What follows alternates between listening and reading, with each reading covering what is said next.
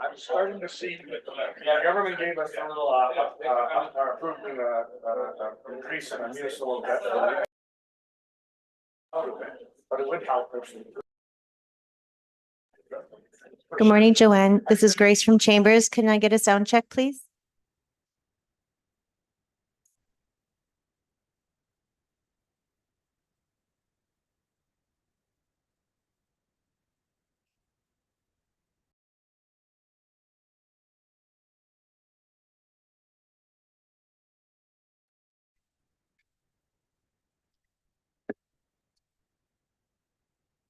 Good morning, Dean. This is Grace from Chambers. Can I get a sound check, please?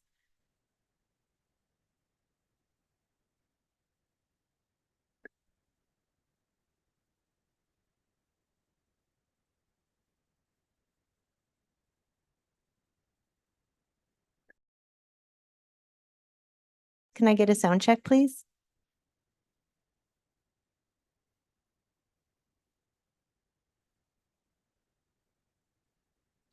Sorry, was that for Joanne? Yes. Yes, here I am. Sorry, I had a little bit of trouble. Dean, could I get a sound check, please? Morning, everybody.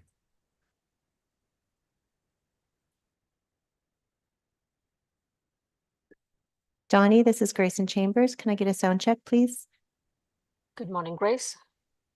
Thank you. Good morning. Aaron, this is Grace in Chambers. Can I get a sound check?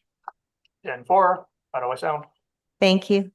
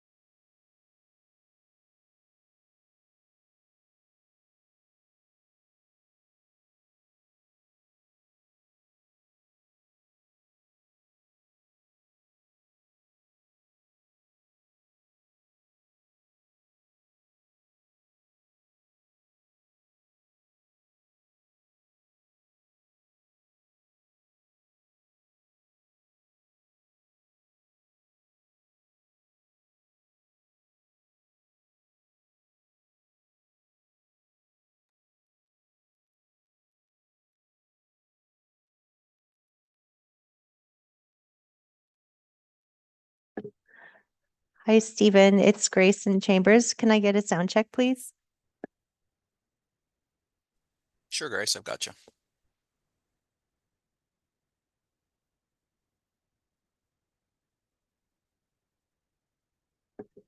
Thank you. Paul, can I get a sound check, please?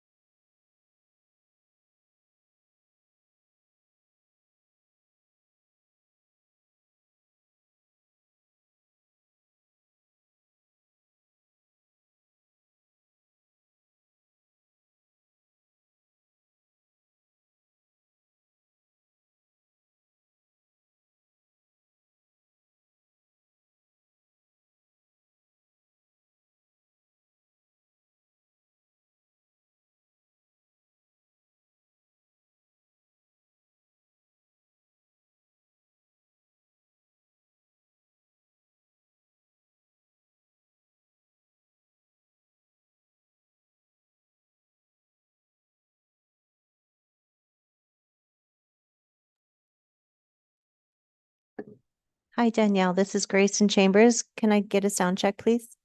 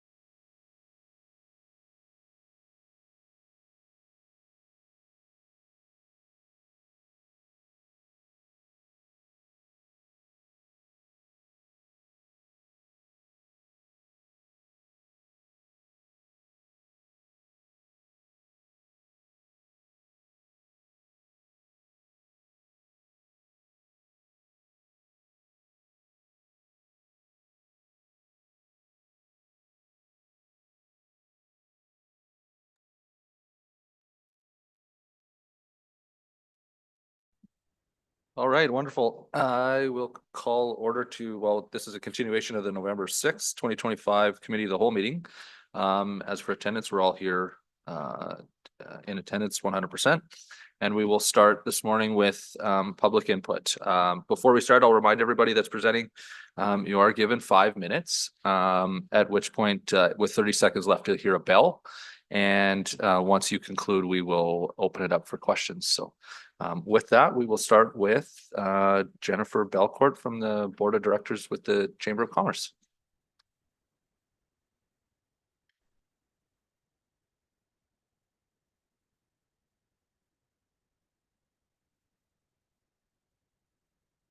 Hello, good morning.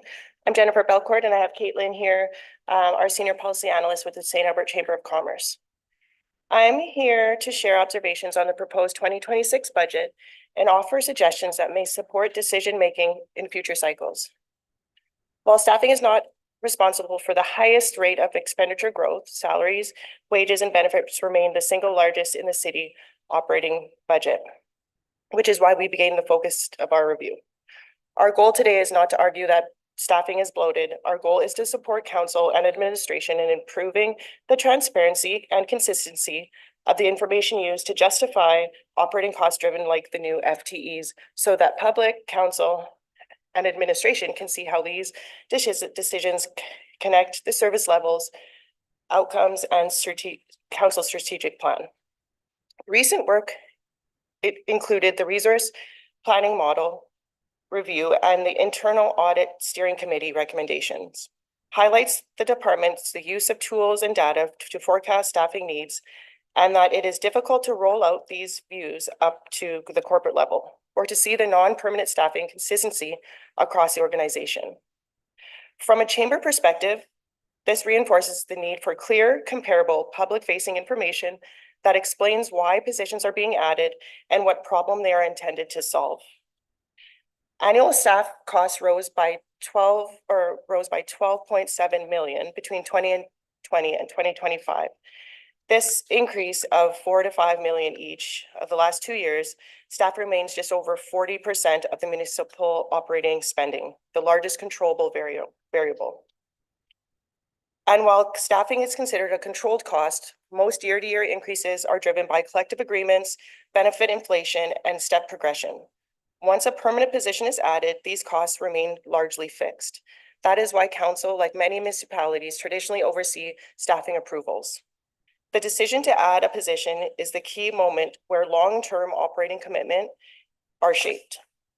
We also recognize that council is reviewing whether staffing approval should remain at the FTE by FTE or shift to a broader personnel envelope. From a chamber perspective, this does not change the need for it to be evidence-based. Permanent operating costs still require transparent workload and performance information for council, so council can see the service levels being protected or the gaps being addressed. The resource planning model review on the resource planning approach differs from across department. Often data sits on the side of the desk spreadsheets, and there is limited enterprise-wide visibility for permanent and non-permanent staffing. We see the value in centralizing, strengthening, and standardizing the tools the city uses to document pressures and city capacity gaps, and in making the key element of that information publicly visible at budget time. The intent is not to second-guess decisions, but to improve the transparency and comparability of information used to justify them. Everyone in St. Albert knows that costs are rising, local businesses understand the challenges of prioritizing projects and budgets, and how clear data is important when preparing for significant cost impacts. They do not expect every answer to be perfect, but they do expect their rationale to be visible. So strengthening transparency and staffing costs and driving rationale. As the city reviews its resource planning practices, ensure that the rationale behind major operating cost drivers are presented in a clear, consistent, a public way supported by workload, service level, or performance information. Apply consistent, comparable information across departments. Major budgets requests should be supported by a small set of common indicators such as workload, service level, or risk pressures reported in a consistent format across departments to support trend tracking and enterprise level decision making. Use external comparators where available.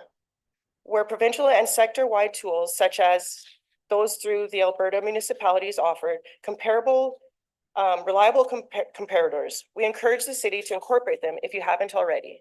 External benchmarks help situate St. Albert's decisions within a broader municipal context. Lastly, build a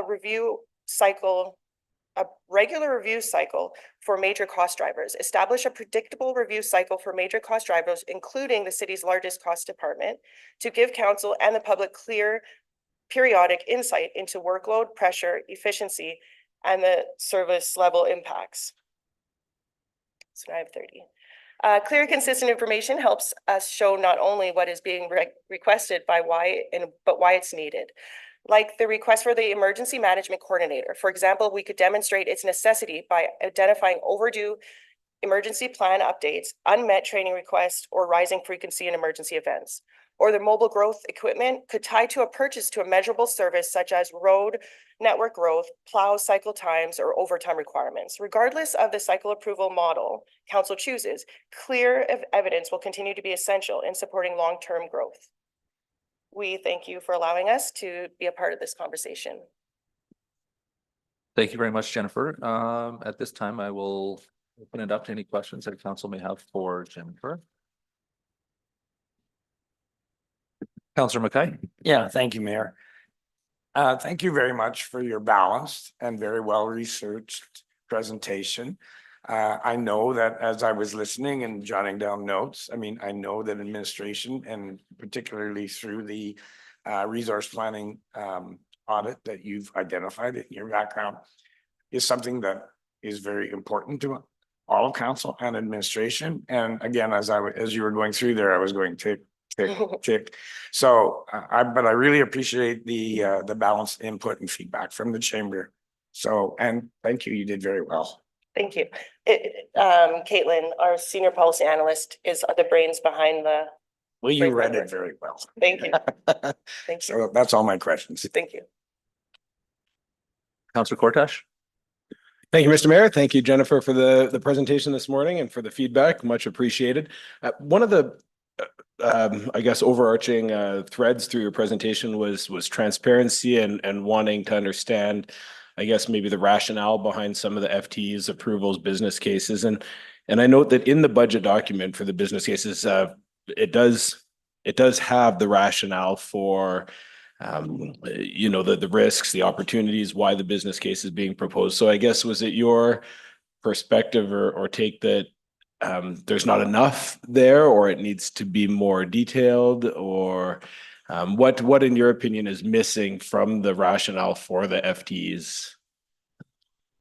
So I'll bring Caitlin to speak to that. But one of the things is also, it's not just between one department. So more of a crossover of all of them and having consistency amongst each of them. So they're not all the same. Do you want to speak to it, Caitlin? Caitlin Balduke, Senior Policy Analyst with the Chamber of Commerce. Sorry to have to cut in here. Mostly when I was looking at the different business cases year to year, risks were certainly identified, need, projects, but I didn't see any necessarily metrics. Council has the opportunity to ask for more information to get that specific data to see how much of a gap that there is. And on the public side, we can't see that all the time. So something that would be clear, consistent, most of the time when costs arise, if things are needed and gaps need to be filled, if there's data to prove that, hopefully within the opportunity here you have to create a more standardized version of that, that can be made more clear. Excellent. Thank you very much. Really appreciate the feedback this morning. The topics you've identified are one of the more challenging things I've found to wrap my head around here in the last month or so. And so appreciate the as Councillor McKay said, the balanced perspective. Thank you. Thank you. Thank you very much, Jennifer. I just want to say you probably echo a lot of the comments made that we had heard from the public as well when it comes to decision making and the transparency around adding FTEs. I'm not sure if you want a lot of excitement in your day, but if you stick around and listen, you'll see us debate a whole bunch of FTEs through this process later today. So transparency is really important, and getting a better understanding. The metrics is another piece too, because if it's project based or if it's for the continuity of that position, and that role. So I appreciate it. Thank you for taking the time and yeah, we'll work on that. So Thank you. Okay. With no other questions, I guess we'll invite former Counselor, Mr. Killick up. Oh. Oh, Lynn, sorry, I had it in the other, that's okay. My apologies. Thank you very much, Lynn.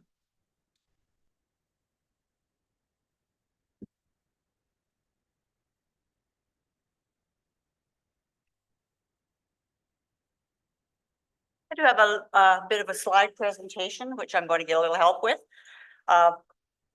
So good morning and congratulations on your recent election, and thank you for allowing me to speak to you today.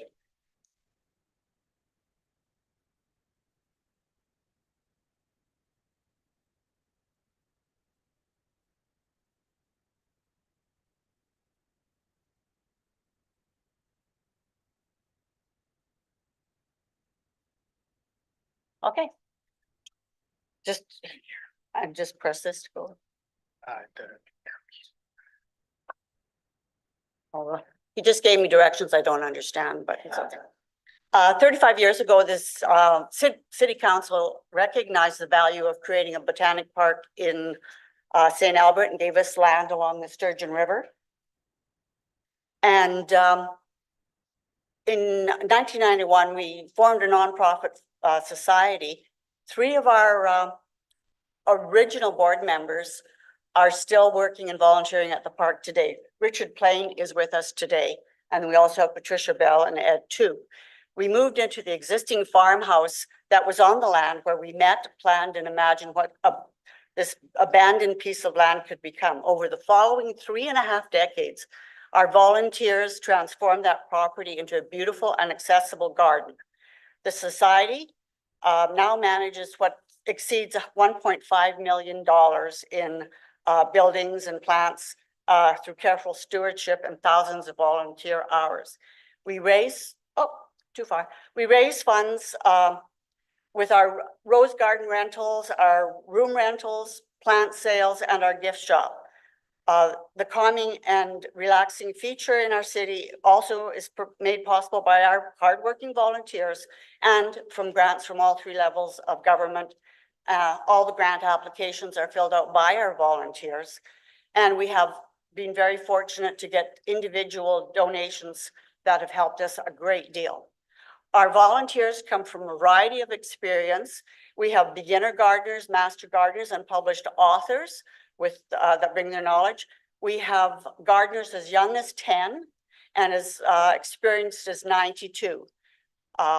In 2025 alone, our volunteers donated 15,000 hours, which even at the city's rate of $20 an hour for your lawn mowing employees, that comes to $300,000 of donated time in 1 year. And that was given generously, knowing the value of this garden. Visitors to the park come from all around the world and sign our visitors book and with comments on how beautiful the garden is. The top one, I came for peace while waiting for my husband in surgery. I think that really speaks to the value of the garden. In 20 pictures are posted on social media, which brings awareness of the city and everything it has to offer. Visitors from out of town visit the park for free, but then they enjoy shopping, lunch, and maybe even the art and theater. Family pictures, amateur photographers and artists use our park. Every summer, the park hosts approximately 20 gardens in our rose garden, many less formal gatherings and photo sessions at the park throughout the summer.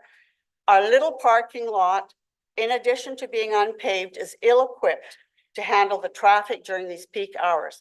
A formally paved and marked lot with clear direction signs at an entrance that's a bit wider to city standards would greatly improve traffic flow.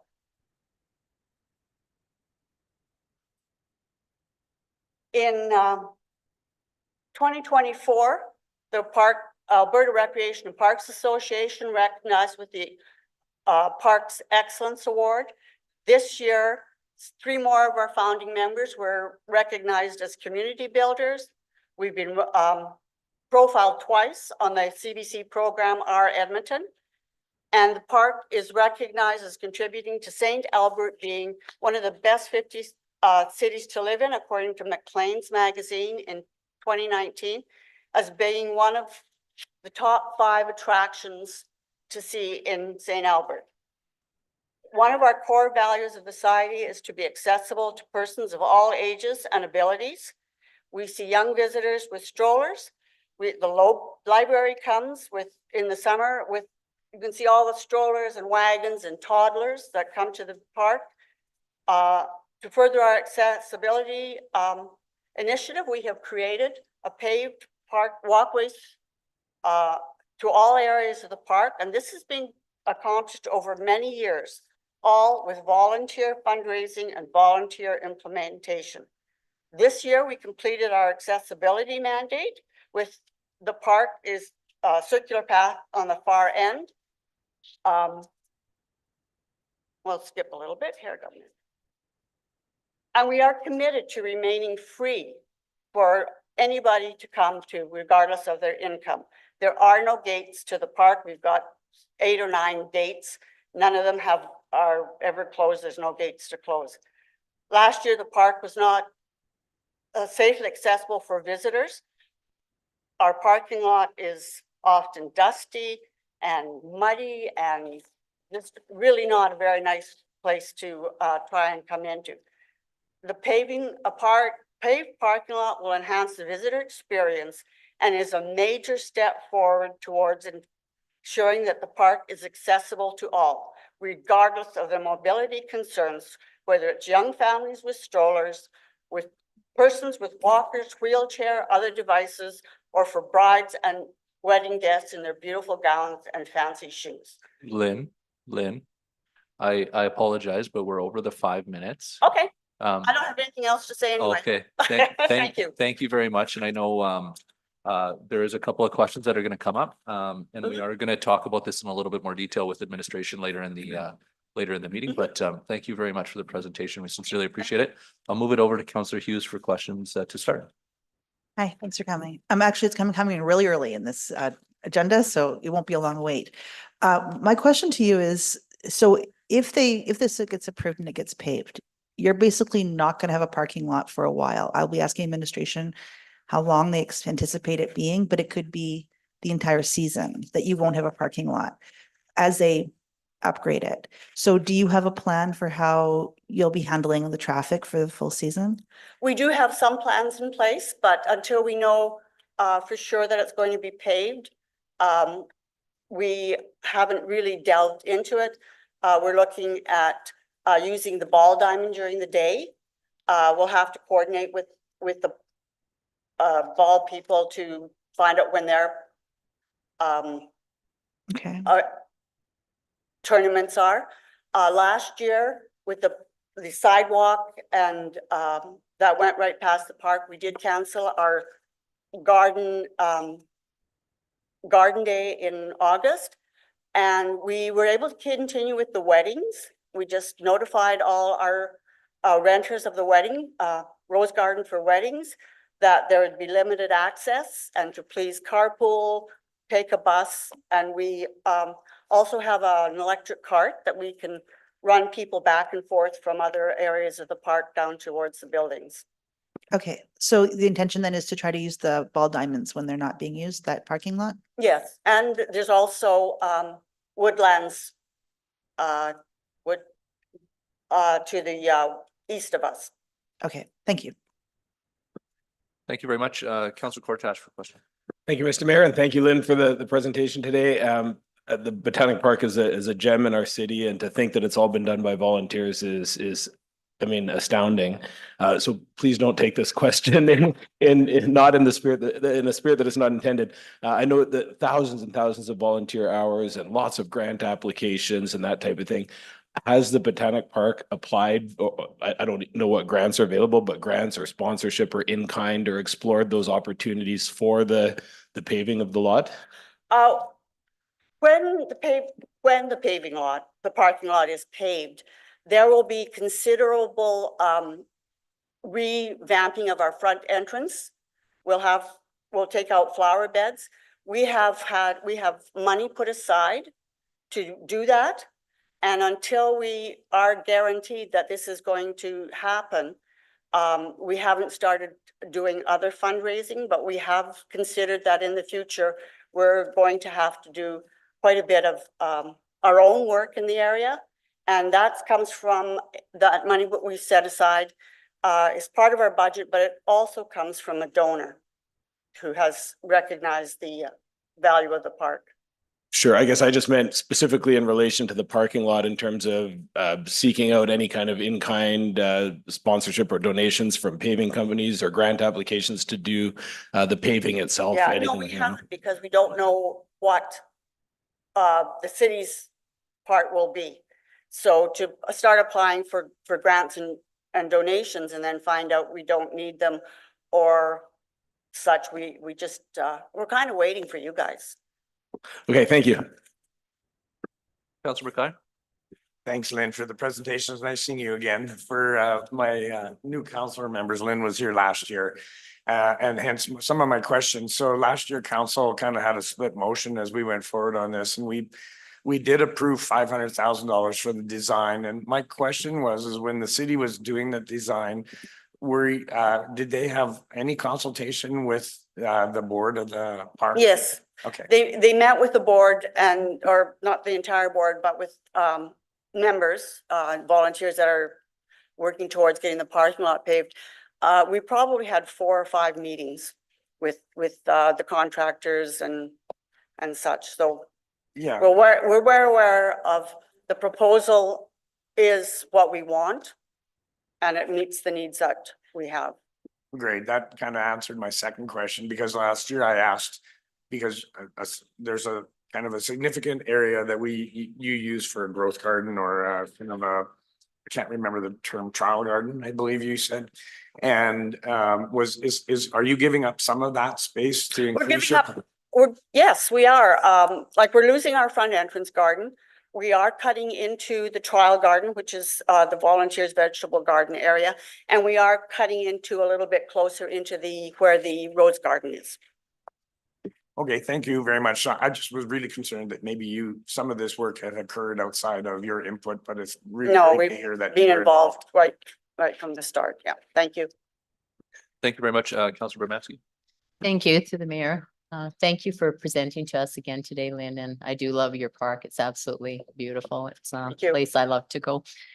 Questions I have are, how's it evolved? You know, you've been there over 30 years and a lot of times I'll see people that will come and park. Do most of the weddings rent out your facility, or do you have a lot more that just come in, bring the whole wedding party, go take pictures and then leave the space? We have people that come and don't rent the rose garden, right, but they come in the evenings or whatever. Sometimes we have little bits where a non-renter comes in and wants to use the rose garden for pictures, and we said, no, sorry, private function right now. But we encourage them. There are so many beautiful spots in the garden to do it. And anybody that's come for pictures, they're always very respectful of the plants. And we've been very fortunate that way. We have graduation pictures done there. We have family reunion pictures done there. We've got lots and lots of people coming through the park with their cameras. Okay, and do a lot of people use the space to perhaps use the trails, just park there to go walking the trails? A lot of people do. Okay. I was there just a couple of days ago in the evening, and there were 6 or 8 cars in the parking lot, but no evidence that anybody was going through the park. So they were going to Red Willow Trail. And they also in the winter, and I don't know how this new sidewalk is going to affect it, but there were cross-country ski trails. So in the winter, it's always used a lot, all day long, well into the evening by other people that aren't coming to visit the park. Right. And I have seen that in the winter, going there for a meeting and the parking lot's full of cars for skiing and Yes, such. yeah. So You wonder, would it where be- are all those people? They're on Red Willow Trail. would it be helpful for any designated parking for the center or for anything related to your needs at all? We had to put up a couple of signs this year, reserving a couple of parking spots for our gift shop, Mhm. because the parking lot was quite full. We have more volunteers this year than we've had before. And so now we're trying to get our volunteers to take their bikes or park towards our other buildings and that, to just free up space in the parking lot. But most of this actually, even during the day, there's quite a few walkers, because you see them come and jump out of their car with their dogs and head off to the park. So it's a fairly busy parking lot that's used by a lot of other people than just the Botanic Garden. Okay, and am I hearing that through the years it's evolved to that? Like, I mean, you've had the same parking lot, it's always been dusty, it's always, there's always been issues somewhat. But the traffic seems to have really grown there. Well, like all communities in Canada, Mhm. St. Albert's getting bigger. There's more people that know about the park. When I first started at the park 10 years ago, you often heard, oh, you're talking about Devonian Gardens. I go, no, the Botanic Park in St. Albert, they didn't know about it, but we don't hear that anymore. Right. So over the parking lot we've restructured a number of things in St. Albert. When we first had that little condemned building that we started meeting in, we just parked on the grass. Right. So over time, we've set aside the area for parking, and if I'm not mistaken, the Trial Gardens also moved a couple of times. I think it moved just a little bit further east than it was originally. Okay, and my last question is, you mentioned the library comes there. Are they setting up like programs there, or what were It's you their referring? story time program, Okay, and how often is that? once a week. Okay, what day of the week? The day they come, I don't know. Oh, you don't know? Okay. Yeah, So who's drawn to that? Is it like schools, or who would be parking in the space at that time? well, parents of young children, it's preschool Okay. children that in that Do they work in conjunction with your facility, or do they just go there and do their own thing in your? they just do their own thing. They do now tell us when they're coming, Okay, which helps. okay, that's all my questions. Okay. Thank you. I don't believe there's any other questions, but thank you very much for your Thank you for presentation. listening to me. Thanks. Thank you. Okay, Miss former Counselor Hillis. Be careful. See if we can get this to share here.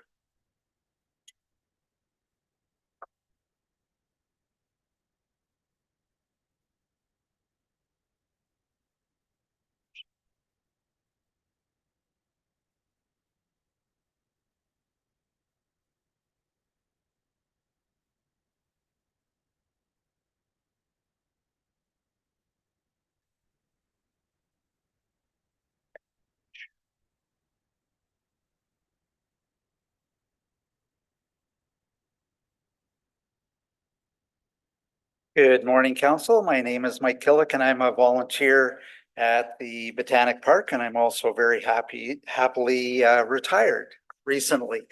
So here today to address Council in regards to paving the Botanic Park. And as was mentioned, that the original budget was $1.2 million. That was back in 2024 when we looked at it. That was an estimate that was based on a standard technical software program run by the city to come up with that.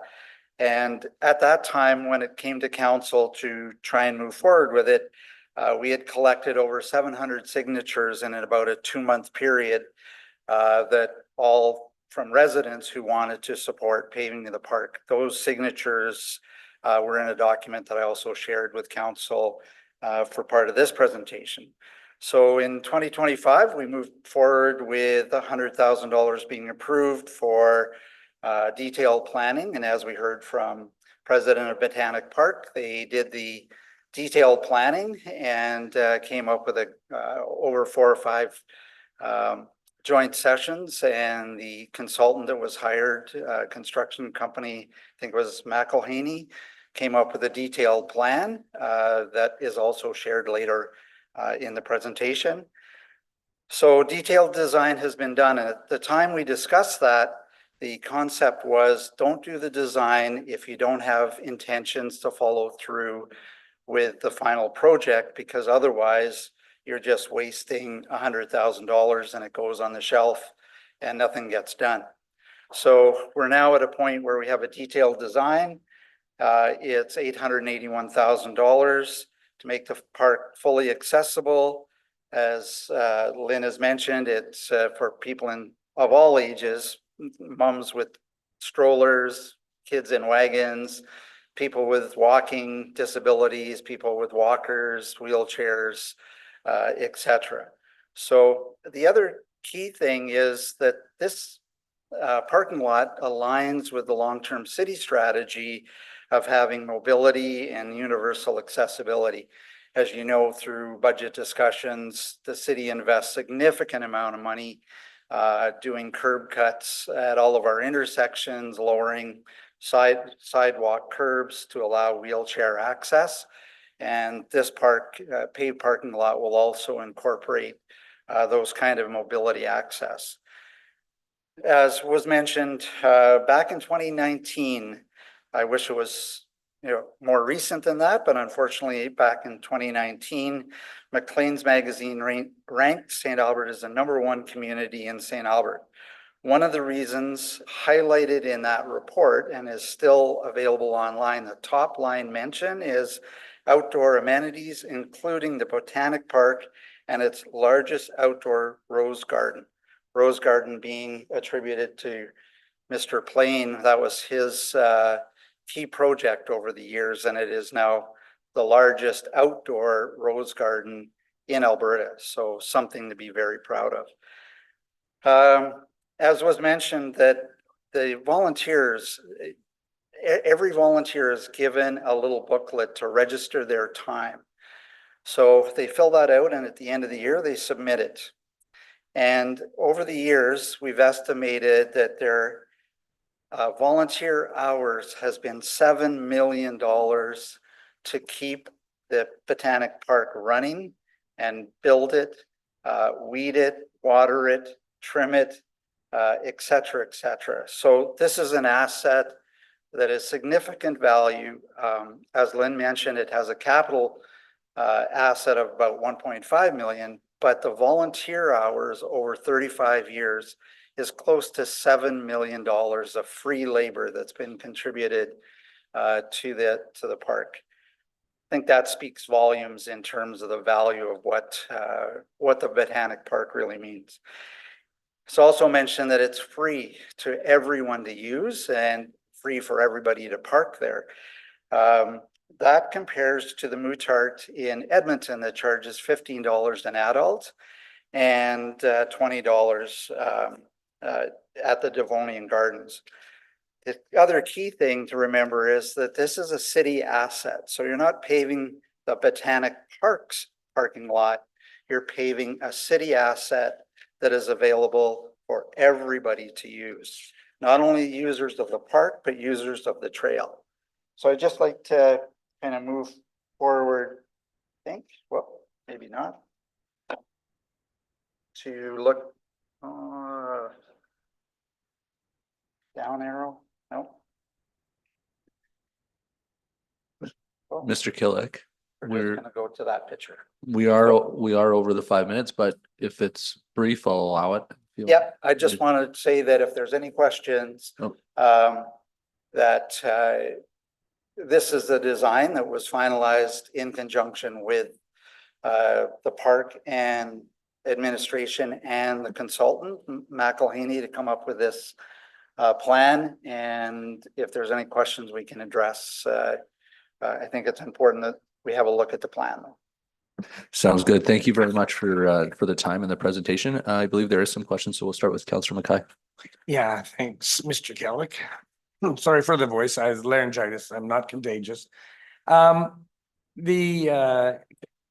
thank you for correcting me. I think I've mentioned in my comments to Lynn that I thought it was 500,000, but I overspoke. It was 100,000. Thank you very much. But from your understanding, and I went back and I reviewed the video from November 25th, 2024, where we had that discussion at last year's budget meeting. And your recollection, and I think I confirmed it, but I'd like your recollection. The design was going to occur in 2025, but if approved, it would come back construction 2026, not 2027. Is that correct? Correct. Yeah. Okay. I just wanted to have that clarity.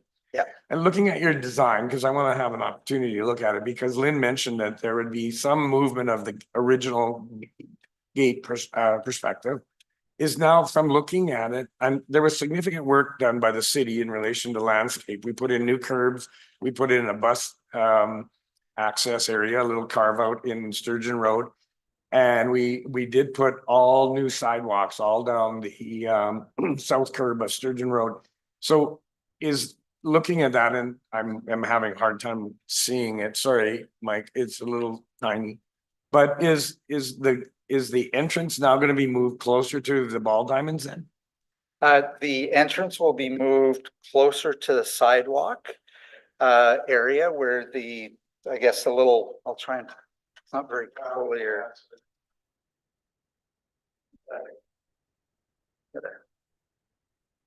The pointer down here. So that was the very first picture that was shown in Lynn's presentation where the entrance is. It's going to be pulled closer to the sidewalk. Some of the mature trees that are there and the big arch that says Botanic Park will have to be moved. And the planters, the flower planters as you drive in, will be moved as well. So that makes the entrance closer to the sidewalk. And I'll see again, every time we move the picture here, the pointer goes away. I think the gist of it. The other question I had was, and maybe I'm not sure if you know it, but knowing you probably do. When the city did put in that bus area, and it's for our transit, one of the concerns with the parking lot in its current state is buses, big, large buses that bring in visitors and guests. And then they've got to park and then trying to have access. Is there dedicated parking there, or would they be able to use the bus carve out that the city has, or is that exclusive use only? So the bus area is down here. You can see the line that just, I don't know how to get the pointer to change here, but it's at the bottom left. Gray area, little gray rectangle. That's the bus parking area. Oh, there we go. Right there. This is the entrance that I just mentioned was going to have to be rebuilt. And this is the area, a line almost runs diagonally at a bit of an angle. This is where the trial garden space is going to be given up. And the parking lot is going to be made larger by taking away the most valuable asset that the Botanic Park has, and that's gardens. So they're actually giving up garden space to contribute to making this parking lot bigger and safer. This area will become a bus drop-off area for the library kids that come. Some come by bus, some daycares come. And all the senior centers, not only senior center, but senior buildings, residents will come and be able to drop off here and have direct access through a curb cut wheelchair ramp into the park. So that is an improvement. And by doing directional traffic control and angle parking and having paved parking lot with marked parking spots on it, it allows denser parking because when it's a free for all, people park 6 feet away and what have you. So it increases the number of vehicles that are able to park, and making it a one-way just makes it safer for everybody getting out. We have wheelchair access designated here, which is in close proximity to the gift shop. And the other thing I'd just like to point out is this trail will also give additional access over to Red Willow Trail, which is kind of over the top. So Botanic Park has actually paid to pave connections from the park to the city Red Willow Trail, and had to get special permission from the city to actually spend money and invest and do those connections to have a fully paved connection. And this will be a new one coming in here. So a lot of the, will it have lights? Like, will there be like lighting in the? I don't believe it will have lighting. No. Yeah, no, I was just, part of that would be a little worry. Actually. Yeah. Okay, I don't think I have any other questions at this time. Anyways, thank you. Yeah. Thank you, Ken. We'll move to Councillor Bermansky. Thank you, and thank you for being here. Missed you. Okay, question. How many stalls, parking stalls will it be? Was there, I didn't hear the total number. Lynn, do you have the number of parking stalls? Yeah, I'm full. No, I don't know. It will, 60, I think, but I'm not sure. Okay, it's not imperative. I just thought you knew in the Yeah. plan. Okay. And currently, being that it's a lease space, you know, the building and the area, what about the snow clearing in paved versus how it is now? How is that managed currently? Currently, the Botanic Park looks after snow clearing and maintenance of the gravel parking lot. They actually have a pile of gravel dumped there by the city, and then they wheelbarrow it around and fill in potholes. Right. I believe in the administrative background, or when it says it's paved, that it includes $7,000 for operational support. So I imagine that would be include snow clearing that potentially could be done by the city. So I Okay. assume that's why the 7,000 was in for the operational. And that could budget. be too little or too much depending on weather Yeah. and such. Yes, okay. And then the project shutdown time, I've still haven't really heard that, how long the project would take to be Well, completed. what we're hoping and what was generally discussed is that the project is ready for tender. That was in the backgrounder. Yeah. So we would hope to see that it could go to tender this year, this right away. Construction would be able to start as soon as the spring construction season, this coming year, 2026. And as Lynn had mentioned there, this will need significant coordination with the Botanic Park, because the intent is to keep the park fully open and operational, meaning not only volunteers would have to park in other areas and walk in, they may park across the street in Woodlands and walk in to volunteer their time. There are a number of weddings that are already booked, and they would have to be told that they may have to either be rescheduled, given a heads up. So that's a loss of revenue to the park. They actually charge $850 per wedding shoot. So they're going to lose potentially some revenue, but we have to coordinate with those weddings that are already booked. Parking over at the Ball Diamond and using the electronic golf cart to bring in wedding parties is one option as well. And so there will be a significant amount of coordination between the Botanic Park and the city to make sure all of those things are looked after. And the key is you can't let the park just sit there while construction is on. It still needs volunteers to go in and pull the weeds, trim the trees, et cetera, et cetera. So it is going to require a significant amount of coordination.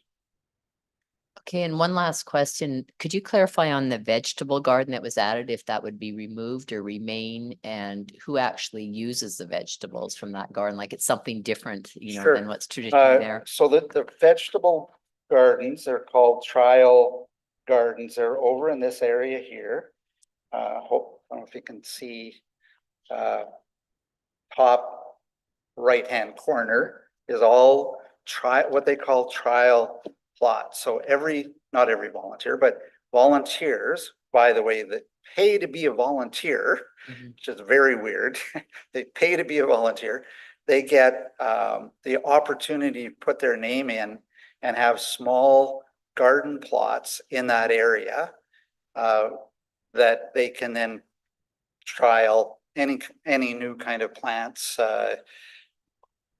food crops, et cetera, et cetera. What we are doing is taking away just a slice of them, about 8 plots, and straightening that line out in the parking lot. And so they're giving up some of those trial garden plots to increase the size and functionality of the parking lot. Okay. Can I just think about it? We also have a row that's gardened by our young volunteers, our 10 and 12-year-old. Yeah. And all the produce from that row goes to food bank. Yeah. Okay. That's all my questions. Thank you. Yeah. I don't believe there's any more questions, but thank you very much, Mr. Killick. Appreciate your time. Great. Thank you for the presentation. Thank you.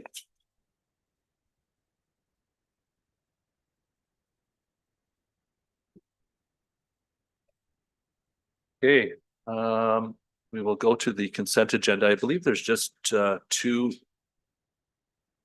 Was it?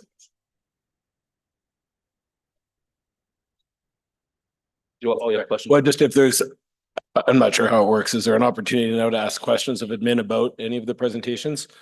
Or would that be more suitable when specifically about the Botanic Park, or is that better left to when that agenda item comes up? It's better left till the agenda item comes up. That's why we don't have that business arising from. Yeah, correct. Thank you.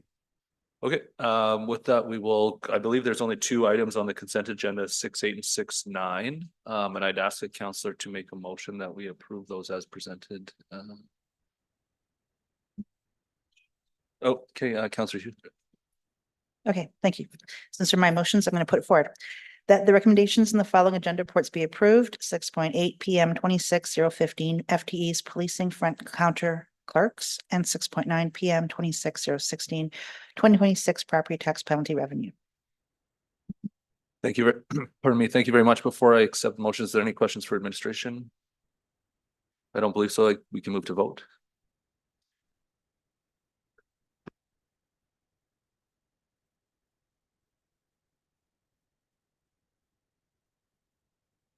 Perfect. Thank you. That motion passes unanimously. We are just flying now. We're going to go through. There's nothing on the utility, so we can pass that and get into the crux of today, which is starting on the municipal capital and the 5.1, which is a motion put forward by Councillor Hughes. So I'm just going to ask Marta, do you want us to read them? I would prefer to read them in just so people understand what's they're voting on. Yes, I would recommend that the councillors making the motions read them in, and before the chair accepts the motion, that any questions be asked of the councillor making the motion or administration, and then the motion may be accepted. Perfect. Okay, that fire 035 type 6 brush truck for 275,000 is funded from the capital reserve with the intention of repurposing the current type 7 brush truck for a community response unit if possible. Thank you, Councillor Hughes. I will open it up to questions for administration before we accept the motion. Councillor McKay. Yeah, thanks. I pulled it off because I got a couple of questions in relation to the kind of just some of the uncertainty in relation to it and kind of the process that got it unfunded. So, I mean, whenever we procure specialized equipment, there's always that unknown about getting us into the queue, having time frames and all that. So if we pass this motion, are we able to, are they so specialized, these vehicles, that there will be a delay in procuring the vehicle? I'll just invite Mr. Giesbrecht to respond. I'm sure we'll hear a lot about him today. He looks like the new guy. Morning. Yeah, thank you for the question. April 2027 is what we're currently anticipating in terms of putting that brush truck, if this were to be passed, into service. It may happen sooner than that, but the original estimates based on total procurement and availability would be April of 2027. So that time frame, I mean, when we do these contracts, do we come in with a fixed price? So we've got $275,000 right now identified for the purchase of this vehicle. Are we pretty certain in that dollar figure?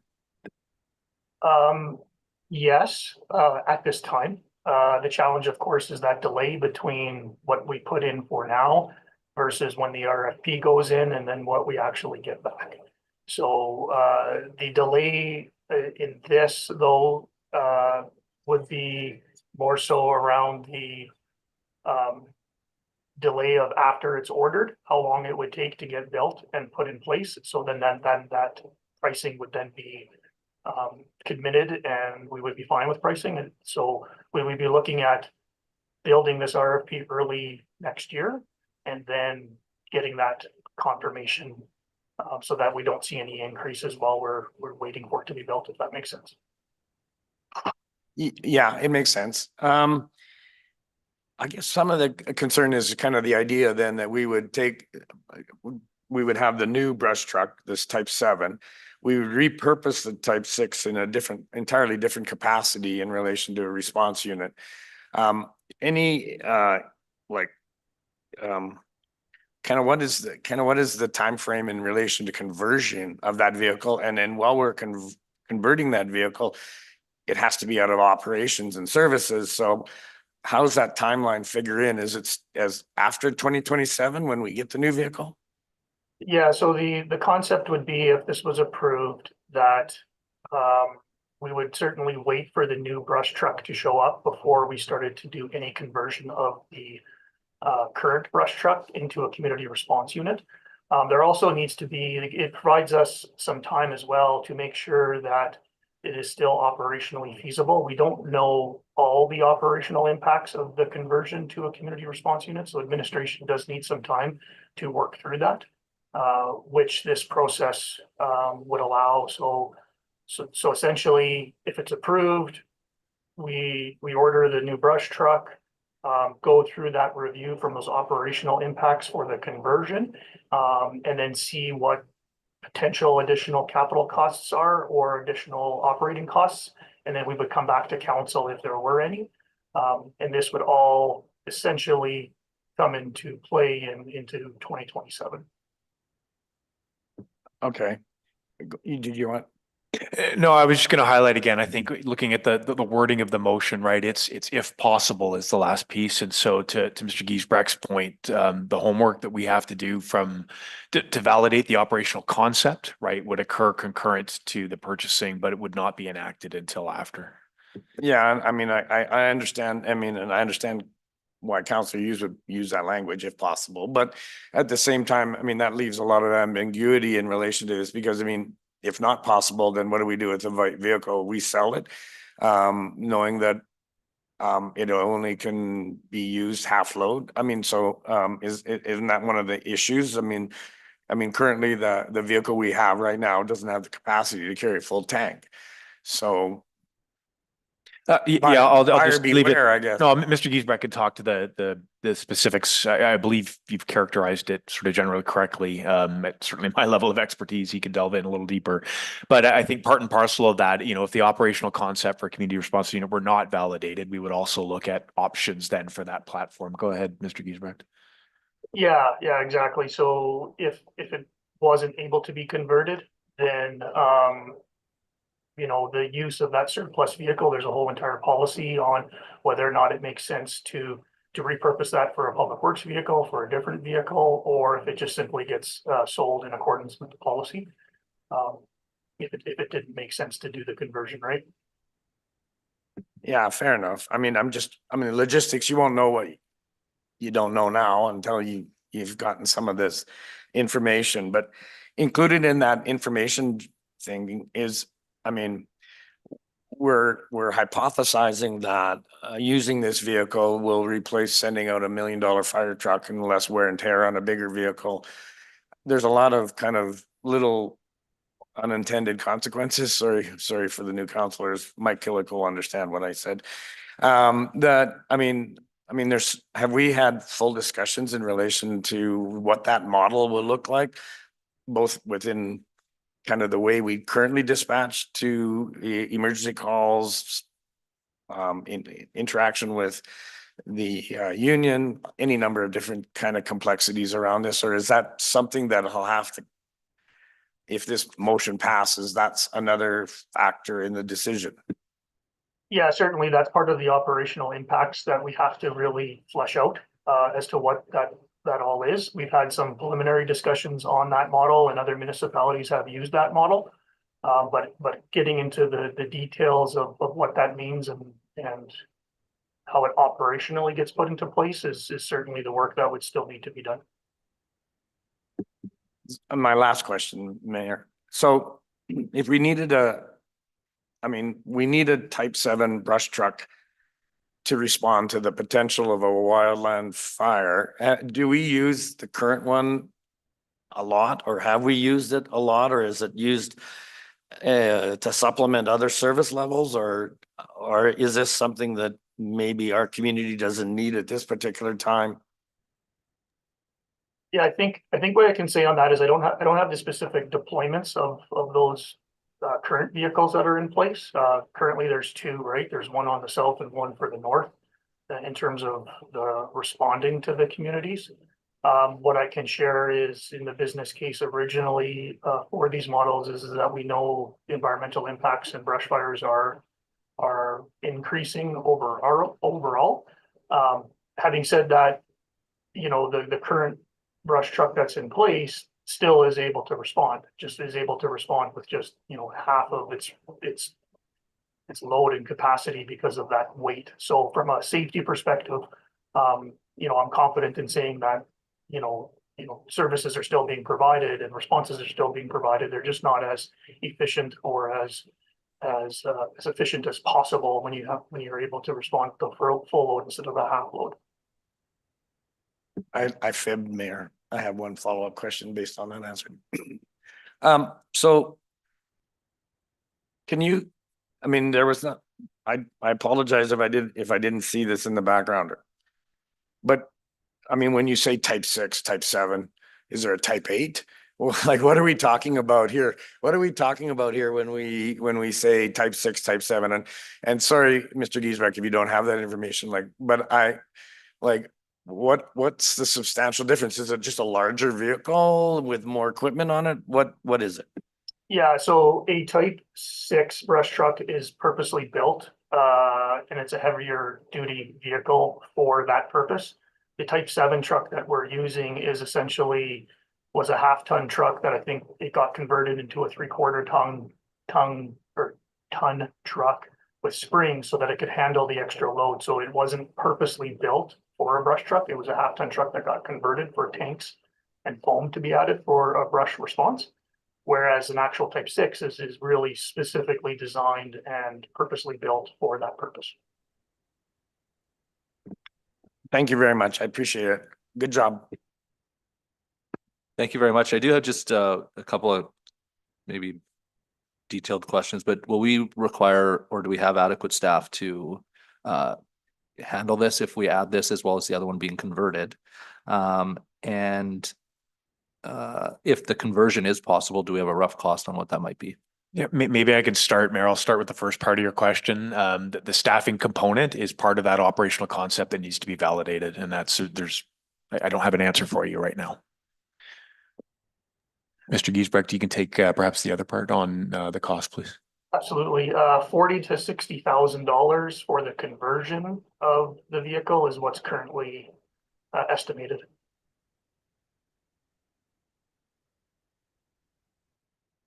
Okay, thank you very much. I believe Mr. Cortash has a question as well.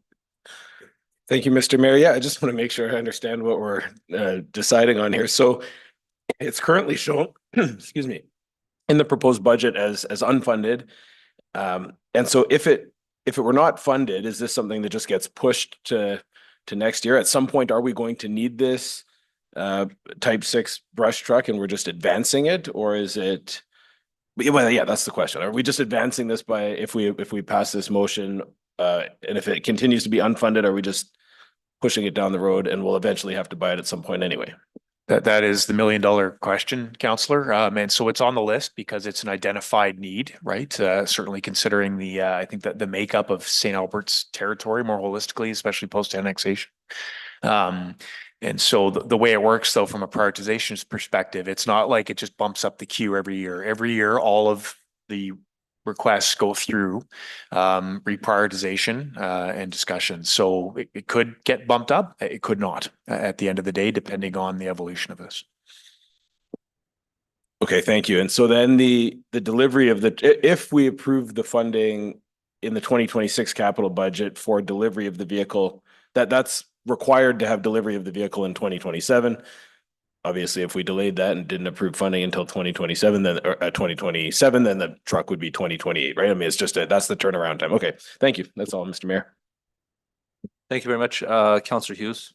Thank you. Now, I know this is my motion, so I'll be arguing in favor of it, but the one thing that's just, I'm trying to figure out, Aaron went away, is why did we buy the type 6 brush truck? Like, how did we, because you were mentioning we did some reconfiguration. So was this just kind of like, because it sounds like it was a deliberate purchase. So how did we get to the decision to buy it when it's not able to hold the full weight? Yeah, thank you for the question. And I will have to apologize on this one. I don't have the history of when it was purchased and why it was purchased in that manner. The risk of assuming, I'm guessing that it was the available capital funding that was made at the time. And it was an addition to the fleet to provide some level of brush response. I do recall many years ago, there was a UTV type vehicle that was used in some cases, which I don't believe was deemed to be a safe use. So I believe the utilization of a truck was deemed better than that. So I guess now this is going to be the next process of, what's the purpose-built one that's, better. Okay. So the other thing I'm thinking about is these brush trucks really allow you to go further into the grass fires where you're not going, because sometimes the grass, like if you're in a fire truck, then it's generally on paved roads. But if you're doing this, that's really intended to go off-roading, right, in some capacity and still be able to address the imminent need that it's requiring. Like, I think that's what the major advantage to this, when I look at it, is that it can go off-road and without having to worry about any giant holes or potholes as much as trying to damage the suspension of a large fire truck. Yeah, that's correct. It's just the versatility of getting off-road with the proper material to put the fire out as quickly as possible. Thank you. No more questions. Just want to clarify one thing. Mr. Fletcher, you said this does take into account potential like post annexation as well as size and scale of what we might be looking at. Like this is sufficient with growth, or? I think as we look at, St. Albert building out currently, that's correct. So we've got, as noted, again, I don't want to get too far into sort of the operational necessities of fire. I'm certainly not my bailiwick, and Mr. Giesbrecht can point in, but that'll give us 2 response units, 1 north, 1 south, to be able to position for immediate access. Or immediate response, excuse me. Please, Mr. Giesbrecht, go ahead and augment or correct any of that. Yeah, I think the only thing I can add was with annexation, you have more fields, right? You have more potential for increased brush fires than, pre-annexation. So this unit helps address that added area. I appreciate that. I understand it's gonna sufficiently aid in the event of an emergency. However, are we going to be 2 years or 3 years down the road saying, well, now we need a bigger one, or we need? So I would say very quickly, Mayor, there is the community oh my God, what's the name of the strategy? Community Wellbeing Strategy, right? The fire services midterm plan are being generated as we look forward on this.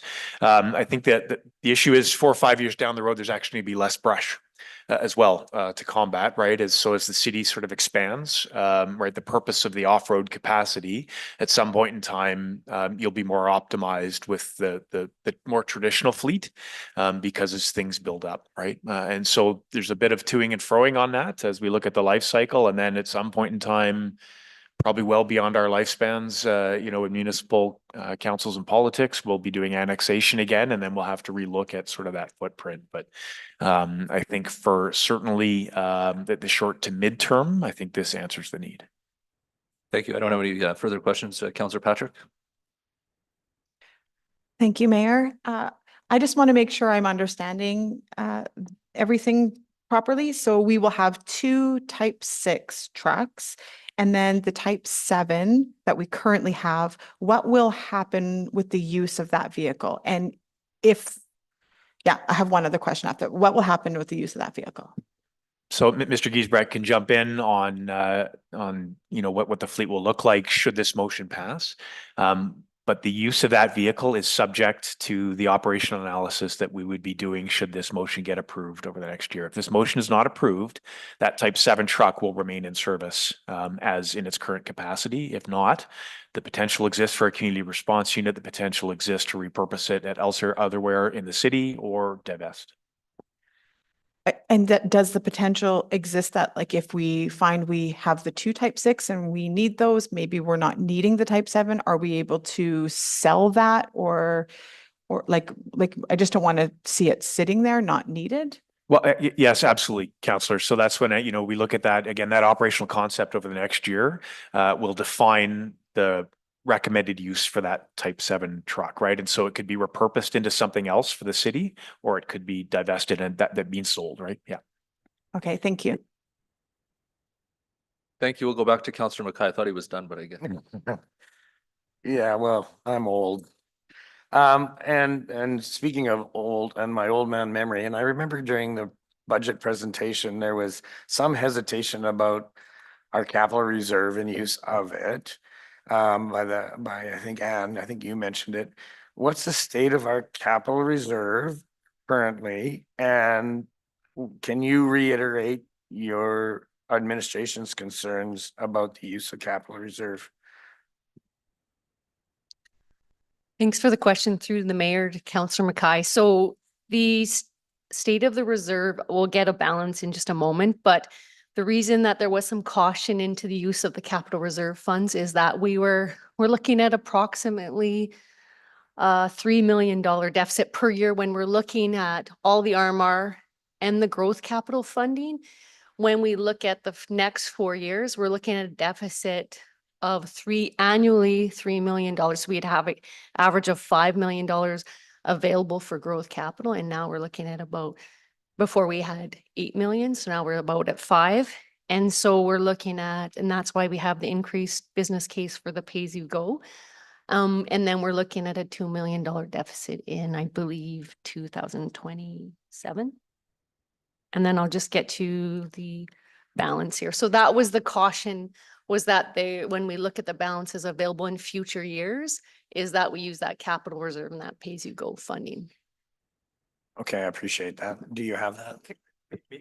Maybe, Council, could we just add one thing? I just want to clarify what the term deficit means before people get really worried that we're going to be like jumping into a big giant hole. Yeah, so just what Ms. Victor was trying to say as well is that our available funding is about $3 million less than we have had historically. And what we've got on the capital plan right now that's sort of sitting above that line would show a deficit. When we get to that year, we would be recommending less things move forward to obviously keep us within our available capital funding. And then just to follow up on the reserve funding, the capital reserve, it's 4.3 million at the end of 26. Thank you very much. Thank you. We'll go Councillor Clark. This question is for Mr. Giesbrecht. From a manpower perspective, do we have the ability with a new truck to send more manpower to a situation? Yeah, thank you, Council. I just ask respectfully, you route things through me as opposed to directing them specifically to a staff member. Mr. Giesbrecht, please go ahead. Yeah, thank you. So with the use of the brush truck, if the question is by purchasing this brush truck, will we have more people to then respond to a brush fire? The answer is no. This is a replacement. The idea would be the replacement of the current one, not for additional resources. Additional resources deployed to an incident is always one of those operational decisions that get made at the time by the platoon chief in terms of how many people do we need to go and balancing the risks of the rest of the community in terms of how many do you send to a particular area. But no, this is just simply the equipment to be used when deployed. Thank you. And if this truck can only, if the current truck can only carry a half a tank of water, how is that augmented if you actually require more to be able to deal with the situation? Yeah, so this, if more is necessary, that's where it comes into play when you have a tanker truck show up to help refill that unit. So the more nimble unit gets to the brush fire quicker, and then a tanker truck would then show up to help refill that particular area, depending on how far off the roadway it is. But the initial response happens with the brush unit, if that makes sense. And one last question, you mentioned a tanker truck. Do we actually own a tanker truck that would? Yes.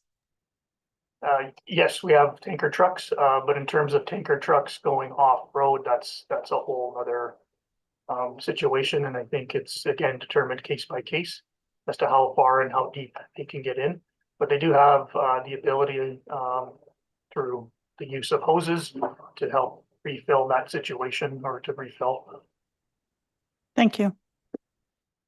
Thank you very much. I believe Councillor Hughes has some questions now. Yep, just one more. So just talking about the availability of the capital fund for a quick sec. So, so the 600,000 approximately that we're adding for the pay-as-you-go, that has not actually been attributed to anything this year, correct? No, that is correct. So, right now we'll just roll over to the capital fund for next year, but we don't have any motions to unfund the pay-as-you-go for 600,000. So we do have that money available to spend this year if we so chose. Correct. Also, you're forecasting moving forward. We're assuming we're not putting anything from any surpluses into the capital fund to top it up as well. Okay. That is correct. Okay, perfect. Thank you. That's it. Do you want me to bring forward the motion? Okay, I guess we can go to debate. Yep. Okay. So when I saw this, I thought there's an opportunity here for us to, first of all, get the type 6 to actually be full capacity. The reality is that if you're going to go off-road and you're going to deal with the brush fire, the last thing you want to do is run out of water halfway through and have the brush fire go out of control.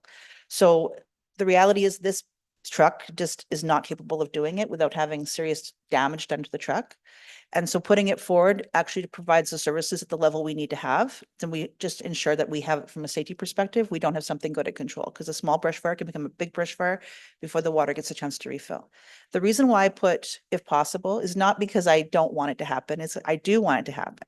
However, we have a year now to go through it and make sure that all the staffing is requirement and we have understanding with the union and everybody's on the same page as we move forward. So, and then we also have to look at, just the real costs of it. But I had a motion for the emergency truck that would be converted into. And I removed it because it was like, we could do for 40 to 60,000 as opposed to putting 180,000. And now we no longer have a truck that we're going to be selling for a significant hit.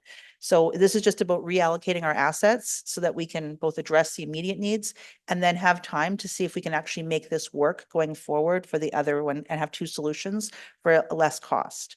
And so when I saw this, I realized, obviously it's going to cost us money, but we also do have some of that money right now in this capital fund for this year. And when we look at this, and we're going to go through emergency training next week, but the reality is that one of the emergency training things can be an out of control fire, which then causes damage to everybody else. And so when I look at this, I'm like, this is a need. not a want, in my opinion. And there's a way to actually solve two birds with one stone with a lot less money. And I think that staff are on board to trying to seeing if that's possible. So that's why I put that, because if it isn't possible, we will find another purpose for that truck. Is my expectation, but I was trying to give direction to administration to where I'd like them to direct it if it's at all possible. And that's why I put it that way without having it be a direction that could not be changed. So that's what I have for. That's it. Thank you. Thanks, Councillor Hughes. Does anybody else on council have any comments or feedback? I think to your point, the cost benefit to this in the event that there is an emergency, the benefit far exceeds having this than the cost associated with it. So I'm certainly in support of it. If there are no other questions, we can go to vote.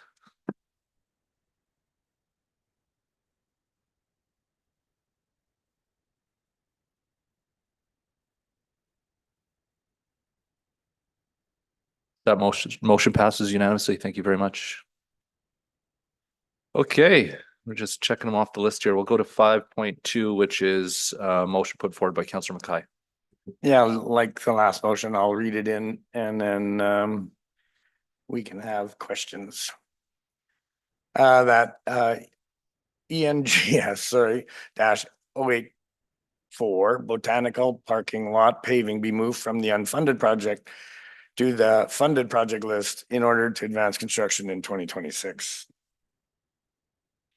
Thank you very much, Councillor. Before I accept the motion, is there any questions for administration? And I believe we'll open it with Councillor Hughes. Thank you. So a couple of quick questions. So I see that the estimate came in at less than half of what it was initially expected, which is great. That's awesome. Did the design also come in at that price? Like, did we also, or did we need the full 100 grand for the design? Yeah, thank you very much, Council. I'll ask Ms. Donnie George to start with that. Good morning. Thank you for the question through the chair to Councillor Hughes. The 100,000 approved, the actual estimate spent date, Dean will be able to confirm, but for the most part, some of the elements of it could be used towards the construction management if this project were to get approved. So I would pass to confirm with Dean, Dean Schick, if you have the numbers. Yeah, thank you, Donnie. And so the design engineering to date, the contract is about $65,000. We're not quite at the final yard line yet, so I'd say the potentially cost implications are around 70,000. So it did come in under budget for the design work, and any additional funds could go towards construction management or the construction process itself. Thank you. And so the confidence we have in this estimate, and forgive me if you put it in here and I missed it, but are we at 90% confidence, or how sure are we about the number? We are almost at the detailed design 90% stage. So we carry some contingency there as well, Councillor Hughes. If you noticed in the charter, we carry about 20% contingency that would address any of the risks that we might anticipate through the tendering process, if you will. Okay, so we're looking at probably the actual cost, although contingency is always a possibility, but our estimated cost out of the gate is probably coming in closer to 700,000 then with a 180 or so what if area? That's correct. Yeah. If you take out the 20%, that's where we land in terms of estimated cost. And that's based on 2025 construction dollars that we have seen. The other question I had was about downtime. So just for the, if this passes, in the event that it does, do we have an idea of how long the society Botanical Park should expect to have the parking lot not available? Like, do we think we can do this in 3 weeks, or do we think we actually need the whole season? Thank you for the question. I would ask Dean Schick to answer anything pertaining to the construction management through construction. Thank you, Donnie and Councillor Hughes. We anticipate a 6 to 8 weeks construction. With that, it's difficult to say right now. That's conceptually the time that we would believe. Once we have an actual tender out and a contractor on board, we'd have a formal work plan and work schedule. We'd work with the stakeholders to try and schedule the work as best possible to minimize any disruptions. But right now, I would say with being that we have with the scope of work with underground as well as the pavement and concrete work, and landscaping, we'd anticipate 6 to 8 weeks construction. Okay.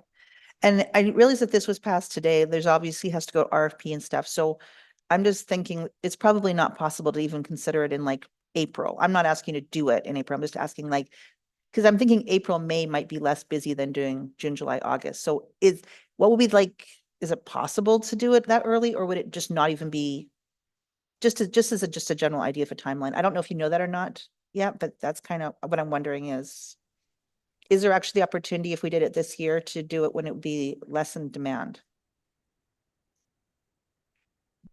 So thank you for the question, Councillor Hughes. That needs to be addressed through our construction scheduling. First, it needs to go into tendering, depending on the type of contract that we hire, and the scheduling will come back from the contractor when they bid on it. Obviously, administration will work with them to see how much we can advance ahead of the thick and thin of the high construction season. And we also have to work with our stakeholder group there in terms of managing construction so that it'll be least impactful for their operations, right? So long story short, yes, it's possible, but there's a lot of discussion that needs to happen before we can finalize. Okay, thank you. No more questions. Thank you very much, Councillor Hughes. We'll go to Councillor Cortash now. Thank you, Mr. Mayor. Through you to administration. Just the PM report that we have to council indicates that there are a variety of other gravel lots that are on leased nominal leases that the city has with other community groups. And I'm just wondering if you might be able to give me an idea of what some of the other, some examples of what some of the other significant gravel leased lots are with the city, just so I can compare. Thank you for the question, Councillor Cortash. I would ask Dean Schick to provide us a list. I think he had in the previous BIRs. My apologies, I don't have said list right in front of me, but I can give some maybe more of the relevant similar discussion locations where paving has been discussed. As Lacombe Lake is a big location. The BMX Riel Park is also there's some downtown sites as well. So Winston Churchill Avenue at St. Anne Street that are currently gravel structures as well. And so those are a few, but we have had in the past, we have an asset listing that we can do an IR and get all the locations to council as well. Oh, that's good. Thank you. That was what I needed.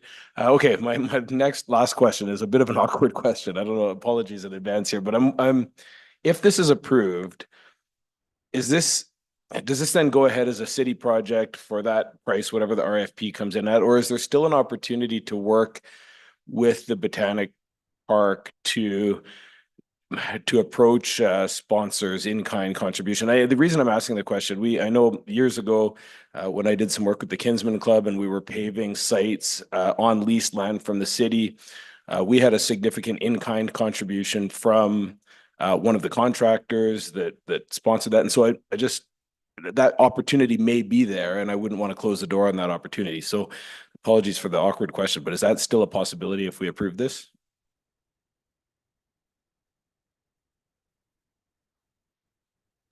Please go ahead, Ms. George. Through the chair to Councillor Cortash, through the bidding process, we don't normally ask for in-kind sponsorship. Whatever we have budgeted for is what we will ask the contractor to, the scope that we will ask them to bid on. So we'll take on the work and complete the work.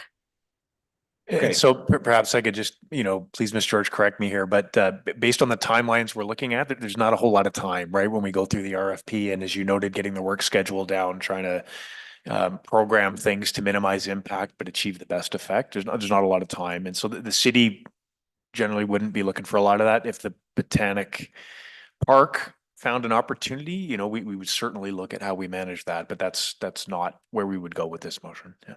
Okay, thank you. Thank you very much, Councillor Cortash. We'll go to Councillor Bermansky.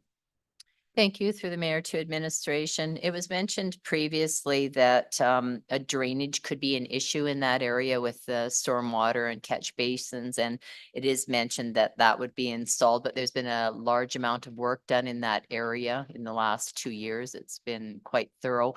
will that help with that correction of the drainage, the part that's been done already, or?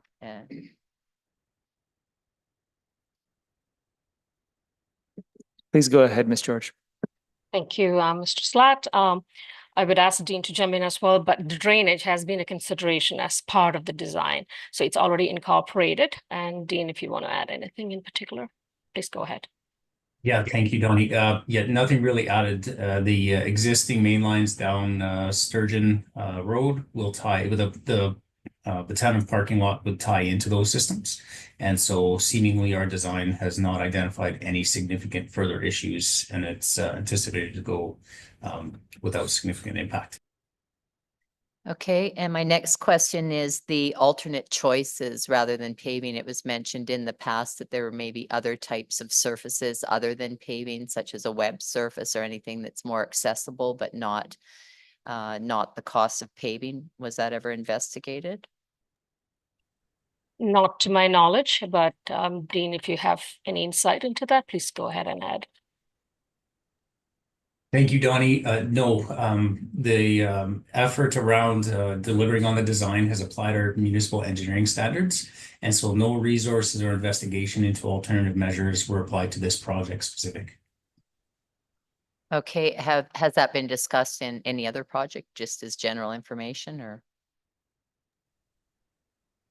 No, not specific. I mean, we do have resources with the city that look and kind of keep interest in best practices throughout the industry, contacted by a variety of different contractors offering alternative products. Reviews at that time may be performed, but it's really kind of subject to ensuring that we don't have a pilot area to test different materials or anything of the such, and we haven't seen anything come across giving us the confidence that to meet our standards to date.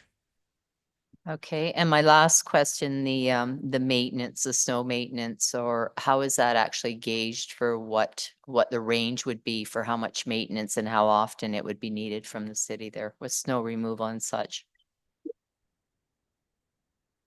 Through the chair to Councillor Brzezinski, we currently have an estimate that we received from our public operations team and it's included in our capital charter. It's about $7,000 starting 2027. So that's all we have anticipated. So how much will that take? It may include some snow removal, some pothole repairs, and some regular maintenance. That's part of the regular task that the public operations team undertake. So if Dean, if you'd like to add more clarity to that answer, please go ahead. Certainly, Donnie, and thank you. So with the current lease agreement as well, just for clarity, the Botanic Park is responsible for all maintenance on the asset, the parking lot assets itself. In the past, I believe public operations has in kind, that was kind of mentioned earlier during questions, dropped off gravel or material and maybe supported or helped. But the information, as Donnie noted, is just put in recognizing the potential of public operations performing seasonal winter and the summer maintenance on the parking lot to cover operational costs. Okay. So I think maybe on that, Councillor, I mean, that would have to be a deliberate decision, right? So that once it's paved, that discussion would happen about the support the public ops provides, because the current lease, to be 100% clear, puts the onus on Botanic Park. Okay, and is there any other lease spaces that the city is clearing for people that are responsible for their areas? Or? I think perhaps we could ask Public Operations, Mr. Saunders, to answer that question.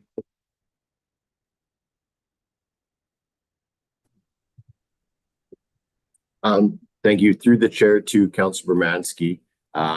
There is Red Willow is one facility that is leased that we do the snow removal on. That is one. So there are a number of different iterations based on the lease agreements that we do perform the snow clearing on for other leased facilities.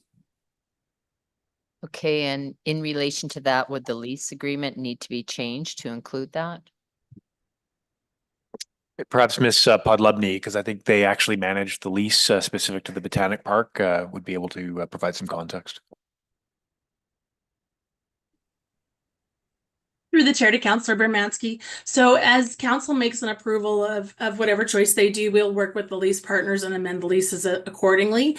So we can handle this a couple different ways, but certainly if there's a change of expectation, we'll clarify that through the lease agreement. Okay, that's all my questions. Thank you. Thank you very much, Councillor Bermansky. We'll go to Councillor Patrick. Thank you. If this motion, like if this is passed today, in terms of just addressing like the accessibility to the park, I don't know if they currently have a shuttle that is able to go like from St. Albert Center, let's say to the park. Is that something that we've looked into, or is that something we could do? I would offer a couple. I can't speak for the Botanic Park. Certainly, that would be a service level change from a city perspective. And perhaps I'll ask if Alex or Mr. Saunders want to chime in. I'll actually get Mr. Saunders to talk about, but that would be a service level change if we were to go through to that level. Through the chair to Councillor Patrick, could you actually just ask the question one more time, please? I was asking if a shuttle is from St. Albert Center, let's say, to the park is already something that exists, and if not, is that something that we would be looking at to ensure that there's still accessibility to get to the park for people with no parking? Currently, there is not a defined service that we're providing, and that would be a service level discussion that council would have full opportunity to request the information for.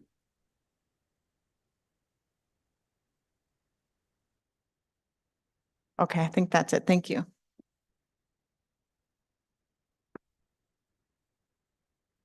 Pardon me, I think that's all my questions got answered. So with no further questions, I'll accept the motion and we'll go to debate. Thank you, Mayor.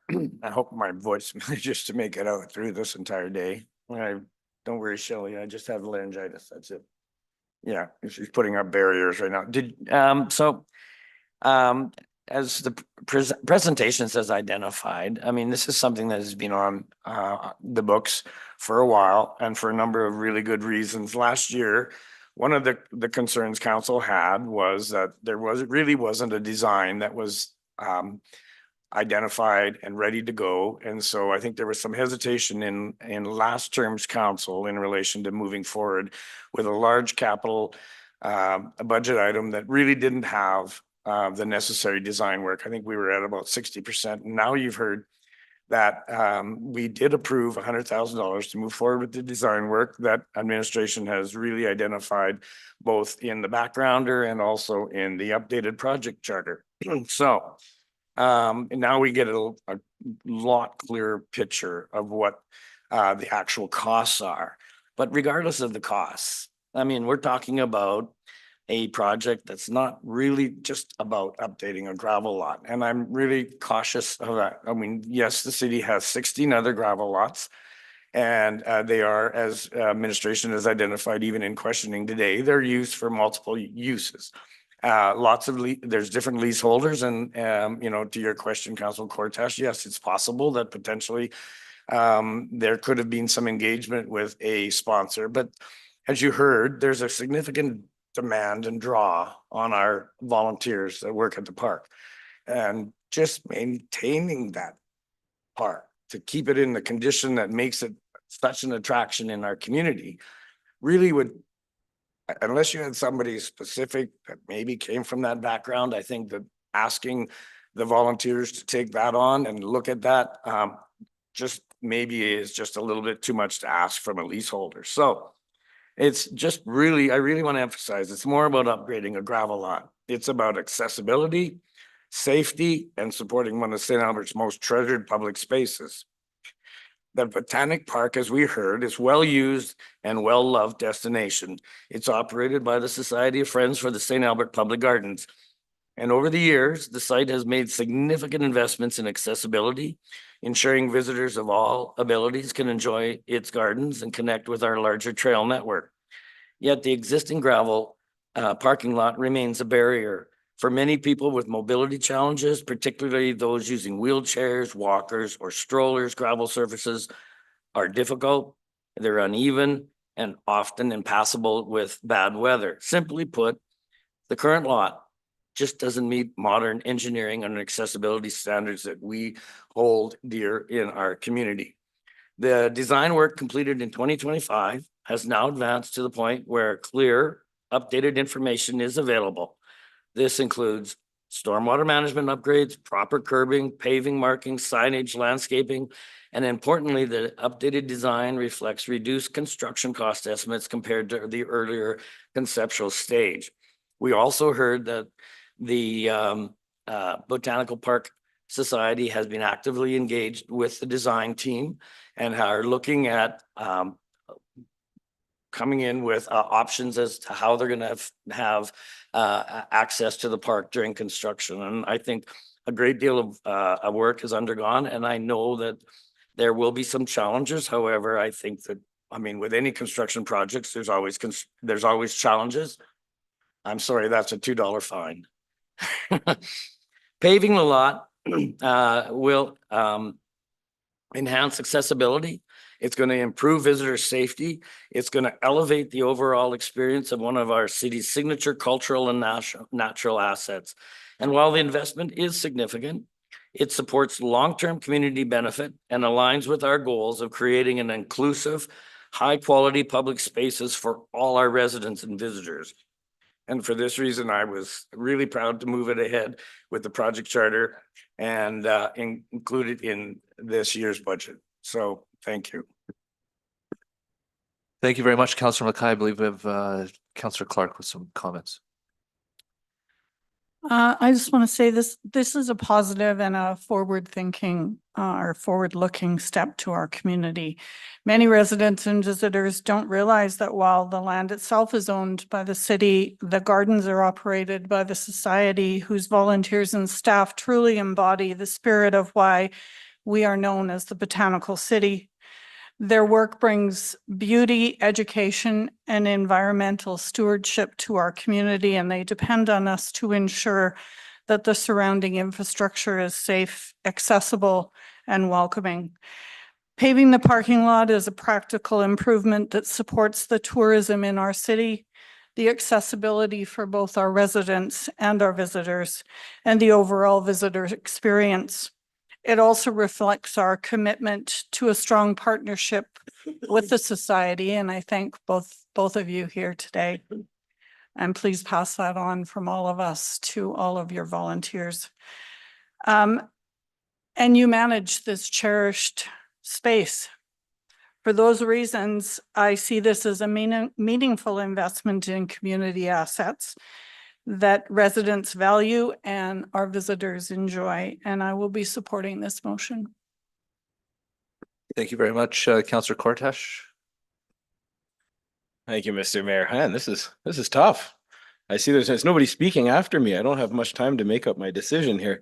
This is tough for a number of reasons. On one hand, we've got 700 signatures on paper, thousands and thousands of volunteer hours, and it is truly a jewel in our community, and I think, you know, even foundational to our brand as the Botanical Arts City.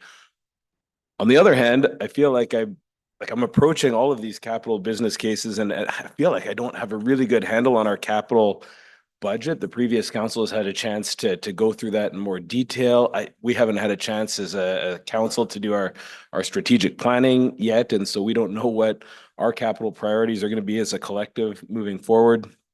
And so I'm approaching this from a position of reluctance to add to fund things that are currently unfunded. I am also concerned a little bit about the I don't generally ascribe to the precedence sort of argument, but we do have other community groups and other things that bring other organizations that bring value to the community, and so it becomes a debate around how much value do they bring, and is there more value for this project than others? And I'm a little bit uncomfortable with that.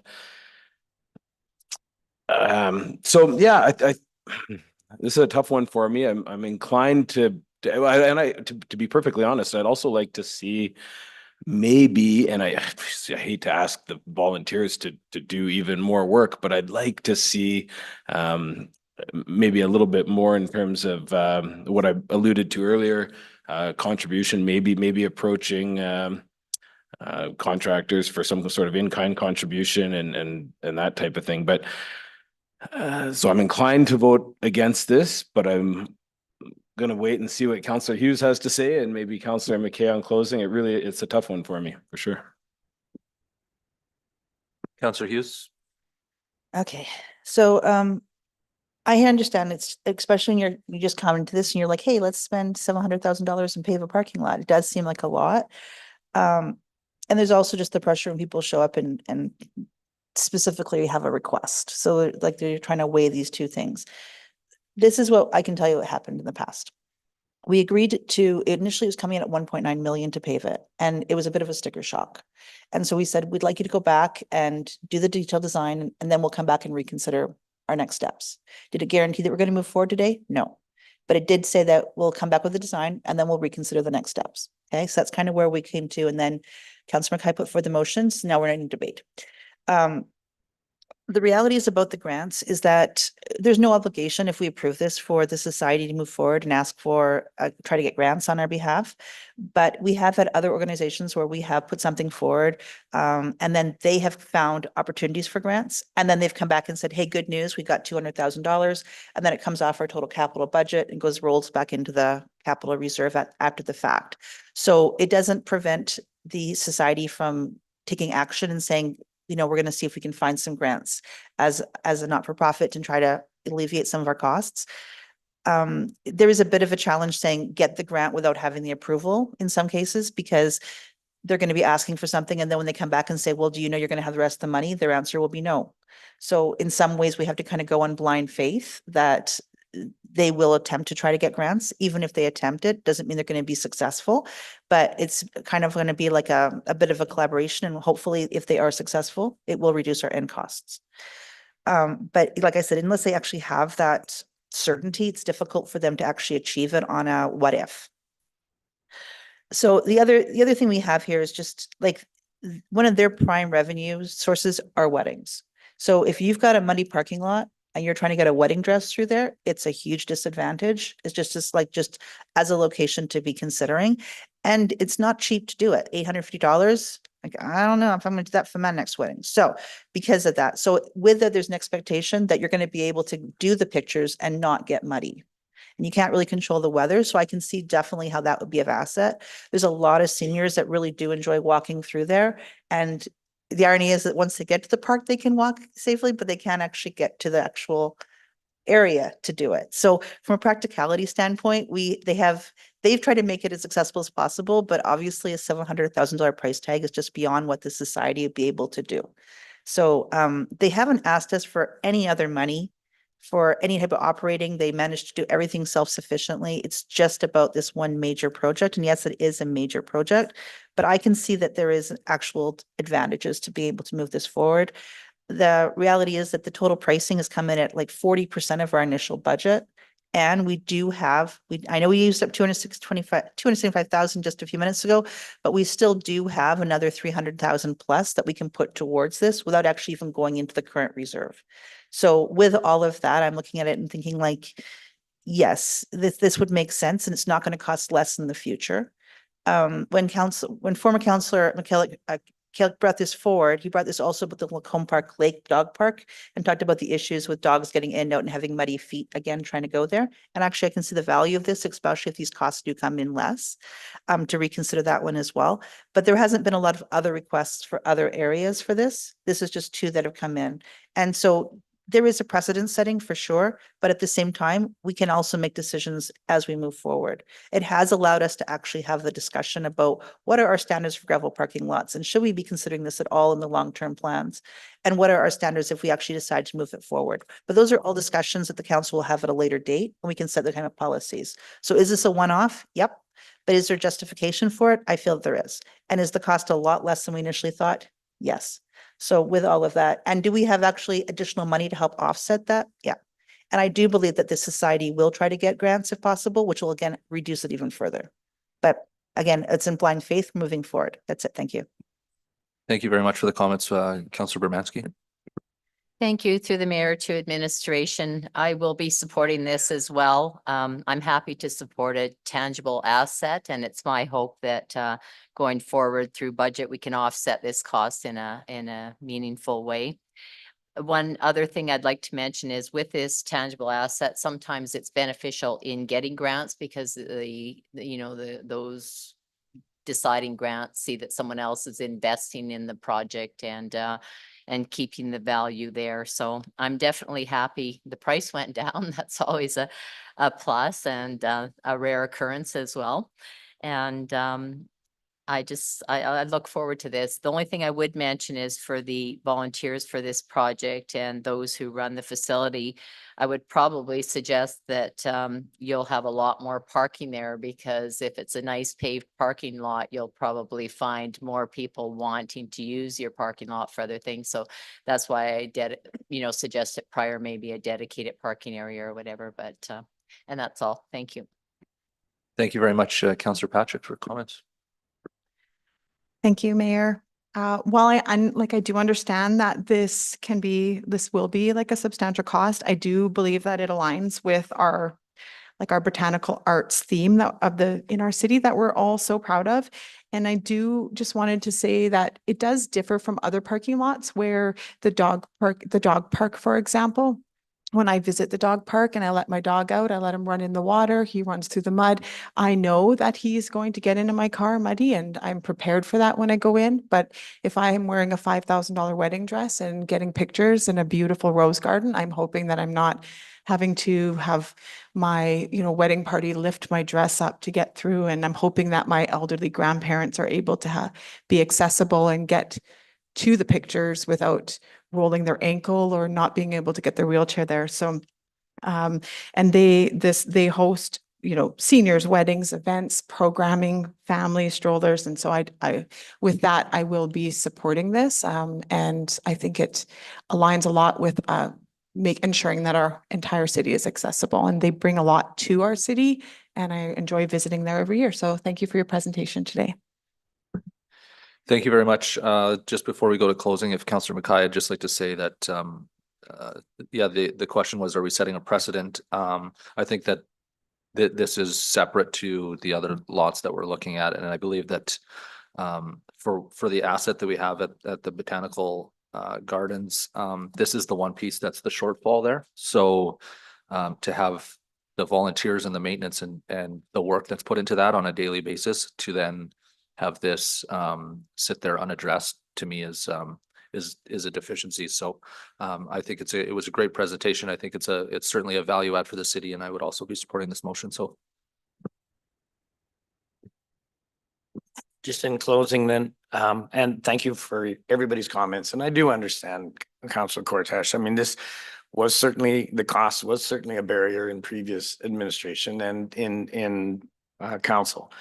And when we talk about, a lot of times when we are building something or we're adding to it, we always are looking for a financial ROI. What's the return on investment? A lot of what we have in our community, and you'll hear this from me a lot, is social benefit. How do you measure the benefit of a feature like this that has so many intangibles associated to it, but so many benefits? So certainly there's a lot of other kind of service levels that we can look at and discuss. And as you move forward and start to get reacquainted with some of the processes, I would value your input on how we can look at capital spending on some of our other projects. But for all of the reasons that I mentioned and for all of the comments, I just think that this is worthwhile adding to our funded project list and moving forward this year. Thank you. thank you very much. We'll go to vote now, please.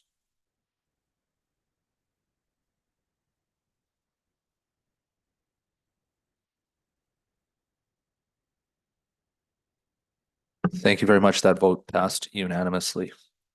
We will now go to motion put forward by Councillor Cortesh. on 5.3. Thank you. And that's that motion, that neighborhood traffic calming neighborhood traffic calming budget be reduced by 183,000 for 2026. And then I don't know, Mr. Mayor, I think there was possibly a presentation by administration, or am I speaking to it now? Questions first?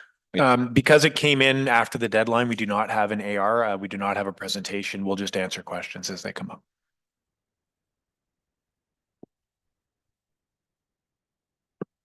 Okay, perfect. Before we accept it, we'll go to Councillor McKay for questions. Yeah, and I guess maybe to the mover and maybe to administration, but I mean, the 183,000, so you're talking about the N058 for 2026 now has got $483,000 budgeted. You're saying removing of the 183 for 2026 alone, not for ongoing, because you've identified 300 in the going forward. Correct. Future years are currently budgeted at 300, and so that's reducing just the 2026 budget to the 300. Okay, and then my question to administration then. So out of the 483,000 that's identified in the 2026 budget, is there something unique or separate that identifies the increased costs over the 300,000, or is this isn't just a one-off? There's a reason that we're at 483. I'll ask Ms. Donnie George, Director of Engineering, to start off with this answer. Thank you, Mr. Slat, and thank you for the question through the chair to Councillor McKay. 2026 budgeted amount 482,500 is meant to support temporary measures for Riverside in 2026 and permanent measures for Malmo Avenue. Malmo Avenue received temporary measures this year. So that's the budgeted estimate for those two components of the scope. Going forward, 300K is a placeholder. Think about it like a placeholder, but we were going to come back with a revised budget depending on what scope we will see in 2027 and beyond. So we, in fact, through the budget process, we actually reduced and kept a cap of 300K to allow us to stay within the allocated budget. So that's the best explanation I can give why we have 482,500 and then 300K as a placeholder going forward. I would just ask Dean Schick if he has anything more to add.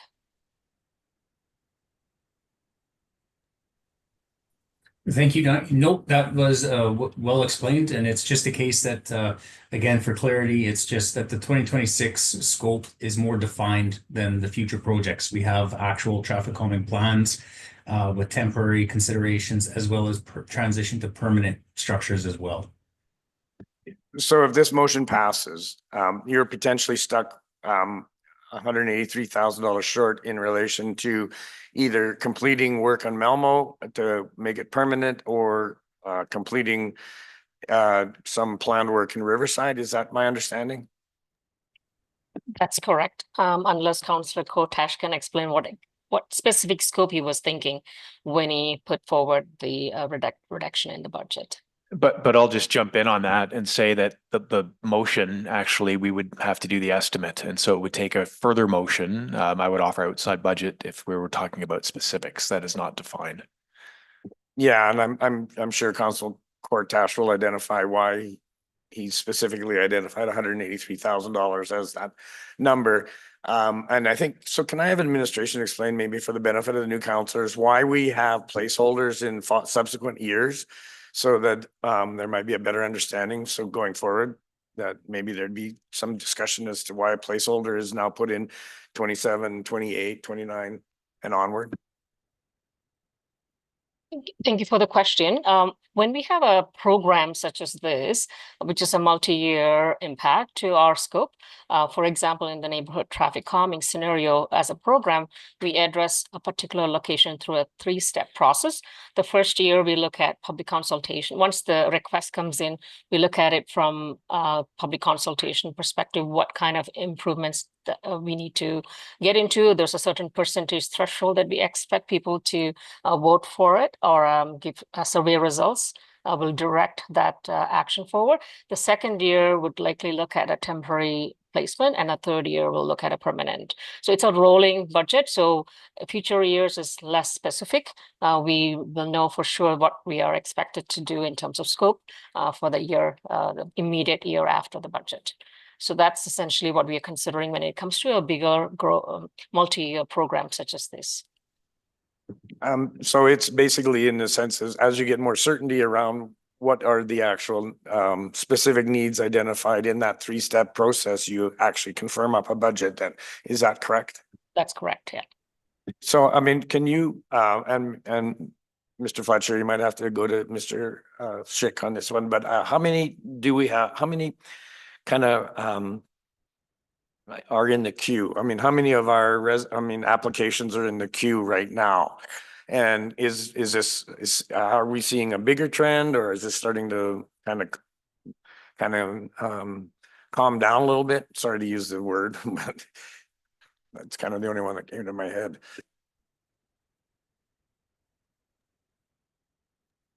Sorry, thank you for the question. I'll take the first bit and then I'll pass it to Dean Schick.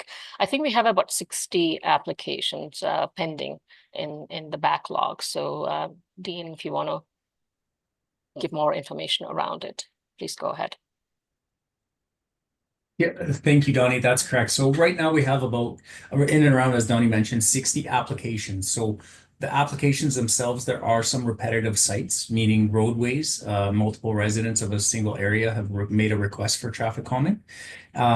Key areas, I would, to address your answer directly, Councilor McKay, we are seeing an increased trend over the last 2 years in applications and requests for traffic calming in the city itself. There's a few different communities, specific road segments, Jensen Lakes as an example, in Aaron Ridge in the areas that we haven't applied it, and some in Lacombe as well are kind of the top 3 areas, I would say, that are on the next prioritization list. And so we are seeing an increase largely on collector roadways. There's majority of communities, I can say to you, that we're investigating, maybe site-specific safety concerns, or in these cases, more relevant, just overall regards with vehicles speeding, not adhering to the speed limits, pedestrian safety. And so a broader kind of traffic calming application would be considered. And these are meeting the candidates' kind of criteria associated with traffic calming currently. Yeah, thank you. And this might be an information request after budget, but it might be interesting to know when we're looking at our service standards, when we're building a new area, are we building in these traffic safety kind of traffic calming measures beforehand so that we're not having to go back in after and then implement them at our cost? So it might be interesting to, and that'll be an information request probably after budget.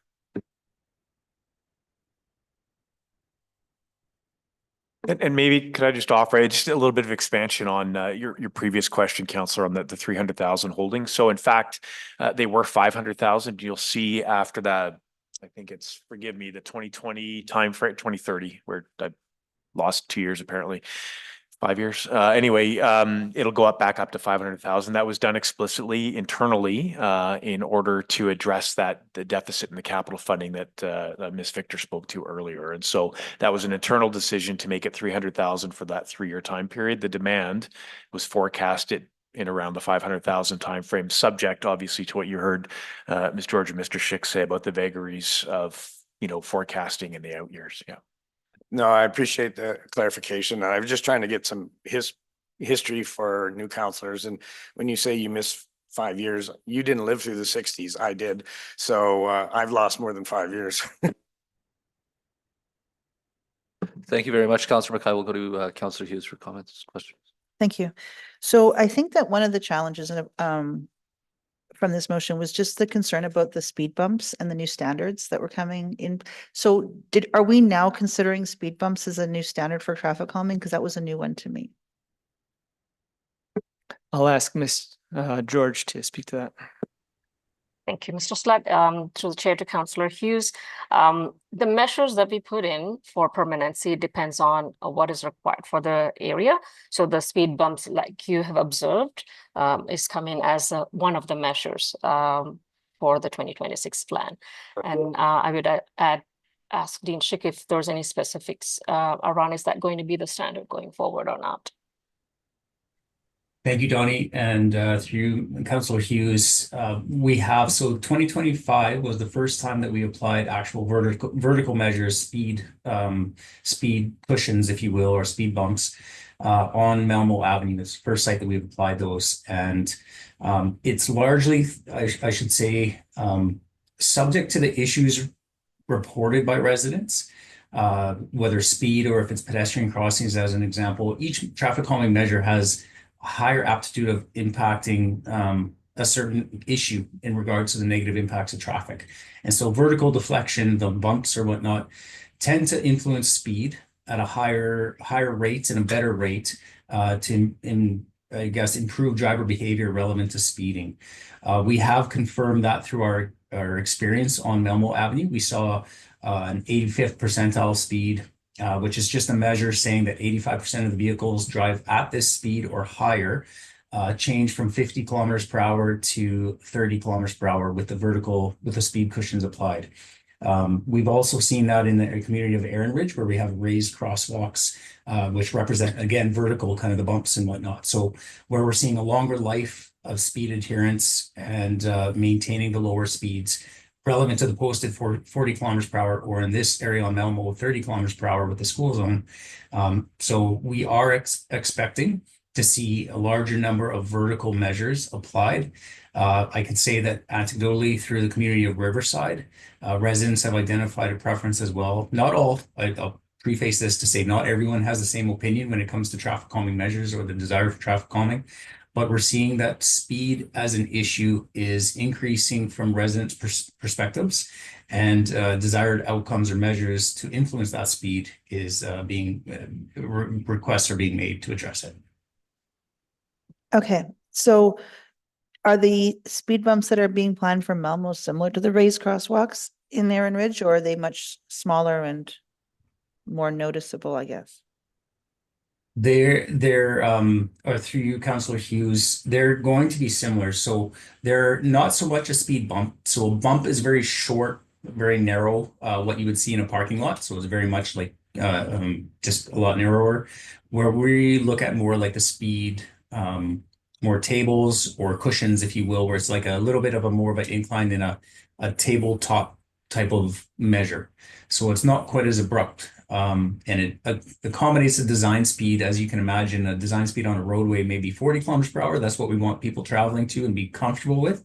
Whereas in a parking lot, as an example, you're going to be traveling maybe 15, 20 kilometers per hour, lower speeds. So they're designed differently, and the outcome is different as well. So I guess the specific area that we're discussing now is Melmo. So are we intending, after we put in those, or do you do a survey, not just about do you like the overall plan, but do you like elements of it? Like, for example, like the speed bumps, except for the raised crosswalks, is new. So is there an intention to ask the residents who have to live there every day and drive to and from many times a day if they actually wanted to have all of the elements in, or do you section it out? Thank you, Councillor Hughes. So as part of the process, we do engage with residents that live directly adjacent to the street where traffic calming has been applied. These are the residents, as you say, that have been influenced by the negative outcomes of traffic on their roadway, and ultimately give the direct feedback as to the measures applied themselves. So we will be, the measures were applied through the fall. We removed them, the temporary measures, the speed cushions on Melmo Avenue through the winter to so as to not influence snow removal or winter maintenance work on the roadway. Subject to budget and plans for 2026, temporary measures may go back in, but to answer your point directly, yes, engagement will occur, and it's essentially twofold. Engage with residents to see if they appreciate it and have a perception of a outcome, whether positive or negative, from the the temporary measures applied, as well as any feedback on the specific measures themselves as to preference or negative impacts or benefits of any of them that have been put into place. Okay. So if you did the survey and the majority of residents said they're not in favor of having the speed bumps or cushions or whatever you want to call them, would we be reconsidering that then? Through you, Councillor Hughes, absolutely. This isn't a square peg, round hole mentality when it comes to traffic calming.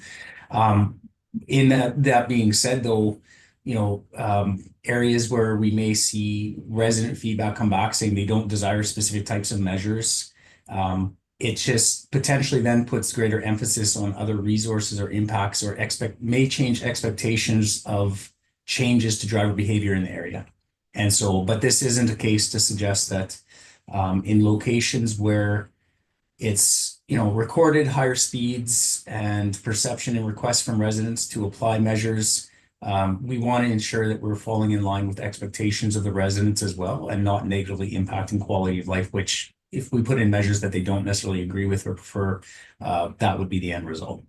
Okay, I had another question about the flasher pedestrians. So with the budget that we have right now, is there, I saw the BIR, and it just said like, I was kind of vague about the answer, but whether or not we're putting flashers in all of the pedestrian crosswalks, or it kind of said all that we can do or something like this. And in my opinion, as a driver and even as a pedestrian, the flashers are just the most valuable thing because it just alerts the driver that you should look for somebody on the road. And as opposed to like the bull boats, for example, the difference between staying in the middle of the road and standing on a bull boat is 4 inches in height. You can still stand there. And if you're in snow, you wouldn't even know that you had a bull boat there. You just have somebody standing in the middle of the road. Whereas the flashers indicate look out and look for somebody. So have we actually hit every pedestrian, every crosswalk with flashers, or how close are we to achieving that? Through Councillor Hughes, yeah, essentially we have applied warning flashers to every applicable crossing, and I'll use that saying as an example, pedestrian crossings that operate with a stop sign, so a traffic control device, a stop sign for vehicles, we cannot place warning flashers as an example. It would be a mixed message and wrong message to a driver. Same thing, we haven't applied them to local roads. So we do have a couple of pedestrian crossings on local roads in community in Northridge, Hawthorne Crescent. Again, low volume, low concerns, but they are pedestrian crossings adjacent to kind of park space. And so we have warning signs, marked crosswalks, but we haven't placed the warning flashes there. It's on collector roadways, arterial roadways, with the exception, we don't put them also in right turn bays on arterial roadways as an example, or key arterial intersections. So where applicable and where appropriate, and from our current service level considerations, administratively service levels, we have addressed all our locations, and moving forward, any new crossings similarly would be considered with RFBs. It's assumed that, they'll be applied with RFBs meeting the necessary criteria. Thank you. No more questions. Thank you very much, Mr. Cortash. Thank you, Mr. Mayor. Through you, maybe I'll sort of answer a couple of the questions as to why I put it this way, and then also ask one of my own, because I don't want to assume. But so we have the $483,000 in the budget. Of that, as I understand it, it's primarily that's the cost estimate for making the measures on Malmo permanent, as well as some work in Riverside. The BIR that we got back on that indicated that the making the measures permanent on Malmo were $350,000 to make those measures permanent. And I guess I struggled with this a little bit because I didn't want to get into the prescriptive kind of like, well, how much is each speed bump? How much is each crossing? How, what, break down that $350,000 and kind of dissect it that way. It was more or less, I guess my assumption would be that by reducing the capital budget, that would, by necessity, reduce the scope capable in these neighborhoods. And so I guess my assumption was that with a reduced budget, part of what would take place would be that consultation with the residents, now that the temporary measures are out, to see what can be done with a reduced budget, and what that new scope would be. So is that a correct assumption, that if this were to pass, that those would sort of be the next steps to consult with the residents and figure out what could be done with that reduced budget?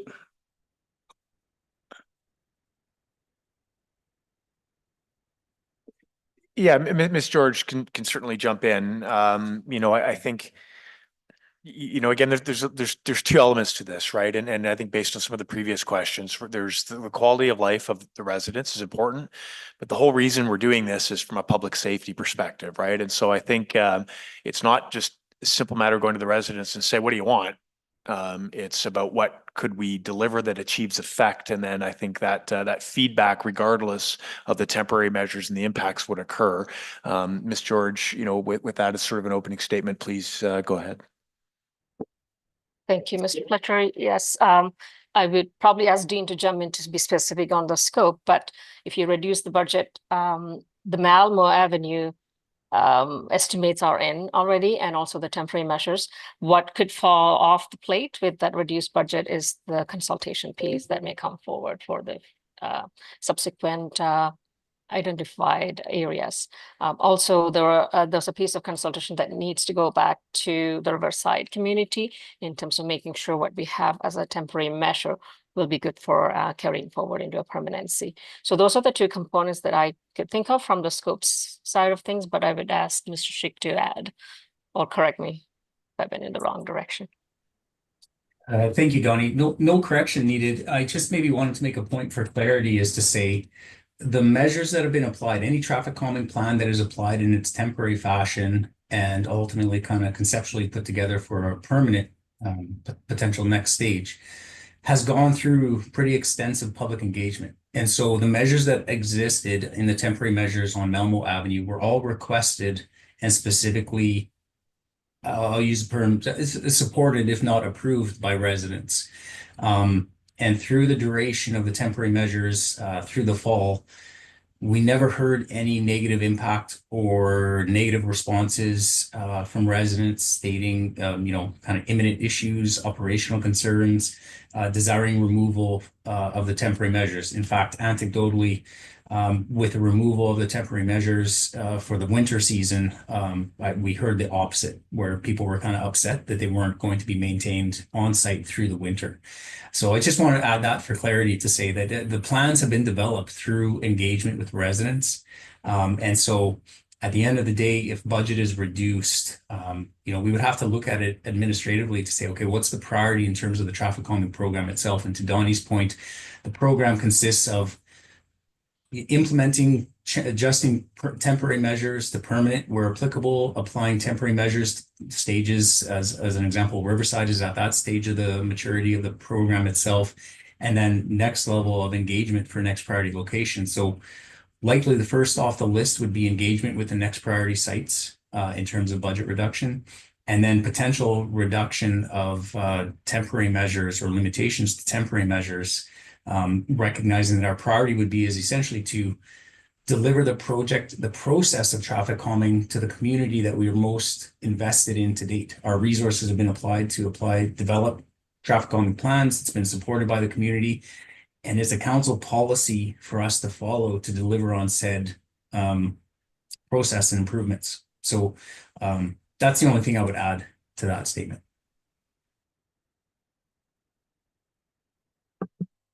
Okay, I don't believe there's any, okay. Just based off of that response, and thank you very much for the thorough response. Mr. Fletcher, can you outline the three-step process that everybody goes through in relation to basically kickstarting off a traffic calming request in a community? I think I heard the comment that, if we took this, would you not do engagement, or would you then do engagement? But I think there's a whole set of steps and processes that I think is important to get out and have that conversation now. Yeah, thank you very much, Councillor. Again, I'll sort of cede the floor to Ms. George and Mr. Schick to walk through from conception right through to finish of a traffic calming project and what the broad steps and what that would look like for a community.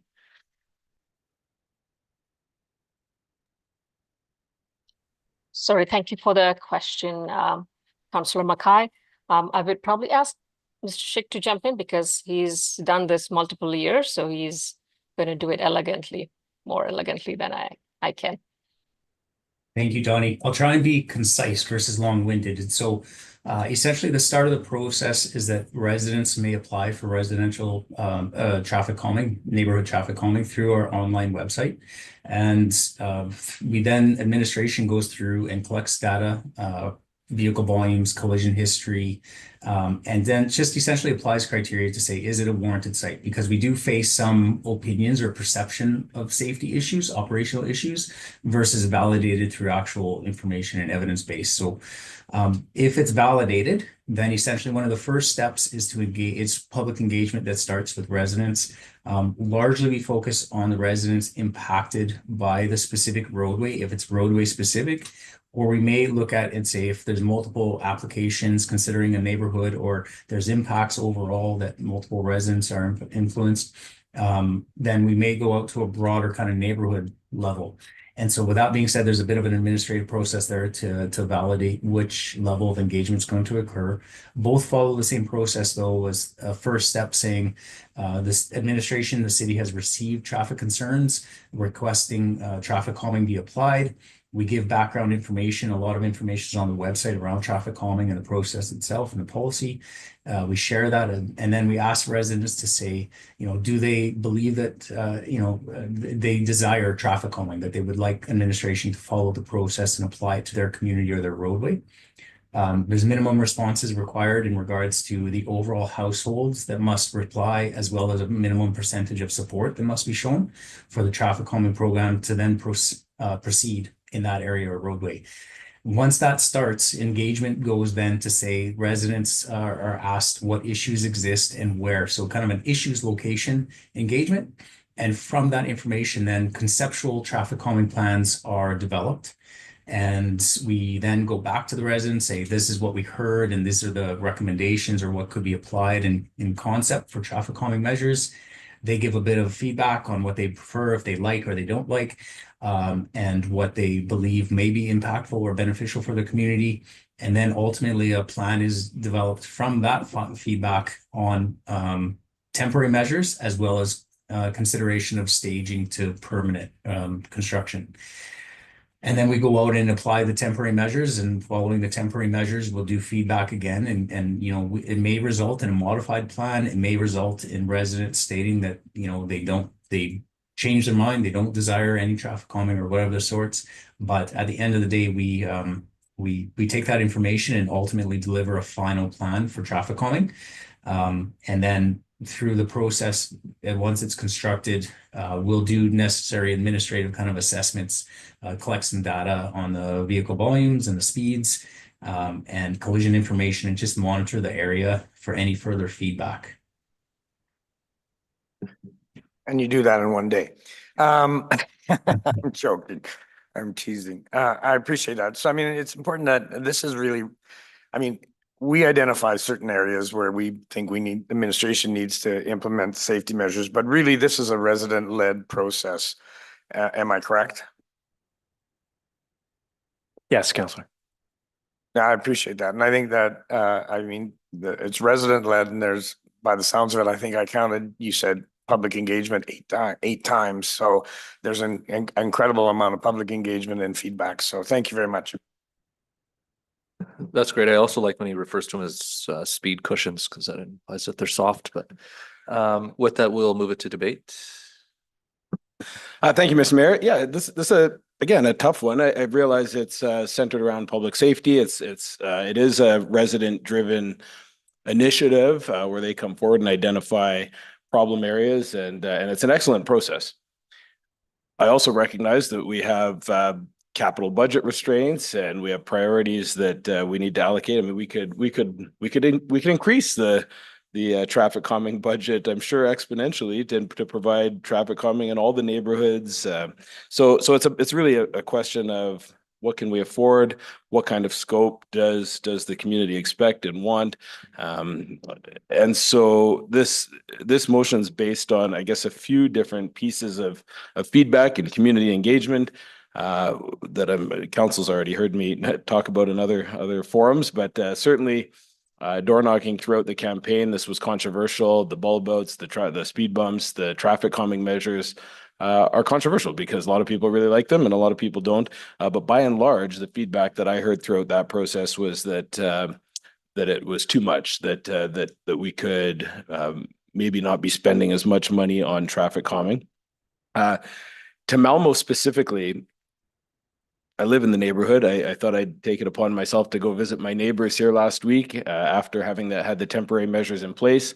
Knocked on 33 doors, all the residents that have yards fronting onto Malmo Avenue, and I shared some of that feedback with council, but can tell you that overwhelmingly, there was an appetite for reduced traffic calming measures than what were in place under the temporary scenario.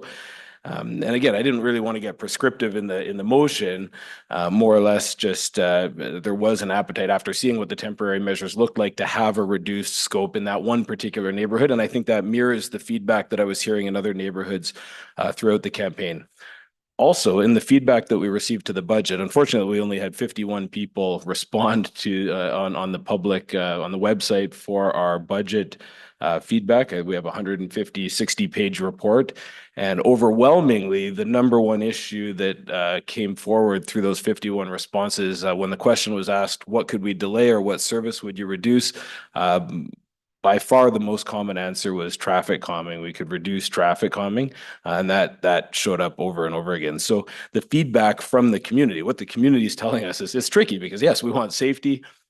We also don't like the traffic calming measures and think the city's spending too much money on the traffic calming measures. So what do you do with that? Well, my solution, my proposal was to reduce the funding. We still have the program in place.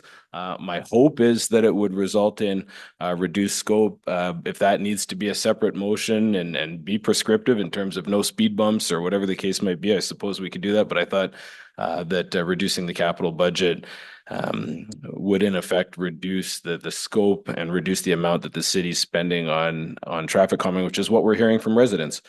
And perhaps maybe at a later date, council can have a service level discussion around what we want that program to look like moving forward. But we're faced with a decision on the budget right now. I was told that if we didn't reduce, if the budget was there and the scope on Malmo, for example, was reduced, that 483,000 or some of that money would just be reallocated to other traffic calming projects. And I'm not sure that really addresses the concerns that residents have about the amount of money that's being spent on traffic calming. So like I said, we have other capital priorities. There's an appetite in the community to see reduction in what we're spending on traffic calming. Thank you, Councillor Cortash. We'll go to Councillor McKay.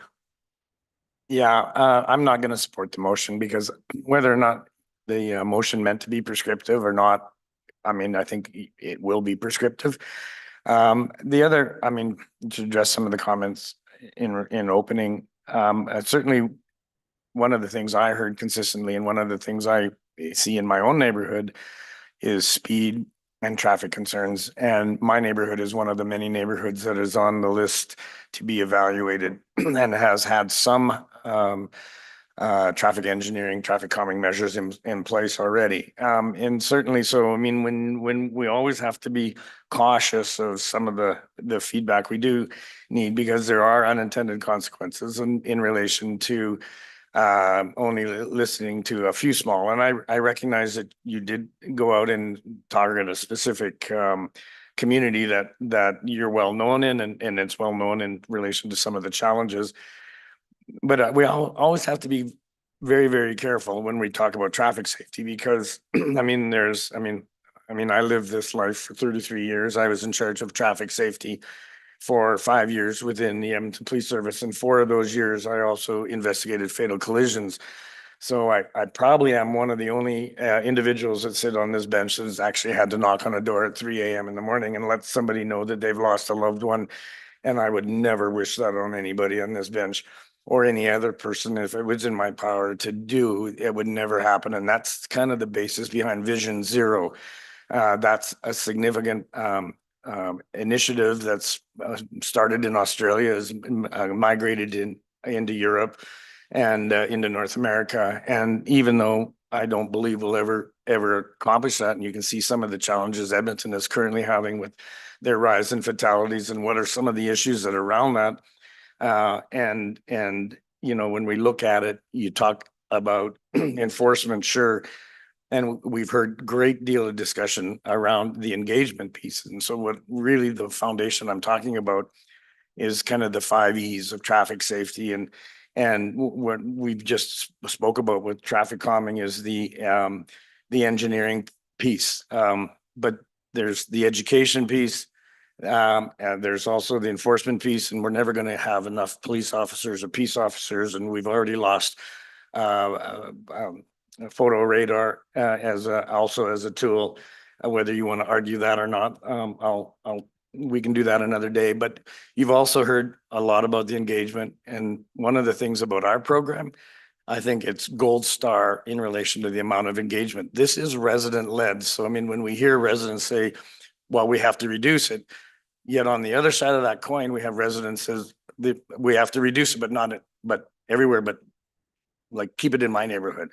So we're caught. We're in a situation where people look at the overall budget, but then they also look at what's impacting them in their own community and on the roads. So I mean, I understand people's dislike for certain measures that they see as maybe whether it's they're not safe or not. But in this one, I think we have to trust the experts, and we have to trust our engineers, and we have to trust the people that we have put in administration to administer our programming. And they're not just going out there trying to sell speed cushions or speed bumps, or they're not out there trying to sell, well, you have a bulb out. These are well researched programs that are designed to have an impact on some of the concerns raised by our residents. So I just urge a lot of caution when we start to look at kind of fiddling with some of the details as it relates to the budget. And I know I've used the term a lot, but I mean, there are consequences that will force administration to look at saying, you know what, we just don't have the ability to look at that community this time, or we can't put that measure in. And the impact of that could be very serious for this community and catastrophic for a family. So I just urge caution. Thank you very much. We'll go to Councillor Hughes. Thank you. So I understand your intention, and I appreciate the intention of what you're trying to say at this moment. The challenge I have is that the interpretation of this motion by administration, they've said what they're going to do, which is they're going to decrease consultation going forward, but it's not going to change this project. So that involves that just doesn't mean that we shouldn't have further discussions about it. It doesn't mean that there shouldn't be other motions, but the effects of this motion was not going to lead to the consequences that you were intending to evaluate. That being said, there are issues with discussing with like adding these speed bumps. This is a brand new thing for the most part about putting these type of things in, and making sure that the community does support all the measures that they have. And I'm not sure quite if it does do it in a piecemeal or if it's an all or nothing type of a decision where they're like, I do want some things and I really don't want the other things, and yet I come as a package. The other, to validate your concerns, the unintended consequences of what's happening. I know we can say we can always just defer to the experts, but we also have to recognize that sometimes not everything can be recognized in advance. For example, the roundabouts, the traffic circles on Villeneuve Road, it's now encouraging the 18-wheelers to go down through Deer Ridge and go down other roads and side roads and to avoid them because it's challenging for them to do those roundabouts, that kind of a tight turn. So the intention behind it was one thing, the consequences of it are another. But what I really think is that I would love to have a more thorough discussion about the standards, the service levels, consequences of traffic calming with council on a future date, to ensure that council agrees with what's going on, and has a bit more of a fulsome discussion about the rationale behind it and whether or not we do support everything that's being done at this level. And I think that would allow us to really discuss the consequences of what you're looking at, Councillor Cortez, and really have that discussion, which I don't really think we have had, which is really looking at all the measures and then saying, do we actually still, as a council, say, yeah, absolutely, let's put the money towards these. And I think that one of the challenges that you've faced this budget is that there isn't really that opportunity to have that discussion at budget, and yet these things are moving forward. And to just simply cut the budget, unfortunately, isn't going to lead to those discussions of what you're intending to accomplish. So while I do appreciate what you're trying to do, and I think that that discussion should happen at a future date, understanding now that what's going to be done if we do approve it, I just unfortunately can't approve this motion at this time. That's it. Thank you very much, Councillor Patrick. Thank you. When we received the reports from feedback from the community, I was actually surprised to see the few responses in there about traffic calming that were against it. My question that I thought when I read those was if the people saying that or the people that are feeling annoyed by the traffic calming live in neighborhoods that have it. I don't know. We don't know if they do or not. I live in a neighborhood that had traffic calming added. And I have to say, as a person who walks a lot and sees children with the school, I was very thankful to have it. It worked. It slowed the traffic down. And I feel a lot safer crossing at the intersection that it was installed at. And so I do understand that it can feel if I'm driving through a neighborhood and it's busy and I don't know that neighborhood or not familiar, it might feel annoying to have those, or maybe it feels like unnecessary, especially if you're going through the neighborhood and it's not busy. I do think that we should never, I don't know what the right word is. I don't think that we should be reducing safety on our streets, especially if it's resident-led and requested by residents. And so for that reason, I will not be supporting this. Thank you very much. We'll go to Councillor Clark.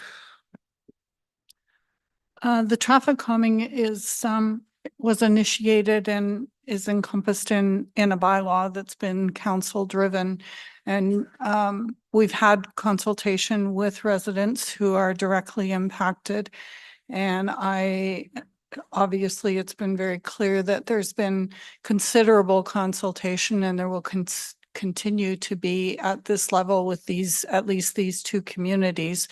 I think that the service levels that we have all expressed are a conversation outside of the budget and to be had maybe in Q1, but I won't be supporting this because I don't want to take away from the current residents who have been currently impacted to have that consultation and to determine through our very competent administration what they do need and don't need on an ongoing permanent basis. Thank you. Thank you very much. We'll go to Councillor Bermansky first. Thank you. And this is an interesting proposition, and I will support this one. The reason being is I don't believe that we are reducing safety. We haven't put the speed bumps haven't been part of the safety process to this point. So we're in test mode there. We didn't have the consultation with council. I didn't even know they were, considering speed bumps as a new process in it.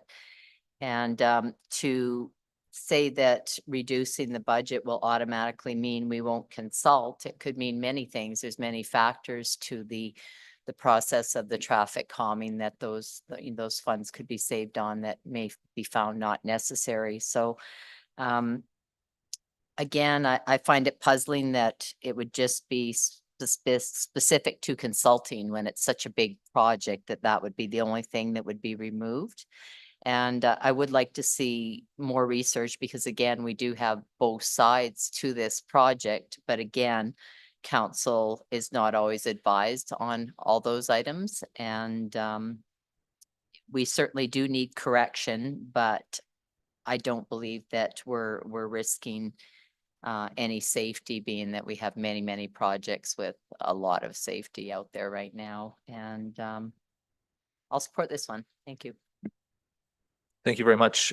Before we go to Councillor Kortash in closing, I maybe we knocked on different doors because I didn't get the feedback that traffic calming was an overspend by any means. I think we can all agree that traffic safety in general is a priority for our community and for administration as well as council. How we do that can be achieved in a number of forms. There's been studies with traffic calming reduction in other communities that have moved photo radar or removed photo radar, pardon me, and have saw very tangible immediate benefits to that because it's an immediate action against speeding and unsafe driving. Whereas photo radar, it's, 2 weeks later, you get a notification that you weren't driving according to the law. So I think traffic safety is always a concern. I think it needs to be applied in the right spots so that we're not overdoing it and you can't get through the residential streets, efficiently. But unfortunately, I think our focus and responsibility is to ensure we're administering it properly. So I do understand, the position that you're taking. However, at this time, I think we're moving in the right direction. So I unfortunately can't support this motion. Just a couple of quick things, Mr. Mayor, to close. In a bit of a pickle here, we've been told by administration that should this motion go forward, we're going to cut the community consultation and moving forward for other neighborhoods and not necessarily amend any of the scope for what's being proposed and the reason for the $483,000 this year, which I find a little bit frustrating. And I'll just say too, the appeal to fear, I guess, as an argument, this could go. Appeal to fear is a little bit of a fallacy.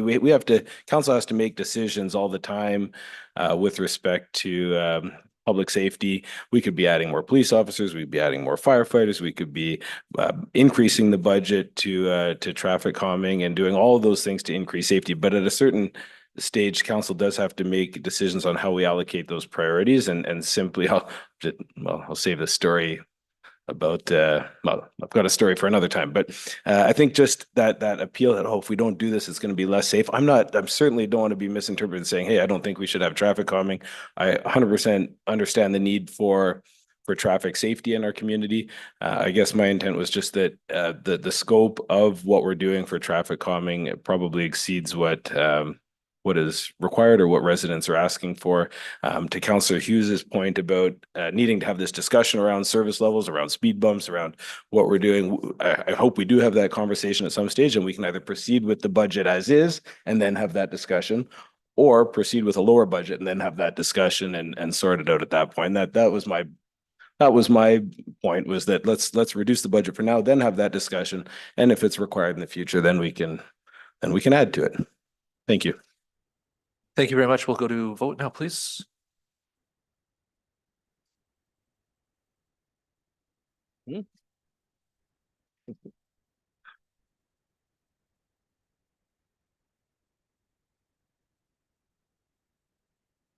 That motion has failed 3-4. We'll be able to list those out who voted against it. I can't read that in 3 seconds.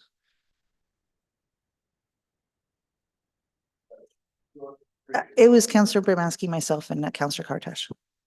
Thank you very much. Oh, hold on. Sorry. New to this. Previous. There we go. Those who voted in favor were Councillor Bermansky, Councillor Hughes, and Councillor Kortash. Those who voted against were Mayor Olivieri, Councillor Clark, Councillor Mackay, and Councillor Patrick. Thank you.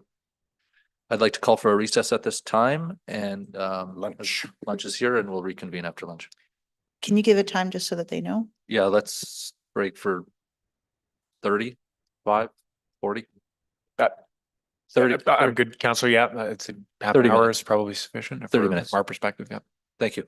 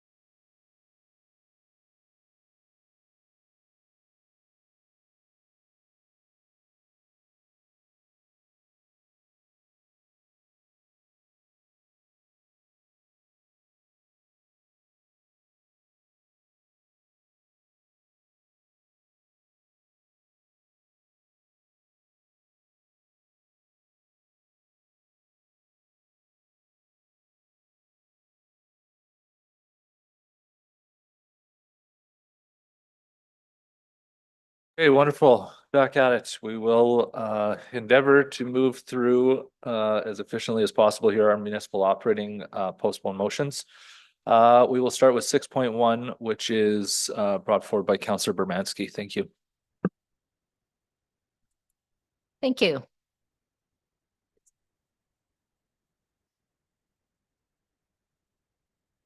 That operating business case asset management program implementation consulting for $60,000 is unfunded. I brought this one forward. Yeah, before we accept the motion, I will open it up to questions to administration on behalf of council.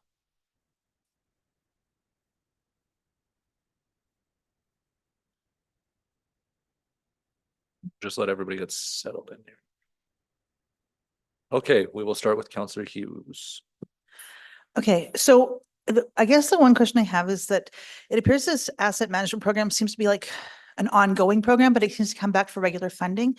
So can we kind of explain why we actually need additional funding again on the consulting? I know we had some discussions before, but my brain is a month ago. So is it just appears that the asset management program, we've had this topic brought before us multiple times. So why do we actually need a consultant versus all the other money we've already put into this? Thank you, Councillor Hughes. I'll ask Jordan Betteridge, our manager of asset management, to jump in.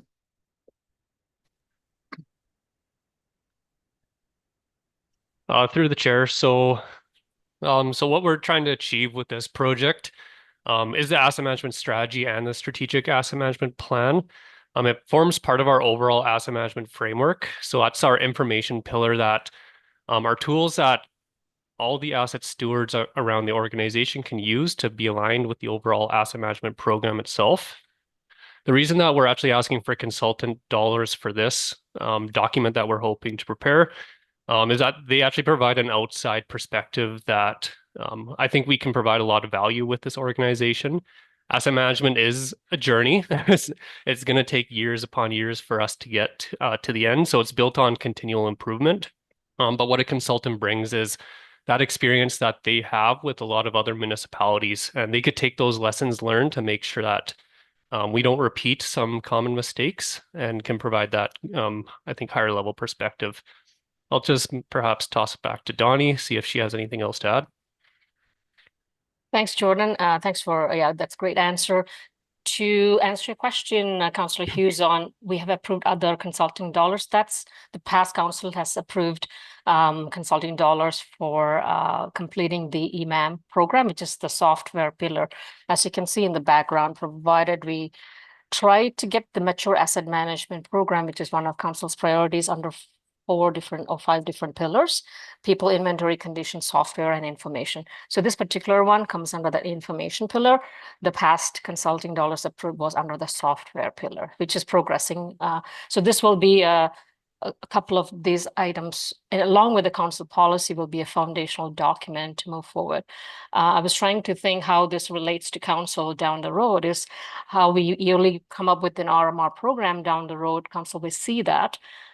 But currently we are looking at yearly plan. What this plan, once in place, will force us, the asset owners, to look at the 3-year, 10-year RMR plan, which would give us a better picture of in terms of where are the shortfalls in funding and things like this, so we can be better prepared to come up with a plan to address those and still meet service levels dictated by council. So there will be a lot more conversation that will happen as part of this plan progression when it comes to service level down the road with council. So hopefully that clears. And this is one time we were kind of thinking this consulting dollars that we are aiming to put towards this plan is a one-time investment. I don't think we need recurring investment continue for an update of the plan. We have our asset owners who are working on this are getting trained in the background, who could also help with the amendment once the initial plan is in place. So we are estimating this to be a one-time consulting external forces to help us get to the foundational plan. So what are we intending? What's the end piece here with this consultant? Like, what are you, and you can try to break it down to me like I'm 5 here. Okay. So the consultant is going to give us what as an end result that we can't get ourselves? I understand it's an outside, apparent, outside view, but what are we getting at the end of this consulting report?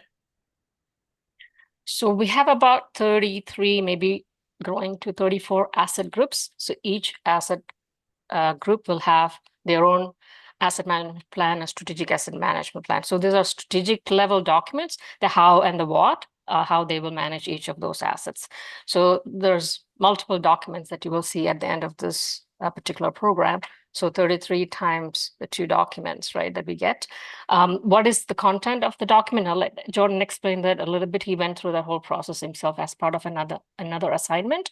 But what we're looking at is, here are all the assets. Here is the condition assets, condition rating that we're looking at. If you have unlimited budget, what would we need to meet the service level that we have mandated for each of those assets? So we get a dollar number, and then we can look at it and say, okay, the demand is more than the supply.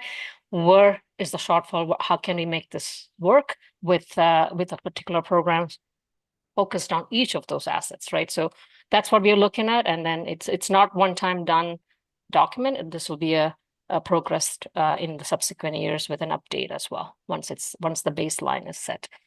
Jordan, would you like to add anything that I've missed in that document flow?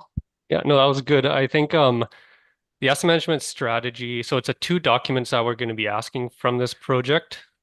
The asset management strategy is, again, the how. So it's basically, where do we want to go? Where are we now? And then how do we get there? So it's aligning all the different organizations. As Donnie said, there's over 30 of them. So it's preventing any wasted efforts or misalignment there. So we're all on the same page. We're understanding where we need to go. The strategic asset management plan, which is a second document, that's the actionable item. So we know where we want to go, how we're going to get there, and then we're actually carving that out into what are the specific items each department and asset owner group needs to get. We have various different levels of maturity across organizations, so it's going to be different depending on the asset group. But that's good. It's going to be tailored for them, and just making sure that we're all getting to the same destination together.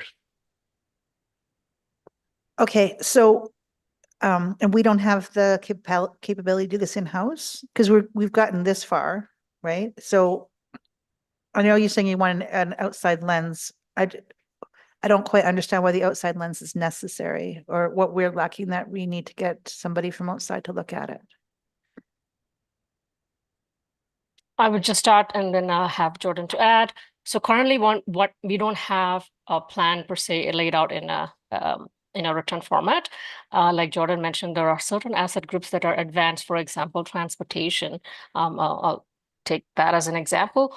We look at least 3 years out in terms of RMR plan. So we don't have any plans beyond that. And as the discussions this morning, we are short of capital funding down the road. Currently, we fund all of RMR upfront, and whatever is left over is used for growth. I don't think we have the liberty coming forward in the future. So we are trying to look ahead with all the plans in place together. So each asset owner will be forced to look into their asset plan, whatever their maturity scale they are on, to a 10-year plan, and then see where our RMR budget requirement is going to be. And then there definitely needs to be a service level discussion at that point if we cannot meet the demand and supply is so far apart, right? So that's kind of the content of do we have that now? No, we don't have. Well, some of the asset doesn't even have a plan beyond year 1. So lucky we have some of them advanced to a 3-year plan. So this is forcing them to look at beyond the 3 years to a 10-year plan, in simple terms. I don't know, Jordan, if you want to add any specifics to that.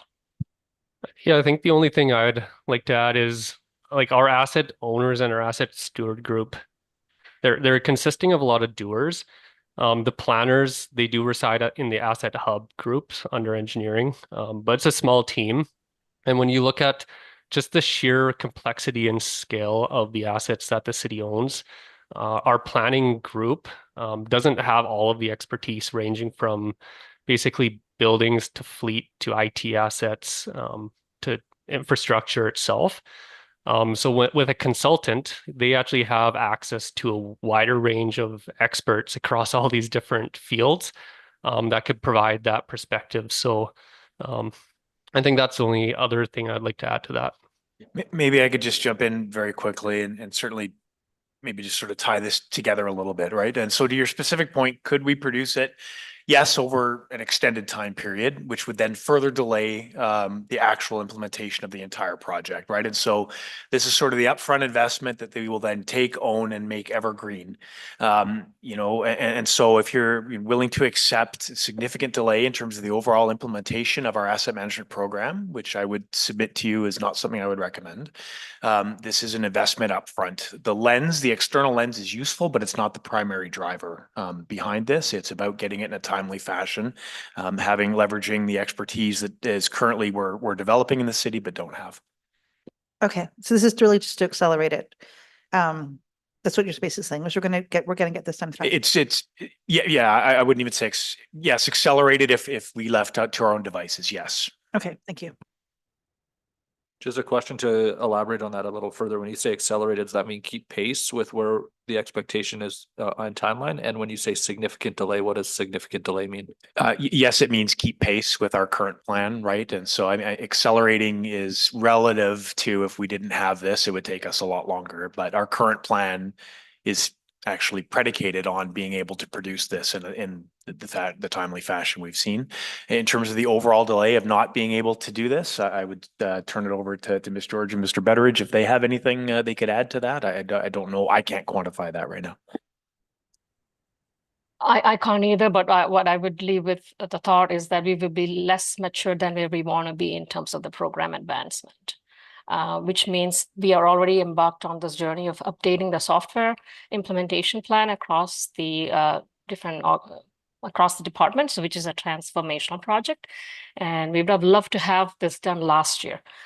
So year delayed, it's not a big deal. We can still pick it up and run with it while they while they implement on their inventory side of things with the software. So we can still catch up. So this will help us advance the EMAM implementation as well going forward. Thank you. And maybe just a follow up to that. Once this project is completed, if the consultancy group is brought in, does that open up the need for downstream consultancy work in this, or is this a one and done and we take it in-house after that? We take it in-house is the plan, because once we have the base plan, and we are also training our internal asset owners, our staff, to get how to get this plan done. And this is going to take a few years for all of the asset owners to get trained to do it. So this plan will function as a base plan, and they can amend it internally is the idea. Thank you very much. I don't believe there's any other questions on behalf of council to admin, so we could move this to debate. Okay, Councilor Bermansky. Thank you. So I brought this motion forward because of the last few years. We had presenters today that are concerned about our operating costs, ever-soaring operating costs, and we did review over the last couple budgets additions to our asset management team. We've hired in new employees in that department with the same guarantee that we would be successful in compiling assets, which is an important factor. But also existing in the current team is a operating budget of $20,000 to $30,000 operating budget that's already accessible. And I'm not sure that operating budget would be needed if there was a consultant hired on the outside, because they would not be doing that job. My concern is bringing in another consultant, maybe on best practices or benchmarks, but it's a focus of what other municipalities are doing, which can be very different as comparison to our municipality. Dependence on consultants is not creating efficiency or internal standards or personal accountability. I would like to see inside the city defined and concise needs for our city alone. And I find that by staff expertise, evolving and creating that on their own, we're ensured that it's working for our city. The consultant can be, I guess, named as a one-time thing if it's a correct consultant report or report that's beneficial. If it's not exactly what aligns with our city or our needs, it will be another policy or, I guess, report on the shelf, so to speak. So again, just because we've added so much staff and so much time and so much focus on asset management, and the current operating budget that was designed to be successful in that department. I would like to see a return and a guarantee that we're working on specific needs for our city only. And avoid the consulting pace and just work on the in-depth accuracy and concise return for our individual city. That's it. Thank you very much. I'll open it up to questions for Councillor Bermansky. I don't believe there are any, so we can go to vote.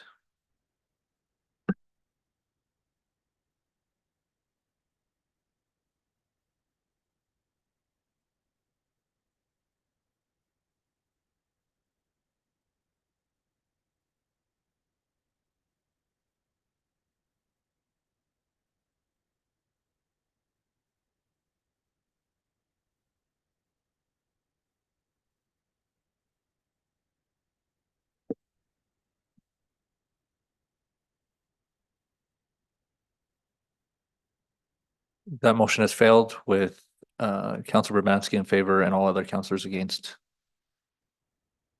Okay, with that, we will move to Councillor Hughes's motion for 6.2. Thank you.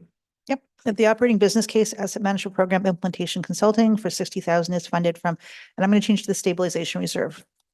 Renee, not capital.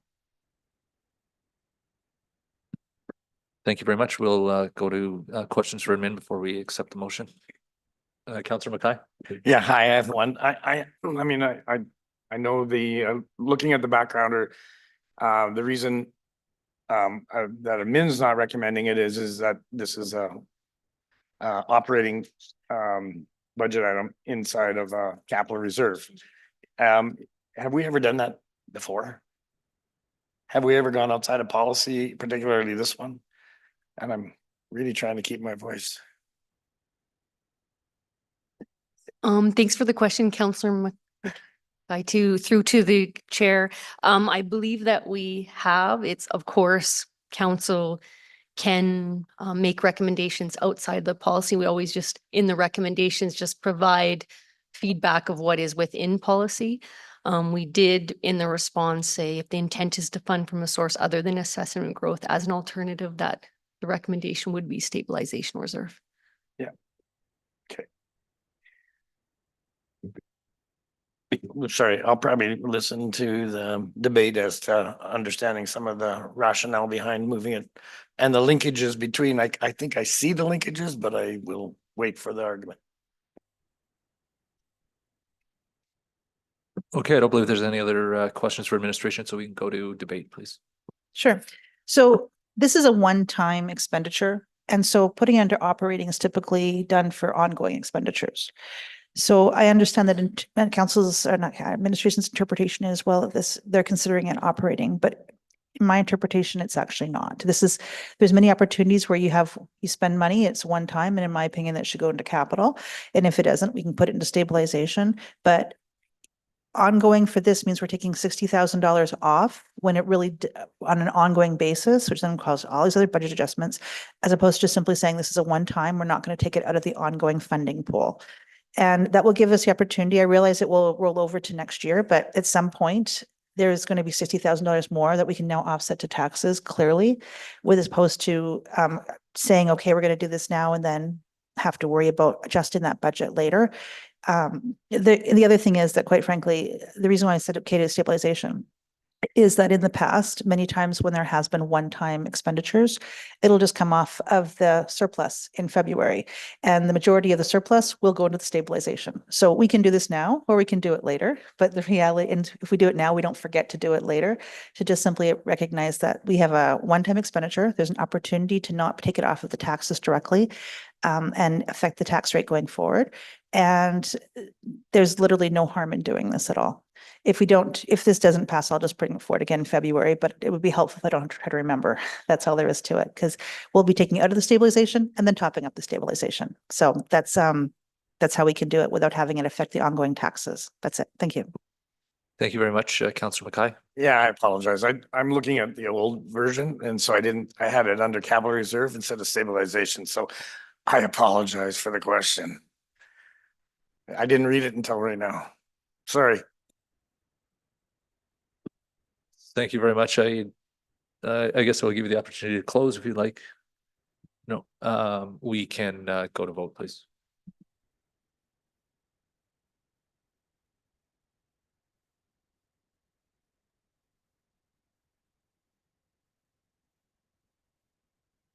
That motion has passed unanimously. Thank you very much. We will keep with the trend and allow Councillor Hughes to move 6.3. So Mayor, I would love to be able to go on camera to discuss this because it has to do with just personnel and I have some other questions specific to it. If that's okay. I know that just threw this off of you here, but Mr. Fletcher, are you comfortable with that if we go on camera to discuss?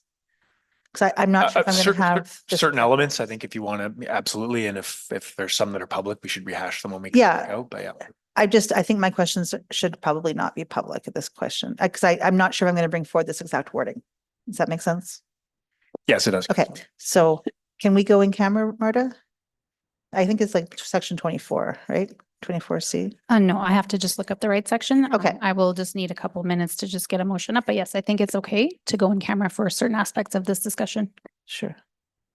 Mayor, if you want, we could just table mine like we can do one and then come back to mine later if you want for efficiencies. Sure, that sounds good. We'll keep moving. So we'll table that for now. We'll move to Councillor Mackay with 6.4. Sure. Oops, sorry.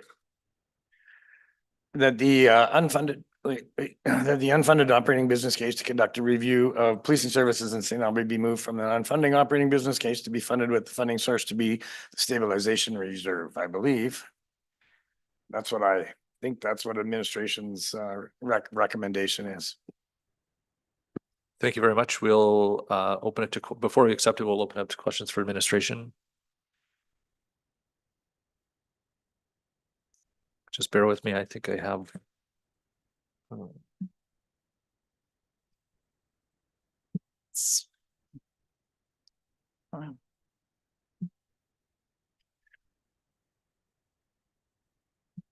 Okay, with that, we will move to debate. Sorry. Yeah, no, I'm gonna. Oh, yeah. I think, Yeah, Councillor Cortash. Thank you. I'm trying to find it here. I'm going to borrow one of your lines from earlier, Councillor Hughes. I need somebody to explain this to me like I'm 5. I don't know maybe it's through to you, Councillor Mackay, maybe it's to administration. As I understand it, so there are some plans in place already for the city as part of our regular long-term planning process to review the policing strategy, police allocation, how many RCMP, how many bylaw, what the best sort of implementation of our policing plan is moving forward. As I understand it, this review also includes who we would like to police the community or different. I guess I'm not clear on what the difference is between this, what you're proposing, the police services review versus what's already being undertaken or will be undertaken as part of our regular business planning process. What's the difference in those two? Well, I'll start off, but I think I'm going to have to pass over some of it to administration, particularly around what they envision coming out of a 2023 motion. But I mean, you're partially correct in your interpretation of what this will do. It just speeds it up because I mean, there were some elements in your question that were longer range, like 2023, and I believe that review is going to be coming back in 2027 or in that area, but it won't factor in some of the key pieces that I'm asking for in this business case. And yeah, it'll be a little bit around understanding the number of resources, both from an RCMP municipal police officer, what's the delivery mix, what's the optimal delivery mix, what is kind of the current community's desire to see out of a policing service, and I'm not presupposing what model that will be. So in order feed one, you gotta have the other. And so it's gonna be a little bit more encompassing where you will get some of that community feedback as to what I believe this other review will do.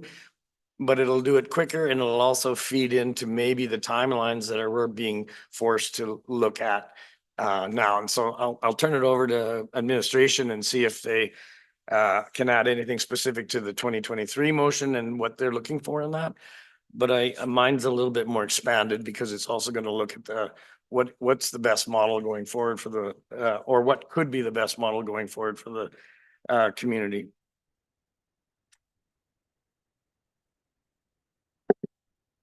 Yes, thanks. Yeah, I'd like to hit it and I will invite Ms. Slokar to kind of explain, but I think what you're going to understand is that this long-term policing strategy would actually be an input into the policing component of the community well-being plan, which is scheduled to start in 2026. Yeah, I'll turn it over to Daria and let her explain. Good afternoon, through you, Mayor, to Councillor Cortesh. So our long-range planning process typically does not involve very detailed resource planning models or service delivery models. We do look at long-term goals that we're trying to achieve, in this case with community well-being, and then ensuring that those long-term goals are met through the initiatives that are undertaken to address the gap between where we are today to where we need to be in the future. Through that process, sometimes we do identify that we need to look at resources or look at the delivery models. So some of those actions could come up as part of the implementation process. In this case, this need has already been identified. So it's before us, before we actually undertake development of the long-range strategy. So it's really council's decision. We can certainly look at it in more detail, in which case we would recommend that we do it before we develop strategy so that we don't duplicate. Instead, we create greater synergies and better informed long-range strategy.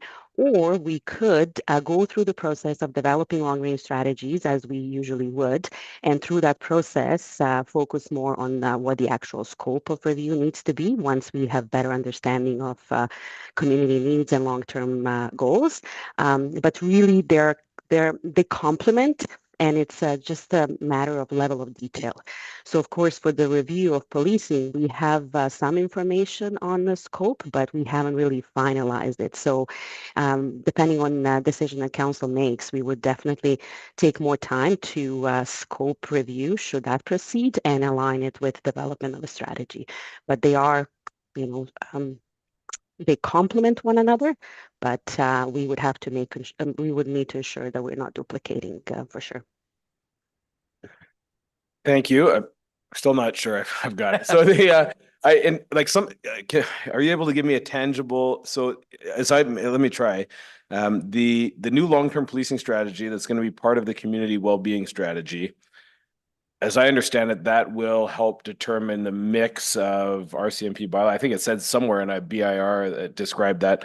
As I understood you, Councillor Mackay, what you're proposing for an extra $300,000 will include more community consultation and more of a community conversation around what we want policing to look like in St. Albert, and maybe that's not included with the long-term policing strategy. So I guess just in terms of tangible differences between what do we get for the $300,000 that we're being asked to vote on now that we don't get with the long-term policing strategy? I can take an initial. Okay, go ahead. Think, and then turn it over to Ms. Slokar. But I think one of the key deliverables is timing, right? And so I think I don't want to put words in Councillor Mackay's mouth, right? But given I think the dynamic that currently exists, right? At the provincial level in particular, as we look at the provision and federal levels, as we look at the provision of police services, right? The question becomes, if we wait for the current plan, right, which is the police strategy within the umbrella of the community well-being strategy, is that too late to need in terms of some of the dynamics that we're looking at? I believe, Councillor Mackay, you could correct me if I'm wrong, that's a key consideration, right? And the other component of it really becomes The strategies by and large can help define areas where we need to improve, but they're predicated really on our current service delivery, right? They're not asking necessarily whether our service delivery should change, though that could be an output of it. And so I'll turn it over to Councillor Mackay and then Ms. Slokar. Yeah, and I don't want to, I mean, and I may get Daria's help with this one because I don't know the community well-being strategy because I haven't seen kind of what that will look like or what the scope of work will look like. So, but I mean, if I compare it to the community social needs assessment, it's just a really high level document that feeds further service delivery within our community and identifies gaps and potential needs that and methods and how we can move forward and address. This one is going to be a little bit more specific because not only am I asking that we one feeds into the other in relation to what I'm looking for. Like we need to go to the community to see what they are willing to accept, how they see moving forward, what are some of their key priorities. Because if a decision is made for us by the provincial government in relation to how policing is delivered in the province, we will not have time to stand up, do a review, and get valuable information that will feed the process that we will have sitting somewhere waiting for it if we're forced to make that decision. So in addition, one will be very high level. This community well-being survey will be very high level because it's also going to be talking about other service delivery that we have. It could be recreation and parks. How does that impact the community well-being? Because we have park systems or we have a community amenities or something in that line. Whereas this one not only will kind of look at what are some of the challenges in our community around safety, well-being, and they could get into the specifics, actually get into the specifics like maybe there's concerns about mental wellness, maybe there's concerns about youth, maybe there's concerns about the homeless that we're seeing more and more and more. Maybe there's issues as it relates to kind of, well, do we have the right person doing the right job? Maybe we need more MES officers, not more RCMP officers. Maybe we need, it's how do we deliver that service most effectively and economically? But the other thing that is there, the big piece is the great unknown. Because 2032, the contract is up and we still don't know, even though we're hearing different stories from who you talk to as to whether it's going. And yes, the federal government has committed 1,000 new RCMP officers, but not to the communities. They're committed to specific functions as it relates to federal duties. So for example, border security. That's a big issue with our neighbor to the south around how are we impacting our border security. It could relate to some of the challenges that we're seeing at the world around terrorism and how does that impact us domestically. Those are RCMP functions at a federal level. So the 1,000 officers committed by in the recent budget document by the federal government aren't necessarily coming to the provinces, coming to the municipalities. They'll be going to federal duties that make up federal policing mandate. So to say what this will provide, I can't tell you entirely what it'll provide because I don't want to be, I don't want to have anything other than what's already in here as to saying, are we ready? Other than, are we ready for change if it's forced on us? Are we ready to say, this is who we want policing our community and this is how we want to be policing our community? So, I mean, and that's what some of these other previous policing services reviews are coming back with. And they're giving a template for communities as to, yes, preferences to stay with the current policing model, but these are the challenges, these are the opportunities. And if we have to move, here's where we go. This is the roadmap that we have to take. I'm just about giving my whole debate now.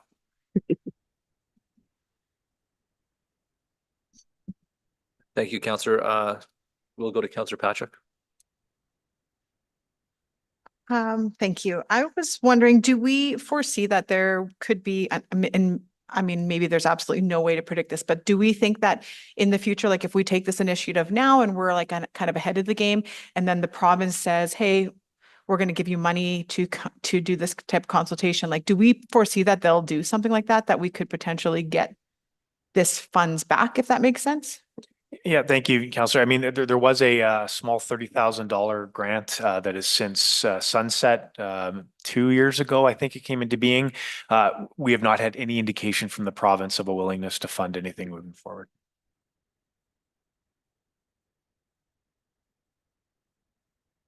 Thank you very much, Councillor Bermansky. Thank you. Through the mayor to administration. Could you answer for me, please, why you left it on the unfunded list? Thanks, Councilor Bermansky. It's because it was a council-driven business case, and so that's how they're always presented in budget. It wasn't brought forward by administration. It was requested to be brought forward through Councilor Mackay. Right, but that was after it was pulled from the unfunded list, right? No, this is brand new. It was put together by Councillor Mackay. Okay. Okay. On my own. Oh, well, good for you. Okay, and is there a danger of when this is, this information is compiled that we're getting feedback on what we don't know? Because we could be asking the public, do you prefer this or do you prefer the other side? And we really don't know what those choices will be yet. So could it be obsolete information that we're collecting? That's the danger that I'm thinking we could run into. Well, I mean, any information is good information.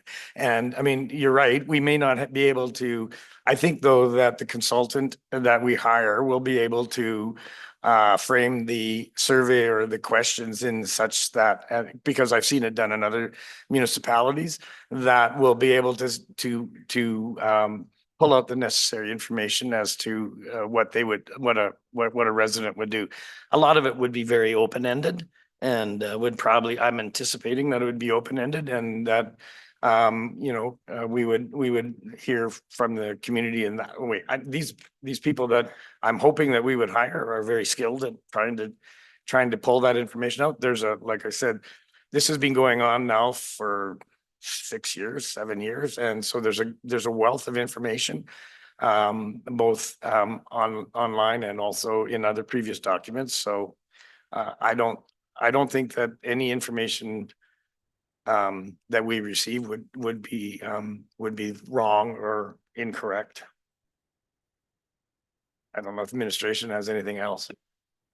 Well, I would just say that, we sort of try and craft an RFP or request for proposal accordingly, but yeah, I mean, your read of the tea leaves is probably as good as ours. And so it could happen.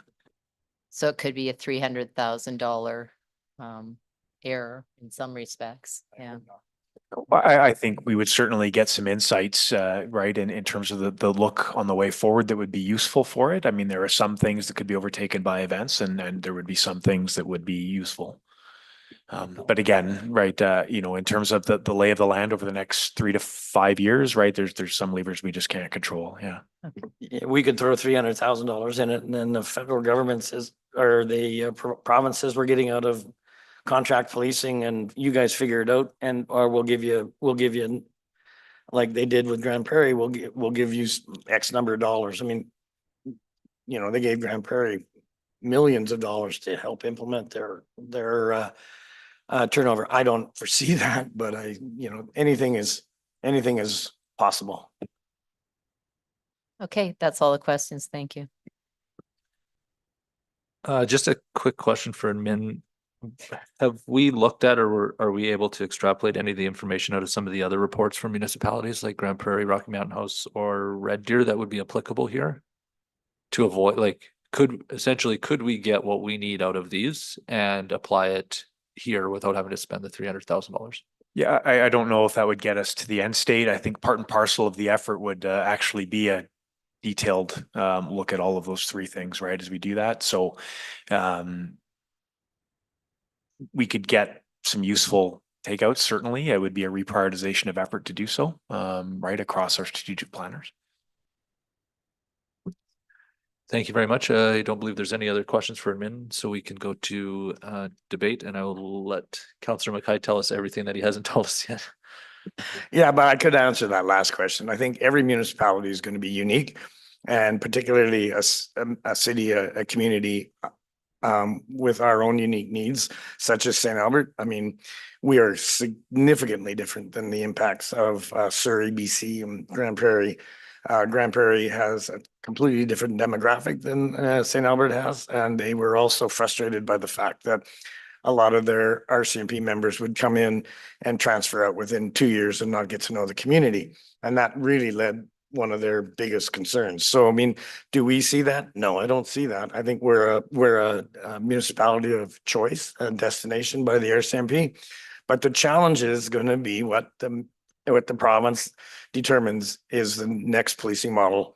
And when we were in Alberta Munis, we met the new chief of police for the Alberta Sheriff's Police Service.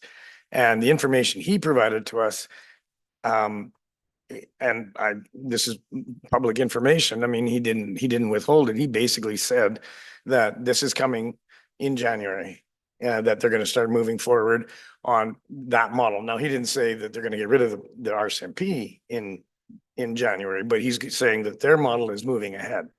So what does that mean for us? What does that mean for what's going to happen in the for the province? I don't know.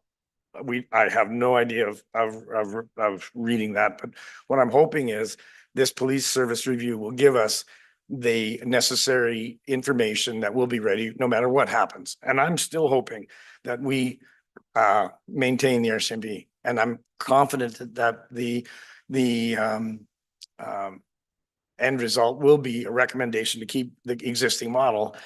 However, I have to play the long game. And I just think also just that conducting the police services review is an essential step that ensures our community continues to receive effective, accountable, and forward-looking public safety services, because our city is growing, it's changing, and as it does, our expectations and needs of our residents are also changing. So this comprehensive review just allows us to take a clear, evidence-based look at what's working well, where our pressures are emerging, and how our policing model can best evolve to meet the demands of the future.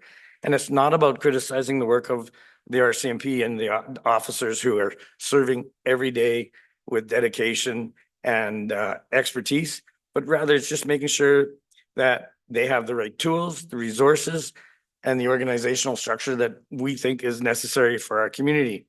It just identifies so many opportunities to strengthen community policing. It enhances our transparency and just ensures that we're ready for change if it's forced upon us.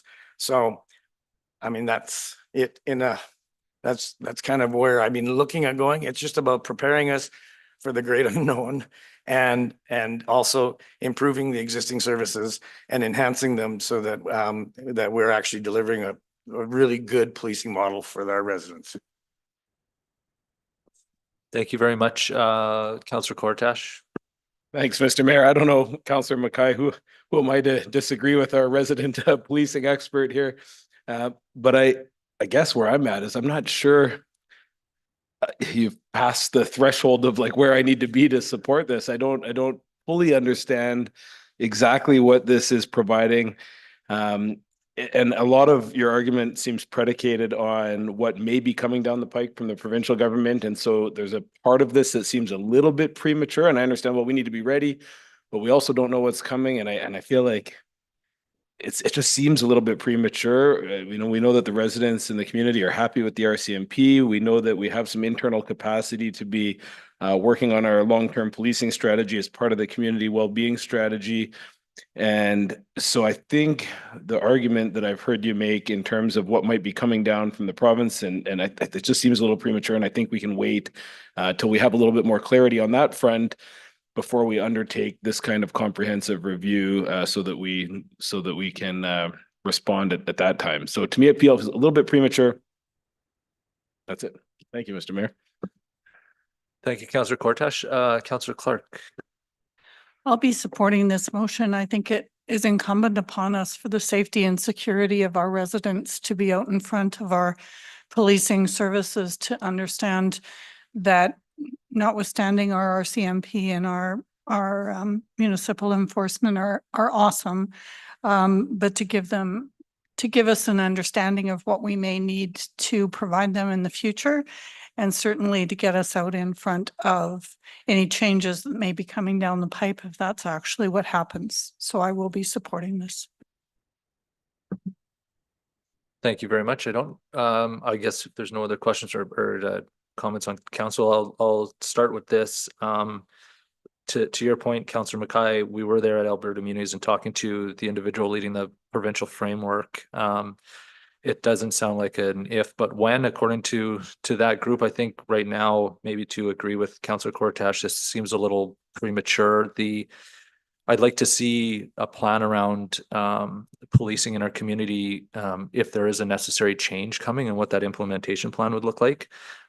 In speaking with the RCMP, they've noted, St. Albert is a safe community. I would push back and say it's incumbent upon them to tell us what an optimal mix is, and with the identified risks that we're exposed to with the community continuing to grow. So having said that, I think maybe a little bit more work can be done internally to understand where they're facing some challenges. But and respectfully, I think they're the ones that would be most knowledgeable on the subject because they're dealing with it every day. So I understand the merits of it. I think I'm struggling with the necessity of it right now, considering the unknown that's coming. And at this point, unfortunately, I wouldn't be able to support this motion. Councillor Hughes. Thank you. Hey, Ken. So I understand the intention behind this. And the fact is they're saying it's coming. So we're going to have to probably make a decision at some point in this term, is what's most likely in some direction. And the intention behind this motion is to figure out what our best decision is going to be. This is a highly controversial decision. Some people are passionate about the RCMP. Some people are not passionate about the RCMP. And we have to take all of that out of the emotion out of it and figure out what's the best decision for St. Albert. And it's a very long-term and very difficult decision to undo, regardless of which way we go. So if I'm misspeaking, can you please correct me at the end of in your closing, Councillor Mackay. But here's the situation. We know there's a flood coming, and we're either going to build the boat or we're going to wait for the rain to come and then figure out how to build it then. The intention behind this is let's start building that boat before the floods hit. Okay. Everybody laughed at Noah when he built the ark as well, but guess what? He wasn't laughing at the end of the day. And it's the same situation here. We're either going to prepare for it or we're going to be doing it in a reactionary mode and not really having that information and still being forced to make a decision. So that's why I'm going to be supporting this, because I understand the intention behind this. And it's not, I know it's not about an if, but when. And the idea that the when will give us a long time of advance notice. We just got our advance notice. It's not going to be coming again. So the next time we have it, the rains will be hitting us. That's it. Thank you. Thank you very much for the comments, Councillor Patrick. Thank you, Mayor. I will sort of second what Councillor Hughes was just mentioning about, I like your analogy about building the boat first, because I think that I don't feel confident that if the province does move to change the way things are run, that they're going to give us enough time to do proper consultation. And I think we hear sometimes that we don't consult enough with our residents and listen to them enough. And I think this would allow us more time to do that, as well as be better prepared in the future. So for that, I will be supporting this.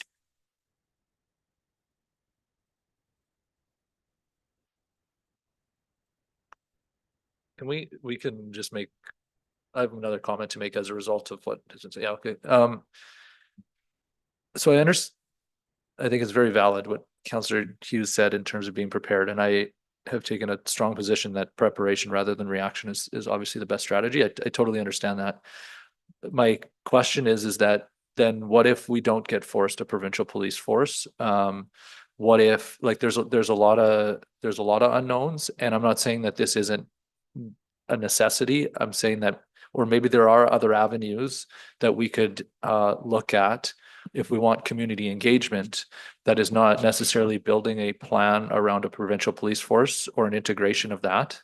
And then having said that, if and when that decision is made, we can start making the appropriate plans, because they're going to have to give us time to be able to do that. It's not going to be, here's the provincial police force and you need to implement it in 6 months. So I think we will be given enough lead time. We're going to have some more conversations with the individual that's leading this group. I just believe that maybe there are other ways, if community engagement's the key, then we look at internally how we structure that and roll that out so we can start getting the input from the community. Yeah, anyways, thank you.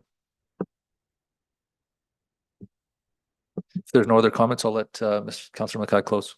Yeah, thank you.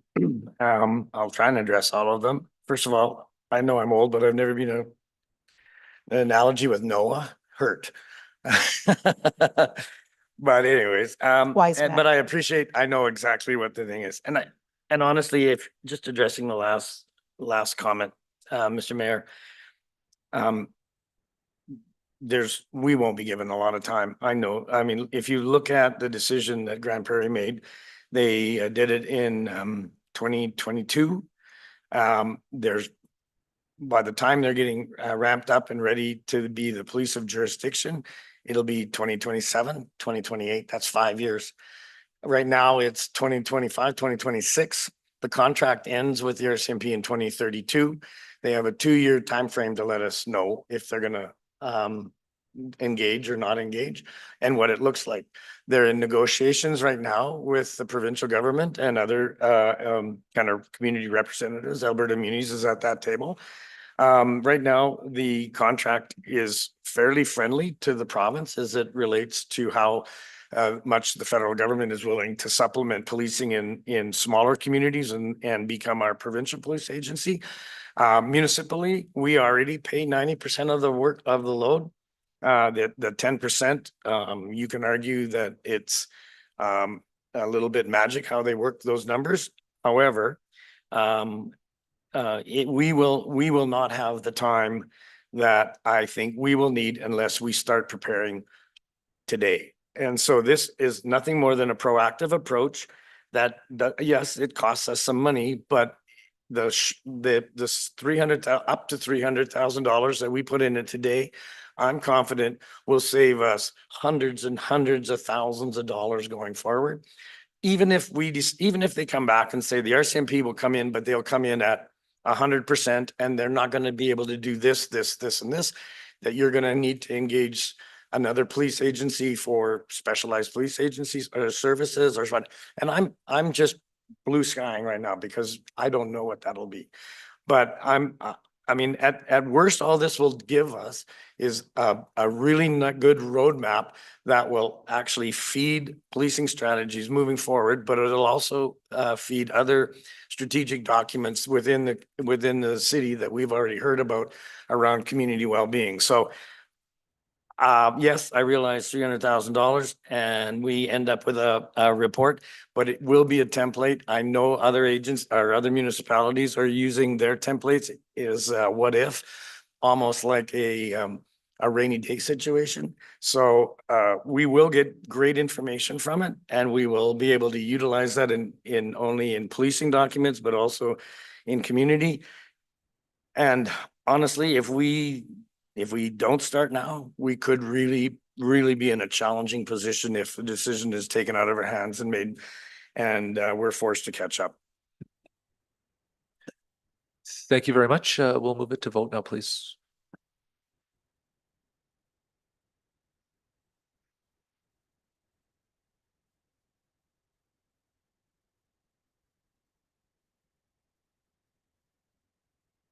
Thank you very much. Before I miss it, motion passes 4-3 with Councillor Bermansky, Councillor Kortash, and Mayor Olivieri against. Everybody else for. Thank you. And I believe now we have our in-camera motion ready. Yes, we do.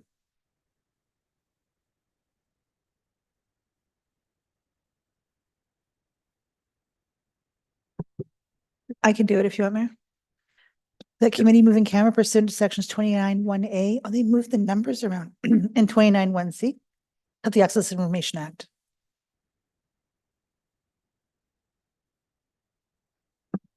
Thank you. We'll move it to a vote. Thank you.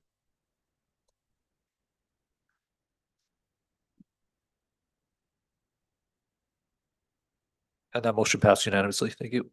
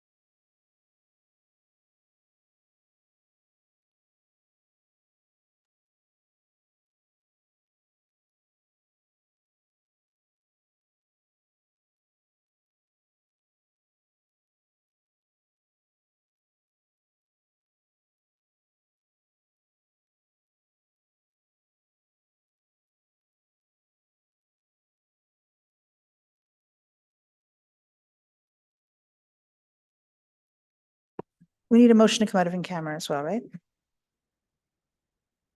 We need two things.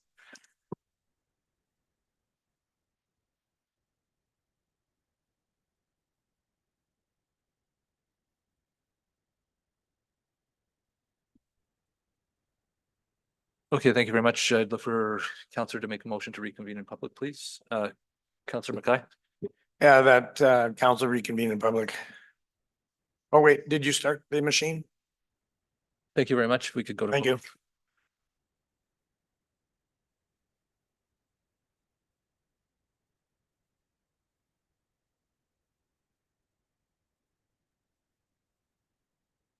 Just waiting on Councillor Cortash. Thank you very much. That passed unanimously. Go to an updated motion. Yeah, thank you. So, Mayor, just based on the information and the discussions and the fact that I'd like a little bit more information before it's discussed, I'm going to withdraw this motion and we'll look to see if something happens later on in the year. That's it. Thank you. Thank you very much. We will now move to, pardon me, 6.5, brought forward by none other than Councillor Hughes. Okay, so we're going to be amending that number from 33 to 75, Renee, if we haven't already. That administration add the appropriate revenue and expense amounts into the 2026 operating budget that will result in a $75,000 net revenue in photo enforcement cost center and reduce the 2026 tax base accordingly. Thank you very much. Before we accept the motion, are there any questions for administration? With that, we'll move it to debate and allow Councillor Hughes to open. I'm going to do this very briefly. So I know that in the questions, we discussed it with administration about how there was no photo radar revenue being attributed all in the budget this year. And I came back and asked them to what they were safely believe would be a number that we could attribute as to revenue. They initially came back at 33. And thank you to staff. They came back and reviewed the numbers a second time and said that we could actually increase it to 75,000 safely. And so this is fully supported by administration on what we can have as a safe amount of predictable revenue for photo radar this year. And will give us an opportunity to decrease the taxes. That's it. Thank you. Thank you very much. Any comments or questions from council? I don't believe there's any. We can move this to vote. Thank you. Oh, sorry. Would you like to close? No, thank you.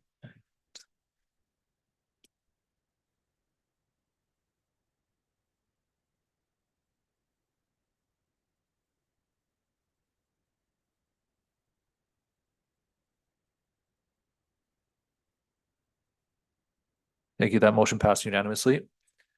We'll keep with the trend and move it to 6.6 with Councillor Hughes to bring forward a motion. Okay, thank you. I'm going to just change the funding source from the internal audit budget reserve to the stabilization reserve. So it'll go that the operational budget, operational audit for service places approved for up to 100,000 to be funded by the stabilization reserve and overseen by the internal audit committee. Thank you very much. Are there any questions for administration?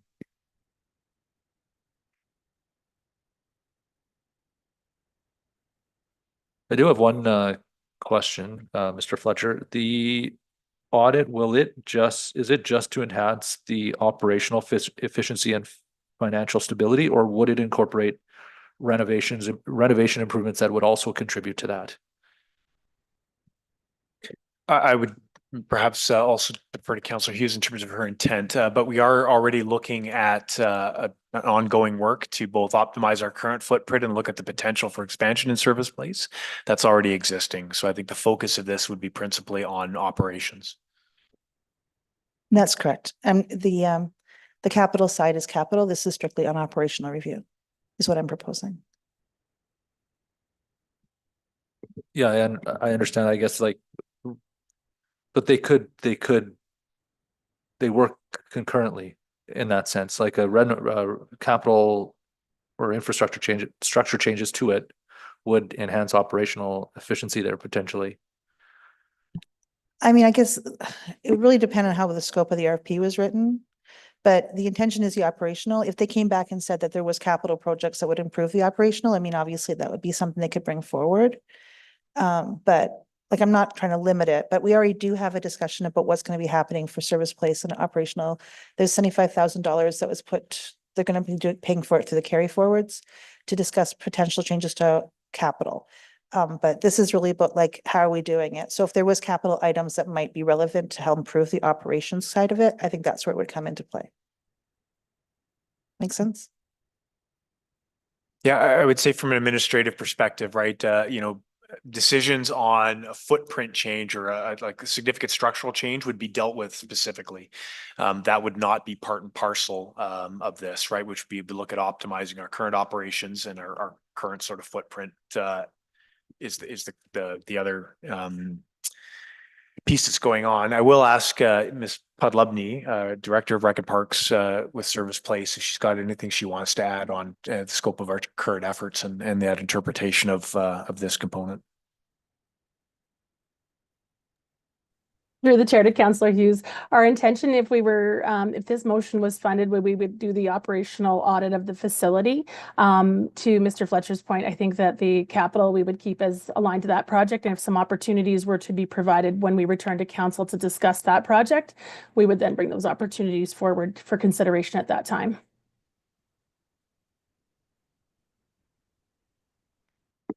Okay, I don't have any further questions at this time, so we can move it to debate, please. So thank you. So first of all, I just wanted to acknowledge the work that staff has done in the past several years to try to bring down that deficit that was happening with the Service Place. So this is not at all a slight on any of the efforts or what's been done even this year to recognize that. But this has been a focus of mine for a bit. So when Service Place first began, there's a $2 million deficit. It went up and down. Around 2015, it was actually break even, then started climbing. And about 5 years ago, it was over 2 million, going at 2.5 million, and actually predicting to be rising at that time. So at that time, I started challenging all of what was happening and just in general, what the deficits, et cetera, and staff have really come around and tried to bring down that overall deficit. And we've brought it down from 2.5 to last year, it was down to 1.5 million deficit. And this year's a predictive of 1.3 million. So again, thank you for everybody who's put that effort into it. Is not to say anything about that. But the intention behind this is that I realize that many places have operating deficits. And I also think that most of them have not done an operational review. So when we're trying to say to taxpayers that we're comfortable with $1 million or $2 million deficit, I really feel a lot better if we could actually say that we've gone through the operations and this is as efficient as we can do it. And I really feel that if we look at just asking staff to, from the internal side, to try to do something better, it's more challenging than if you have somebody from an outside lens that can come in and say, you know, this is what we're seeing as the best practices in other areas that you've not even aware of that might help improve our bottom line and decrease the total operating costs. Now, there may not be anything. I've never seen, however, any audits that have not been able to find some level of improvement and definitely give you an ROI on that investment. And it's not about us not wanting to do it or having staff not have, be capable of doing it. It's about just an outside lens. It's about just a really a fresh look at something. And these people, that's their job to look at it. Staff's job is to try to run the show. But having somebody come out and say, this is something that we can actually look at, and this might be just a pause for thinking about something, how we could do it better, I think will only help us. And ultimately, if they come back and say, this is as efficient as we can do it, well, then we can tell taxpayers this is as efficiently as we can do it. We can justify, or at least be able to look them in the face and say that we've done everything we can to justify the deficit at whatever it is. So that is the intention behind it. The Internal Audit Committee right now does have audits being planned. That doesn't mean that we can't do more than one audit in a year and try to stagger it. The current audit that's being planned was approved in September to move forward early this year. So the timing of this can come in to figure out what would be working best for everybody. But the reality is that the audits that are happening right now are what we call advisory. They are looking at the snapshot and they're looking at a long-term plan, but not really looking at the operations of any one area and then saying, here's how the efficiencies could be found on that area. So from an audit planning perspective, this is actually a hole that's currently in our current planning of being able to do that. And this is just an area that I personally think that taxpayers have been subsidizing now for decades. The last time they had any type of reviews in 2008, which was the year after it opened. And I'm assuming that things have changed in the past 18 years. And it would not be too soon to go back and have another look at it with a fresh eyes. this is not, to be absolutely clear, in any intention to go back and start looking at a witch hunt or trying to put blame fingers or anything of the sort.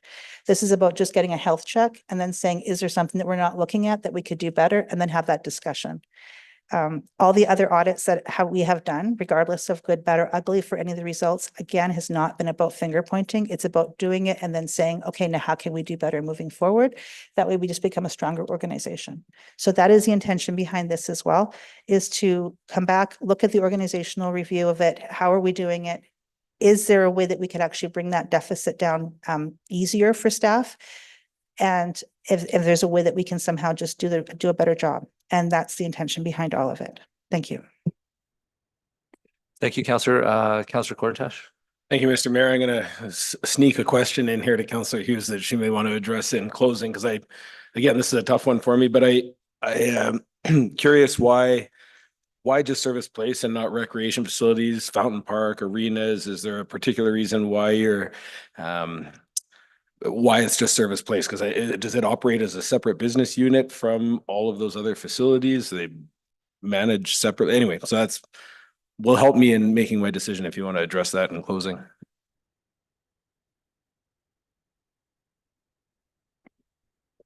Thank you. I would, I guess, maybe add to some of what Neil said in terms of expanding it, not just to that, and why not. The other part is, I understand the underlying, I guess, desire to have this done to run that facility as efficiently as possible. I've spent, a considerable amount of time in there, I think, just by looking at it. And I don't look at huge capital projects to change it, but I would look at renovations in there that would certainly enhance the efficiency of how that facility is being run.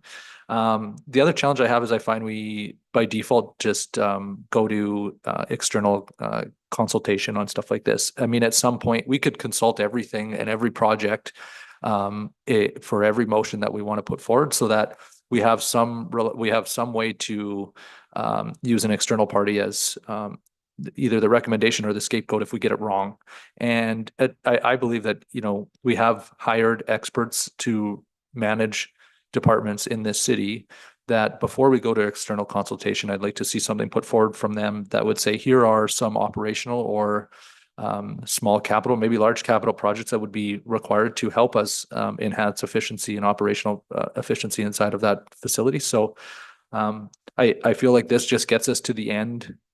We're trying to get right to the end without doing some work internally to figure out what that is. And then if we feel we need to enhance it, we look into bring kind of external counsel to help us. So just my comments, I guess. I understand that, the desire to put this motion forward. I just feel like it might be a little premature. And I don't think there's any, unless there's any other comments, I would put it to Councillor Hughes for closing. Thank you. So I'm going to challenge you on being premature. I've brought this motion forward several years in a row now. So I started putting forward this motion when the deficit was over $2 million, and staff have worked to try to get this down. So again, I want to acknowledge the work that's been done to date. However, the reason for Service Place on its own is it is an isolated unit. It is a standalone unit that, when it was built, was promised to have a zero, like it would pay for itself, a zero deficit on an annual basis. And it did achieve it for 1 year. What happened between that 1 year and today, I don't know. Why everything went from a 0% subsidy to millions of dollars a year subsidy, that is the question mark. Now it's coming down, and I appreciate that, but there certainly has been work, and I have challenged staff to do it. But I also really feel that we're not going to get there unless we have some outside view on this that has a look at and says, look, this is, and they may come back and say, you're doing everything the best you can. You've worked for the past 5 years to try to get this down. I have done that challenge to staff to try to get that down. Or they may come back and say, you're doing great, but here's a few other things that you can add to it. And therefore, again, from a taxpayer point of view, when we're asking taxpayers to subsidize a unit for 1.3 million that was not supposed to be subsidized when it was first built as a proposal, we should come back and be able to justify the decision. Now, Ernst & Young did a review of the entire city in 2020, but they did not do a review of Service Place. So the operational review that covered the entire city excluded Service Place. And I deliberately asked about it after it was put forward, and they did it, and they did not review Service Place. So that's why, again, they say the only operational review was done in 2008, where I was a lot younger. So when I look at this, you look at what the value of this internal auditor, they're going to be looking at the processes. They're not just looking at the numbers, they're looking at the processes to see if the processes are as the best they can be. It provides an entirely different outlook than what you can do internally, which is why the internal audit has such value on any of the long-term or short-term planning purposes. So when I look at this, it's an opportunity for us to, and I will bring it forward again if it doesn't come forward now, because this is an area that we promised taxpayers a result that has yet to been achieved more than 1 year in a row. And any operational audit that's been done anywhere, we did an audit for the library a few years ago, and they swore they were as efficient as possible. And they came back and they were able to find some savings. Was it a huge amount of savings? No. Did it more than pay for the audit? Yes. So, and at that point too, there was questions like, well, should we just cut their budget by 50%? Because again, the Ernst & Young report came back and recommended that. We did the audit, we looked at it and said, know what? No, there's a couple of things that we can do. The rest of it is justified. And then we could again go to taxpayers and say, we've done that deep dive. We can justify the expenses we're currently paying for the library. I'd like to be able to do that same level of assurance to the public on this facility. The reason why the Service Place is also different than the pool is that the pool doesn't have multiple areas to get revenue back, whereas we have multiple areas within Service Place that provides revenue opportunities. And the other one has a pool and a few other rooms. This one has been designed in theory to produce a zero-sum game. And I would love to just hear, is it actually possible? Or was this ask in 2007 just absolutely impossible to happen? If that's the case, then we would actually know. So that is why I'm asking for this yet again, is because I absolutely appreciate the work that staff have done. But I also feel that until this question comes to an answer, which is someone has looked at it from the outside and they've said this is either best or this is how I would do it better and bring it forward consideration, we will never have that answer. And $100,000 I feel will be paid for in spades. Like within 1 year, you'll have that paid for if we just look at something slightly different. And that's an investment personally that I'd like to make. That's it. Thank you. Thank you, Councillor Hughes. I understand that was your closing, being that this is the committee of the whole and there's a little bit more informality. If you are okay with it, and I would respectfully understand if you're not, but I do have another question for you. I would open it up to the rest of council as well.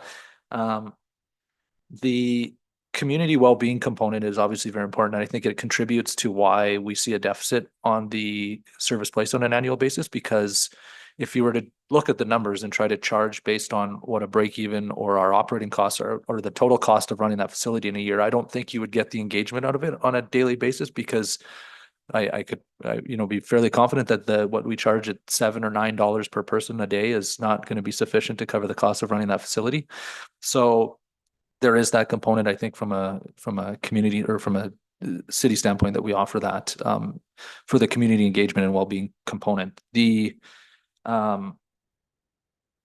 the $100,000 be paid back with a consultant coming in? I would gauge they are going to come back with recommendations, because I don't think they'd be in business very long if they came back with reports that didn't have anything that would provide a benefit to us. So I do get it. I think you make some really valid points on what we need to do. I would just challenge that, looking at the operating costs of that place, predominantly being just what it costs to run it from heat, water, power, and keep the lights on, is going to be the largest component of it. So I don't know what we're going to anticipate to get out of it. I guess maybe the RFP will clarify those expectations. But I appreciate your position and the focus on what we're trying to achieve. I just don't know if this investment is going to achieve it, when I'd be confident we could probably figure that out on our own. And respectfully, I'll let any other councillors ask any questions, but thank you for taking mine. Okay, we can move it to, thank you. Sorry, can I respond to that a little bit? Sorry, yeah, please. Sorry, I was just waiting to see if anybody else want to talk. So the reality is there are some fixed costs and there's some variable costs. The reality also is that it was over $2 million a few years and now it's down to 1.3. So can we do better? Yes, because we have. Can we do better still? I think so, yes. But we're asking staff to do something that really is not in their wheelhouse. The wheelhouse of trying to figure out the absolute operational efficiencies is done by somebody that we pay money to do, that's their whole-time job. And asking somebody to try to do this while they're also trying to run their own facility and then also try to find efficiencies in some ways is a handicap to them. So they've gone pretty far, and I think that if we go further, we're going to need outside assistance to do that. And there are fixed costs, but there are variable costs. And what will they find? I don't know. That's why I'm prepared to put money to try to find it. That's it. Thank you. Thank you very much.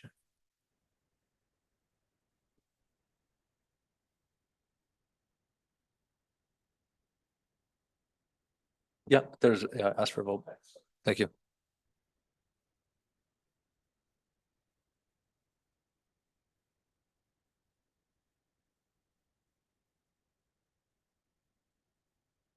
Thank you very much. That motion passes 4-3. I know it's gonna with Councillor Bermansky, Councillor Clark, Councillor Hughes, and Councillor Cortash in favor. Myself, Councillor Mackay, and Councillor Patrick against. Okay, if he has a voice left, we'll move it to Councillor Mackay for 6.7. Yeah, that's why I didn't get involved in the last conversation. So I will put it on the floor. Sorry. That the library community outreach assistant be funded with the funding source coming from the municipal tax levy. I don't know whether Neil wants to put an amendment.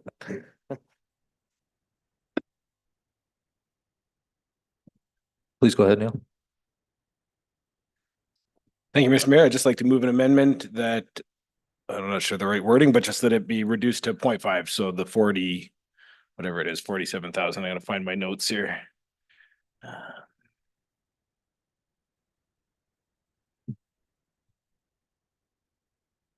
I know. Too many documents with notes here. Hang on. 46,500. I'm just trying to find where's my library? So it's not the math I'm trying to find, it's my notes on the motion, but. Yeah. So should we be putting that exact amount into the motion? Yeah, just that it be half of the request, 46,000. Yeah, so the amendment is a 0.5 FTE at half the budgeted amount. Correct. Is that Yeah. correct? Yeah.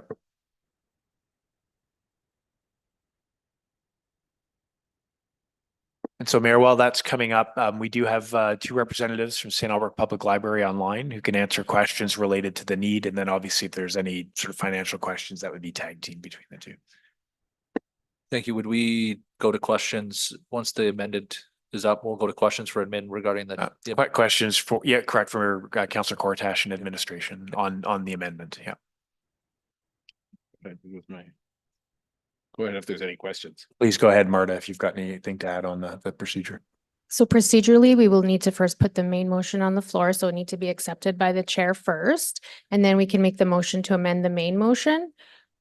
And we would vote on the amendment first. So the questions of the folks from the library can be related just to the original motion that was in the agenda report, or you can ask about both of them, but the until it's accepted by the chair, there is no technically motion to be amended yet. So it's just a little bit technical and a little procedural, but we will do the main motion first, put it on the floor, and before we vote on it, there's a motion to amend it. We'll vote on the amendment first, and depending on whether that passes or not, then we will vote on the main motion.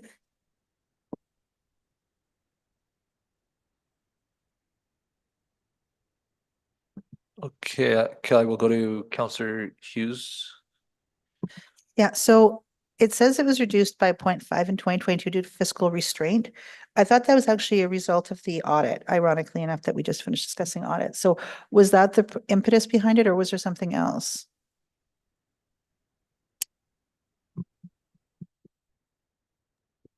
So apologize, I think to Rhonda and Lisa, please go ahead. Questions will come direct to you if that's all right. Thanks.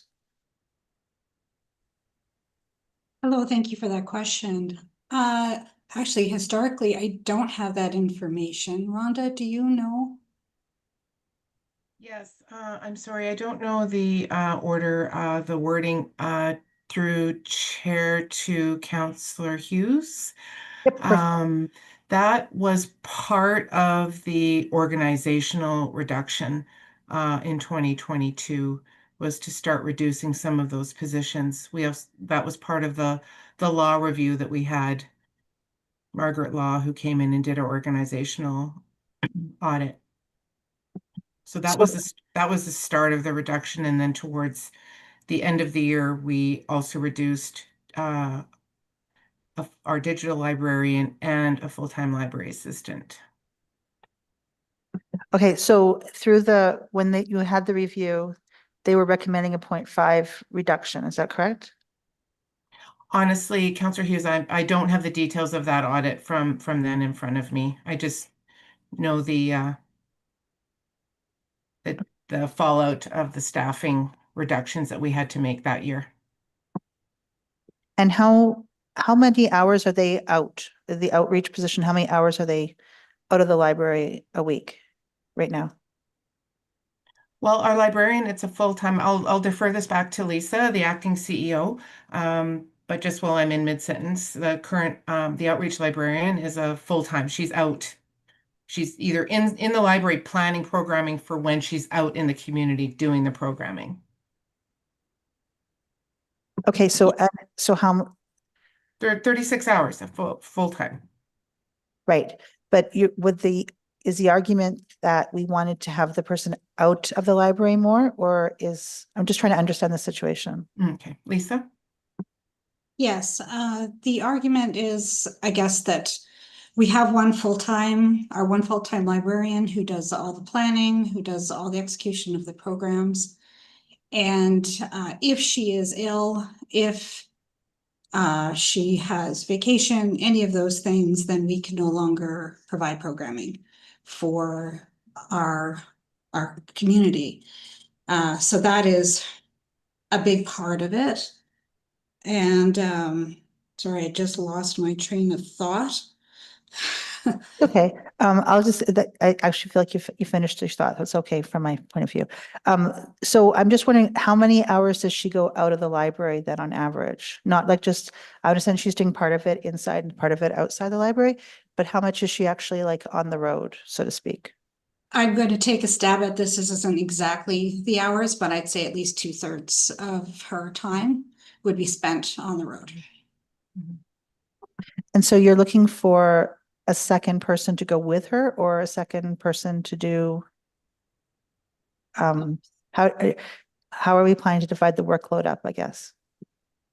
So actually, I just had a comment from our librarian, Stephanie Fermensky, about 70% of her time is spent out.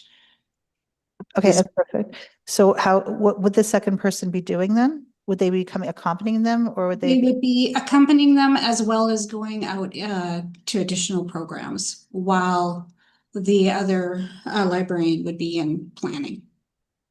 So we would increase our programming, having the additional library assistant. Okay, so the first person's on the road 70% of the time, so the second person would be on the road for 30% of the time, or when you're planning to have that van parked 0 minutes. That would be nice, yes. Okay, so the additional person would be doing the other 30% of the time frame, or would they?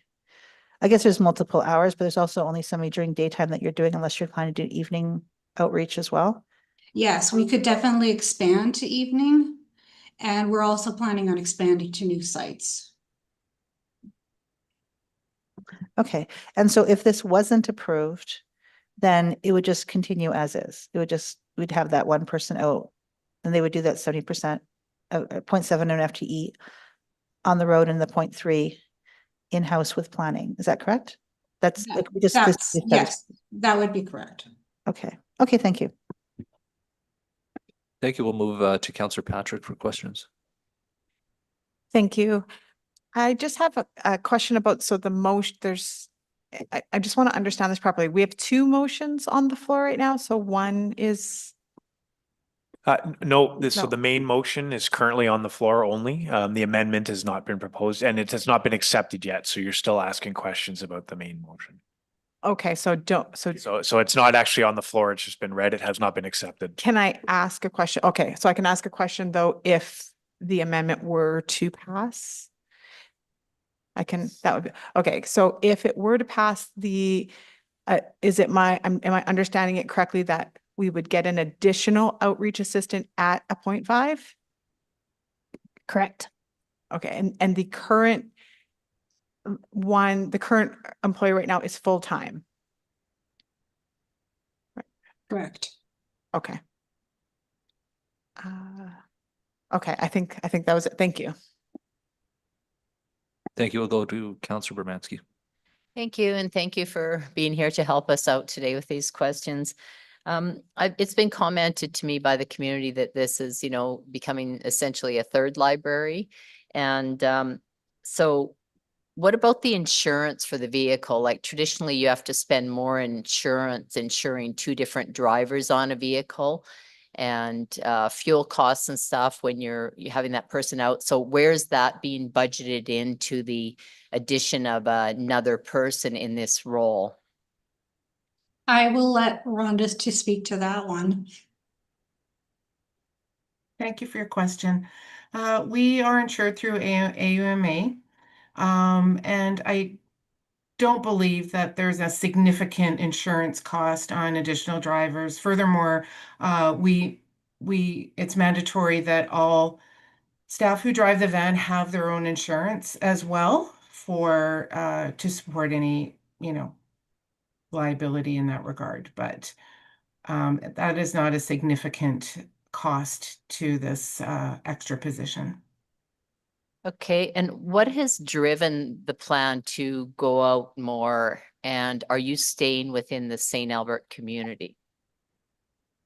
Yes, we are getting more and more requests from community members.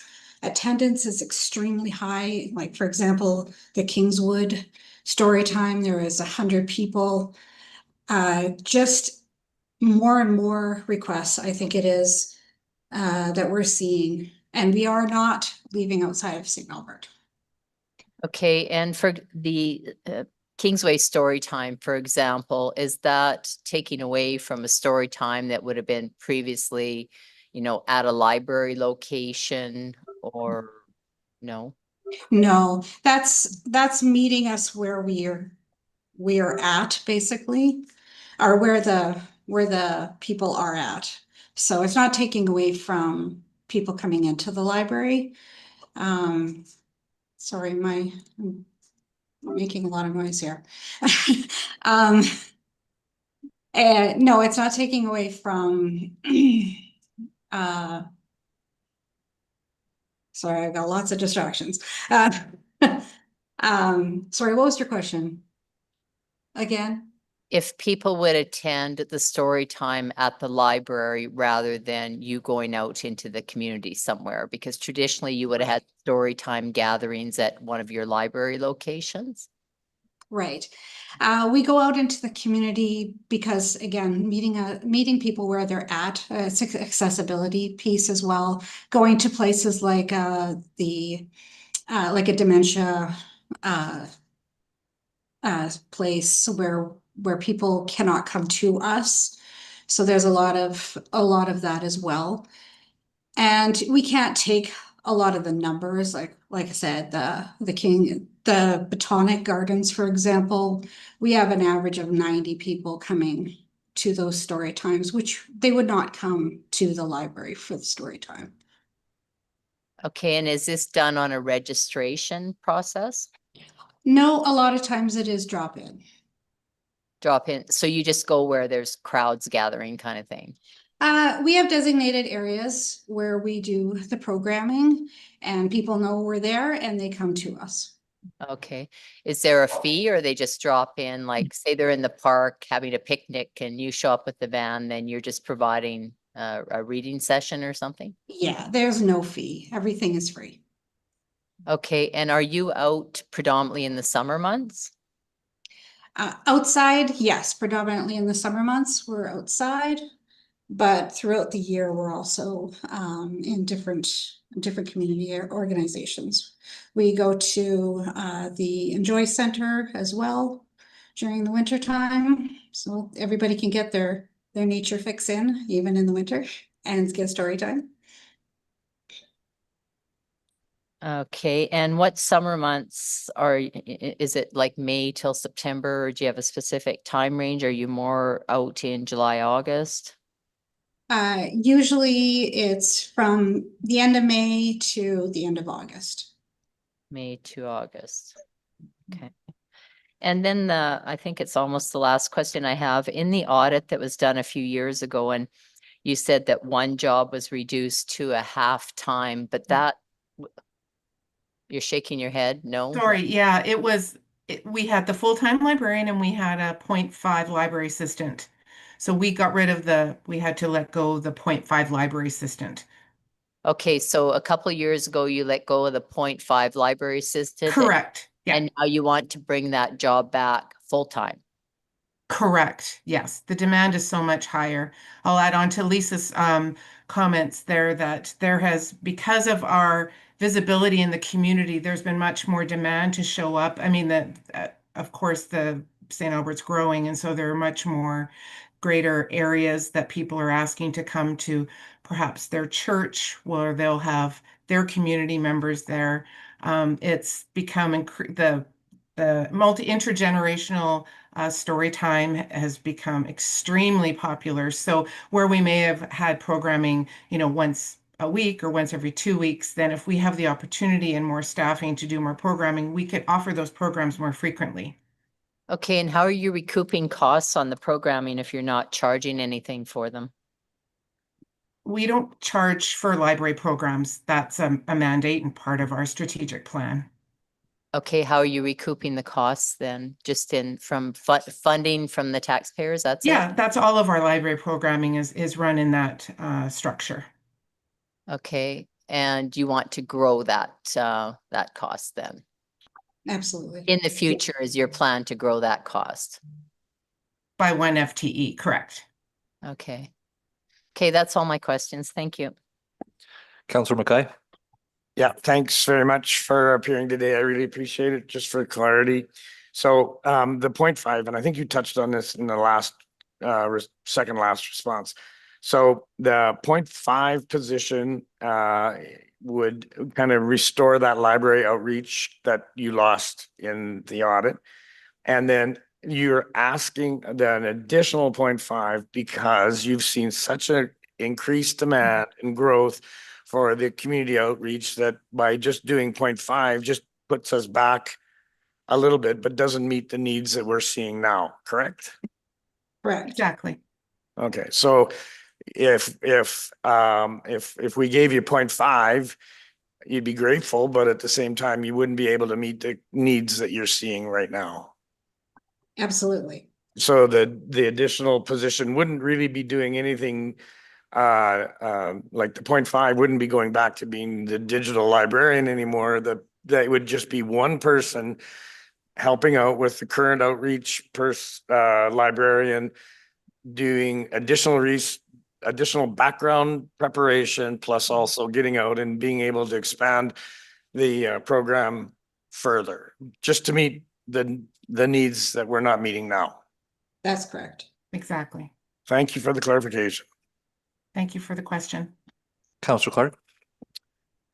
You mentioned, I believe, an outreach van. So if you have 2 full-time staff in an outreach position, how do they, are they going out on alternate days? Do you have a plan to be able to have them both out at the same time in separate locations? I mean, I'm not sure what the plan is for that just yet and how that would work. But again, it would be to have the 2 of them out there when needed with the larger crowds. It would also give the current outreach librarian time to prepare. So while she is preparing for programs and making programs for these new areas that we wanted to explore, then the other library assistant would be out doing the programs. So there would be like 30% more time that the one library assistant would be able to get out there and do the work while the outreach librarian is in doing programming as programming prep and planning. Thank you. Counselor Bermansky. Thank you. Another question. You mentioned that the current full-time spends a portion of their time planning projects. So is the planning an initiative to create events, or is it a response to some sort of request? I would say that's all of the above. Right now, we're doing some initiative work, but we can just barely keep up with the need right now. So there's not a lot of innovative things that can be happening because we're just keeping up with the need. Okay, and is your need specifically more to seniors? Like, I'm not understanding why the groups wouldn't come to the library, you know, like say it's school kids or a group of, you know, for many different things, right? I understand at public events, you know, it's different. You're advocating or programming or going to them, but in specific requests, who would that be? So going out to the neighborhoods lower income neighborhoods, for example, that are further from the library where they're not able to come in as easily. A lot of people don't know what our services even are. And so getting out into the community and telling them what we do and showing what we do is part of how we get people into the library as well. So that's a smaller piece to it, but it's ensuring those kids, for example, who, if we're walking through the lower income neighborhoods, doing programs in those areas, that they have the opportunity to do some literacy, you know, think about the library and potentially bring them in the future as well. But this isn't just for programming for children, it's also for the seniors. It's we work with Further Ed as well for programming and outreach. So again, going out to the community where the need is. Okay, and to do events out in the community, would that not be in off hours? Like you wouldn't be visiting groups of kids when they're in school during the day? So is it weekend and evening? Like when are these events scheduled if it's 70%? Right now, these are daycares and preschool for the most part, because we do only have one outreach librarian who can only work during the day, although she does do some weekend special events and evenings. But with this second library assistant, we will be able to open up our services to evenings and weekends as well. Okay, thank you. Counselor Patrick. Thank you. I guess I just want just a little bit of clarification. So if I'm understanding right, so we have one person right now that basically is carrying the entire program. So she's planning, she's going out, she's implementing on her own. So if she has a sick day or a vacation day at this time, the entire program shuts down. Mhm. So even if you have programs planned, she gets sick, she's out of work. Sorry, I'm saying she or he is out of work for the week. You would have to cancel those programs. Is that's correct? Yes, pretty much. On rare occasion, we can pull a children's staff member, but that doesn't work because we have them doing work here in the library. So I'd say 95% of the time it would be we would have to cancel the program. Okay. And so with another full-time assistant, you would foresee that so this obviously would be able to get vacation. We'd still be able to run programming, but we could also possibly have programming at more than one location if one person was able to handle. So we could actually reach more people. Yes, absolutely. Okay. Okay. Thank you. That's everything. Thank you very much, and certainly appreciate your time and effort with the presentation today. I don't believe there's any further questions, so we can accept the first motion and open with commentary from Councillor McKay. Actually, go ahead, Marta, you can step in. I mean, we're just talking about the main motion. So if you've accepted the main motion now, if you're still going to put forward your amendment, now's the time to do it. Yeah, so we can do it that way. We can do the amendment and then just debate the amendment and then go to Councillor Mackay after. Okay, sounds good.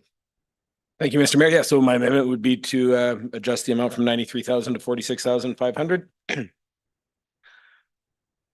Which is, I guess, 0.5 FTE. And just speaking to it, a friend of mine has suggested that this motion is a little bit in the weeds and administrative, and I have absolutely no desire to prescribe 0.5 FTE or full-time FTE or whatever the library can spend the money as they see fit. However, I'm just looking at this from a bit of a fiscal responsibility perspective. Currently in the funded budget, we're at 3.6% increase for the library. If we add the $93,000 to the business case, that brings it up to 5.3%. And so just I'm looking at splitting the difference here, looking at about just over a 4.4% increase. If we fund half of this, they can use those resources they like. So I don't know, Marta, maybe I don't know if it's splitting hairs here. It's not technically 0.5 FTE. My motion would be just that the motion be amended to be 46,500 instead of the 93,000. I don't want to.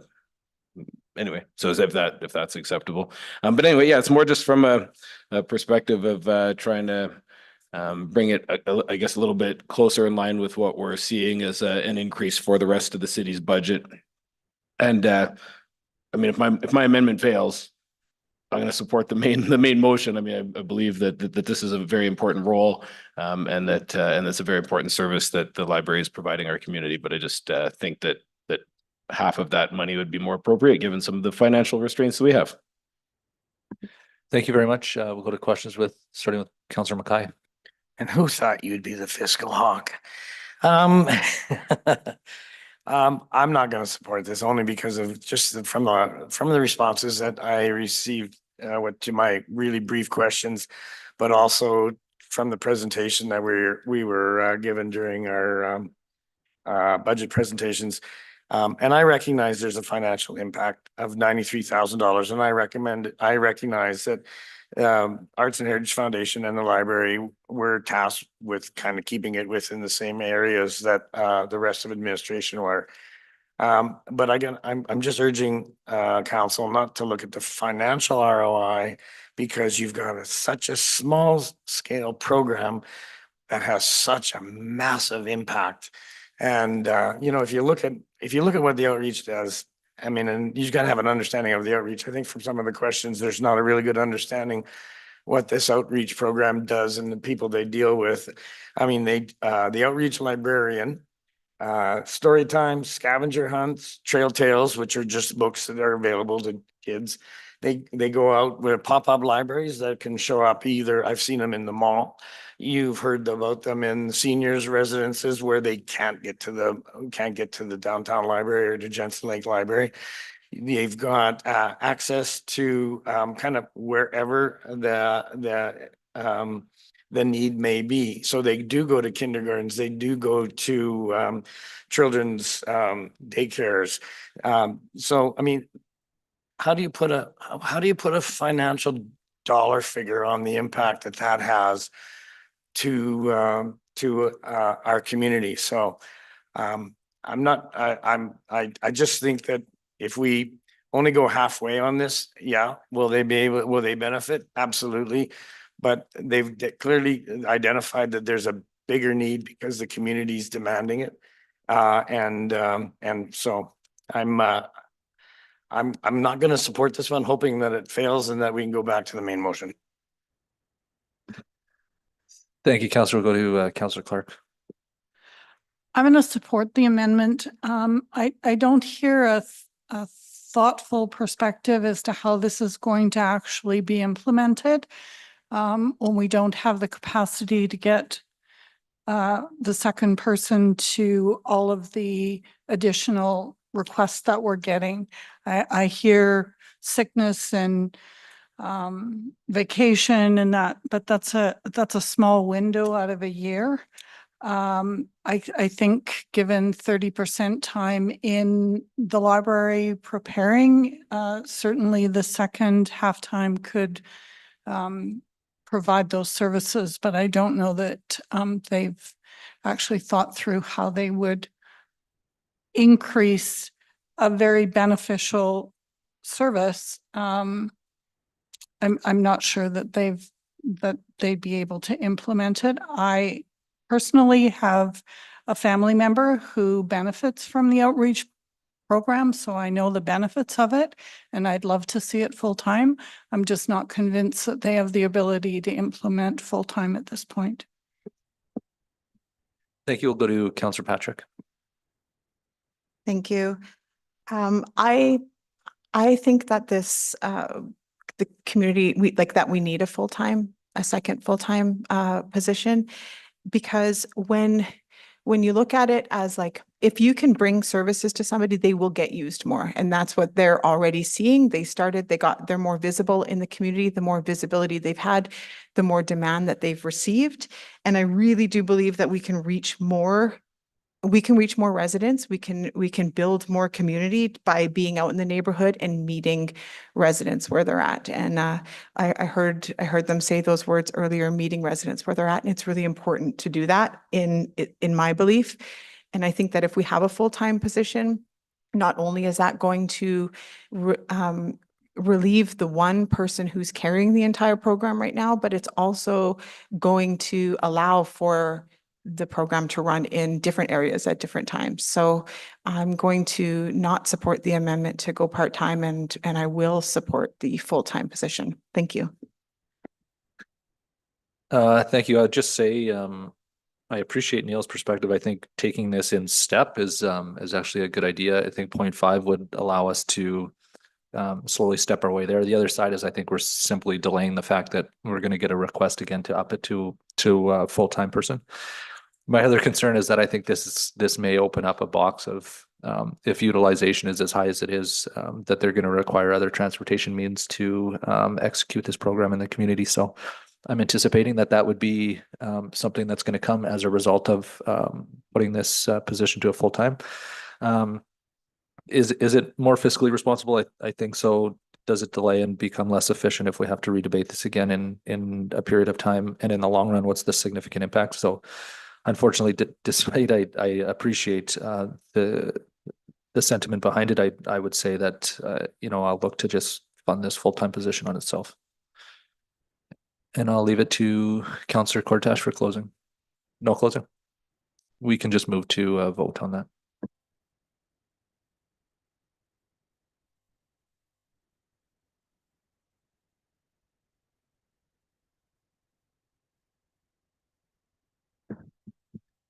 That motion has passed 4-3 with Mayor Olivieri, Councillor McKay, and Councillor Patrick against, with Councillor Bermanski, Councillor Clark, Councillor Hughes, and Councillor Cortash in favor. So Marta, we now just have to amend the. Yes, so the main motion has been amended. So what we will put up on the screen is the result of that vote, which is now the main motion to fund a position for library community outreach assistant for up to $46,500. Thank you. Councillor McKay. Yeah, I can put that motion forward, and I don't need to read it in. Thank you. I believe I have no comment. Okay. I don't believe there's any other comments, so we could simply move this to vote.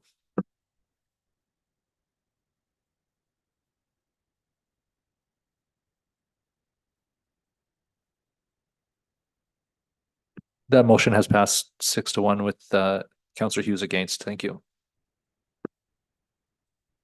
Okay, the next two are already approved on consent, 6-8 and 6-9, so we can move to Councillor Bermanski with 6.10. Is there any value of reading those in, Marta, just to say that what they are? It's not required. It's up to the chair's discretion whether to do that or not.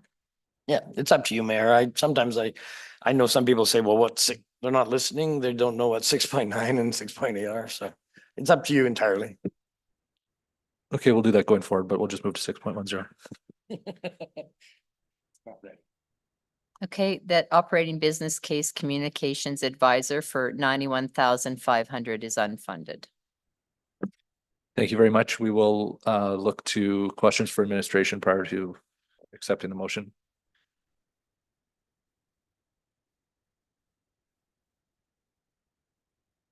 Counselor Hughes?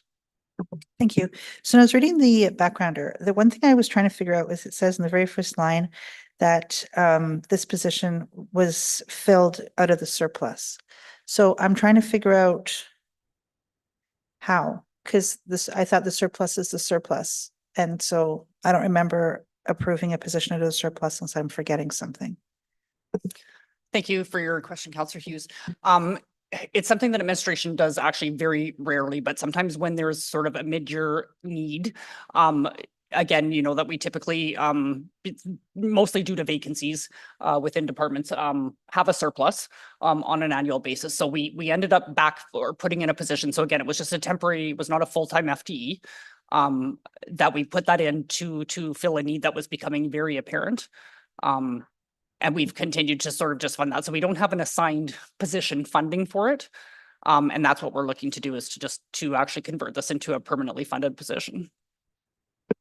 Okay, so if I hear you correctly, so what happened was we had some vacancies that then accrued extra money in that category, in that department, and then we filled those vacancies, and then with the extra money from the non-staffing, we hired another person for part of the year. Is that what I'm hearing? I wouldn't say necessarily from non-staffing, but from maybe vacancies from other areas of the city.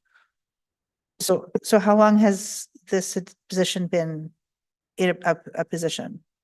I will ask Mr. Pearson to correct me, but I believe at least about 2 years.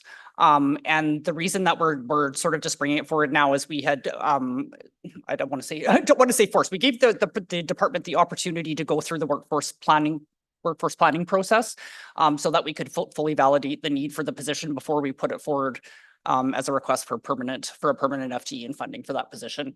And then Mr. Pearson, I don't know if you wanted to add to that or correct me if I'm wrong on the timelines. No, Diane, you got it. You got it perfectly. Nothing to add. Thank you. Okay, so there must have been a large surplus if we could afford to support somebody for almost 2 years. Is that, or did it come on this past year? 'Cause it says temporary 2024. So is it the 24 surplus, or do they start in 2024? So if I could just clarify as well. So what we did was we also put it to council as part of the carry forward. So we did have, from that year, we had approval from council to carry forward that money to continue funding that position on a temporary basis. Okay. You're telling me I got to read those carry forwards even more closely. I just wanted to be aware of it. So what is this position doing right now? That's like the problem I'm having with the backgrounders in general. This is just general feedback, is that it's too vague. I guess it's similar to what the chamber was saying, where they're like, show me where the problem is. And I'm not that there isn't a problem. I'm just asking you to show me where the problem is. So, Mr. Fletcher, I'm sure you're going to redirect it because I'm not expecting you to have that problem off the top of your head, but what problem did this position solve? Yeah, thank you for the question, and I will defer that to Mr. Pearson. Thank you. Through the chair to Councillor Hughes, this position is a communications advisor position. And what that position does is they work with departments to come up with their strategic marketing communication plans for the year, as well as to help departments plan for emergent communication needs. This position primarily, it spends a lot of their time working with community services. Prior to consolidation a couple of years ago, community services had essentially one communication advisor for the sort of culture portfolio. There wasn't identified resources for the FCSS side of things, and a lot of the marketing communication was reactive. Not all of it, but also done sort of off the side of other folks' desks. So when we consolidated and looked at providing equitable service across the city, this was a major need that was identified, and that's what that position does. So they spend a lot of time working with CS and the FCSS folks and creating those strategic marketing communication plans and tactical plans. Okay, I think that makes sense. So just so I know I heard what you said correctly, Paul. So basically, the community services department didn't have a dedicated communications person to help them, and so before that, it was you don't have that many people in the department. Like, so who was doing this job before this person took it over? What was their other person's portfolio, I guess is what I'm It asking. was one person who was doing both culture and the FCSS side of things, which is a huge ask and a lot of work. And so we brought in this second person to support the entire work of the CS department. Was there a lot of overtime happening or? There was a lot of overtime happening, and since bringing this position on, we have reduced that unfunded liability of overtime quite a bit, to the point where I don't think we appear on finances or HR's list report naughty list anymore. Okay, thank you. Okay, I don't believe there's any third questions, so we can move this to debate and let Councillor Bermanski open. Thank you. And this is another one of the positions that I brought forward, just so we aren't setting a precedent of consistently having people placed in a position for a period of time from funding that's, you know, a surplus or in place, because what we're creating is the transition to full-time. So it's happening budget after budget that we have a temporary position funded out of some other means, and then the ask comes forward for a full-time employee. I've been asked by the public to try and find anything in the budget that's not creating another full-time employee. Our operating costs have soared, and I hear it over and over and over. So I tried to be diligent in picking ones that I found that were not concise in the need and absolutely necessary.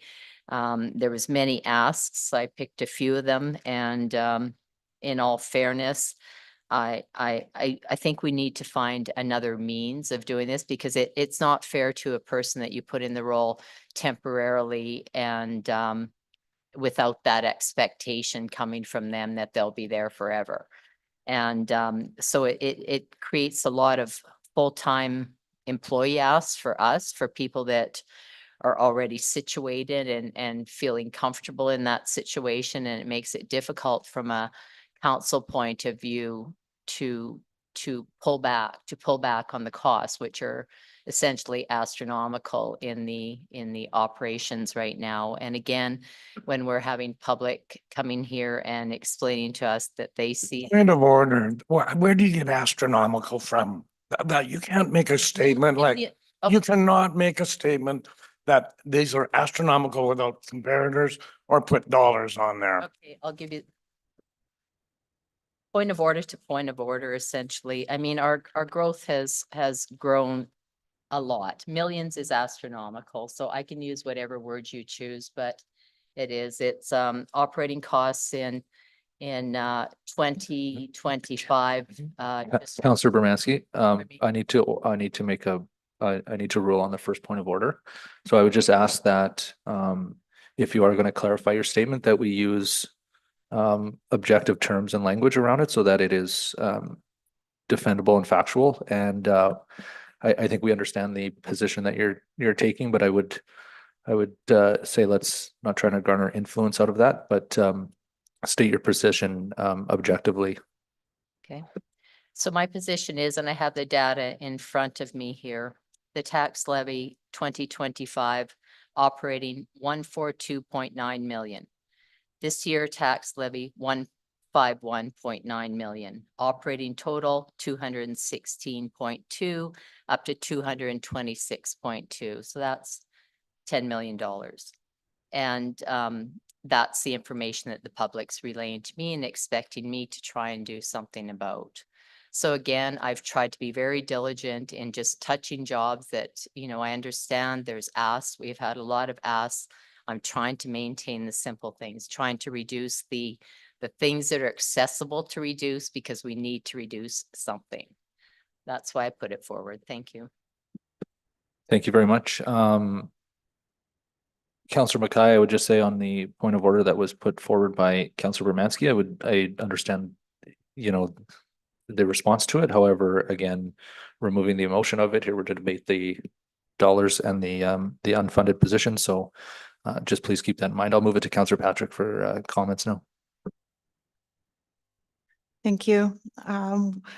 I just wanted to comment that I actually appreciate that we run like that we do a part-time position to begin with, because I think that that helps us to assess the need. And it's, instead of going into a full-time position, we're able to say at the end of that whether it's needed to go forward. And then I wanted just to comment that we are a growing community, and I think our residents have really high expectations on us. And that means that we need to ensure that we're doing the work in the background that people don't always see, and that's getting done in an efficient way. And so, yeah. And so I just wanted to say that I think that it's like I would support this just because I think we need to be ensuring that we're doing this stuff in the background and not always I lost my train of thought there, but doing the work, yeah. And just making sure that we're efficient and getting the job done. And sometimes I know that can be difficult to see, we sometimes just see numbers, but yeah, anyway, that's it. Losing my train of thought. Thanks, Councillor Patrick. Councillor Clark. I won't be supporting this motion to unfund this position. I think that it's already apparent that it's required. It's already been implemented for a couple of years, or almost a couple of years. And we all made a commitment to our residents to be open and transparent, and that comes from our communication department. And if we're going to defund or unfund and this position becomes null and void, then ultimately we are not standing up for the transparency.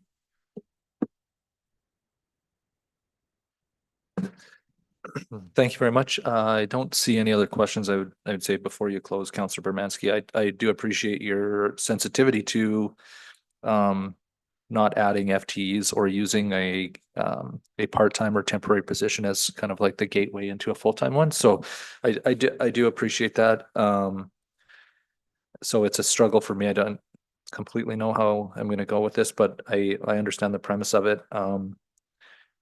In other sectors, you're forced to do more with less, and it feels like not just this specifically, but sometimes we're getting caught with an ask all of a sudden turns into an FTE, and we don't always know exactly why. So to Councillor Hughes's point as well, I'll leave it with you to close, and then I guess we can move it to vote after that. Okay, I don't think I have anything further to close. As Councillor Mackay said, if I'll use the term "in my opinion" going forward, he won't mention the the point of order. So I'm fine with that. And if it's taken in another sense, that's fine as well. So again, I respect everything that's done by staff, but I have to respect the public in that we need to tone down in some areas. And I'm trying to find areas that I think just might work. So hopefully staff will, or council will support me on that. Thank you. Thank you very much. We can move it to vote now, please.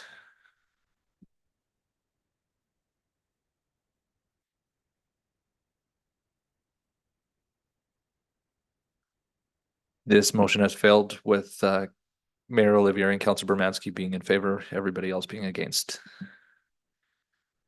Okay, we will move to 6.11, which is Project and Change Management Advisor position. This has been brought forward by Councillor Bermanski.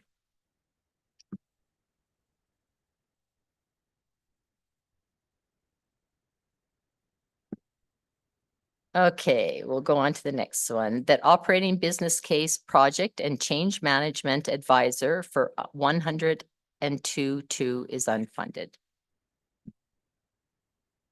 Thank you very much. We'll open it for questions for administration before put it on the table. Councillor Hughes. Thank you. So we have how long has the position that we do have on that project? There's a current, what do they call it? Oh, no, I'm thinking of a different one right now. Okay, the project management. So for this one, let me just gather my thoughts because I was thinking of another position this time. This is basically splitting Daria's position in two, or is it adding to it, or can we I know I named a person, but I didn't mean to, but I'm just trying to, are we splitting that function in two? Or are we doing something different? Yeah, I'll let Ms. Slokar add on to it, but this is an addition to add additional capacity to that area, but go ahead, Ms. Slokar. Okay, thank you for your question. Yes, we have seen an increase in demand. So there's really a need to add additional capacity so that we can continue to do this properly. And it also provides a bit of capacity to provide more of a leadership to a team and focus on other areas such as long-term planning that we also talked about today. Okay, so I'm just going to need you to break it down for me a bit better.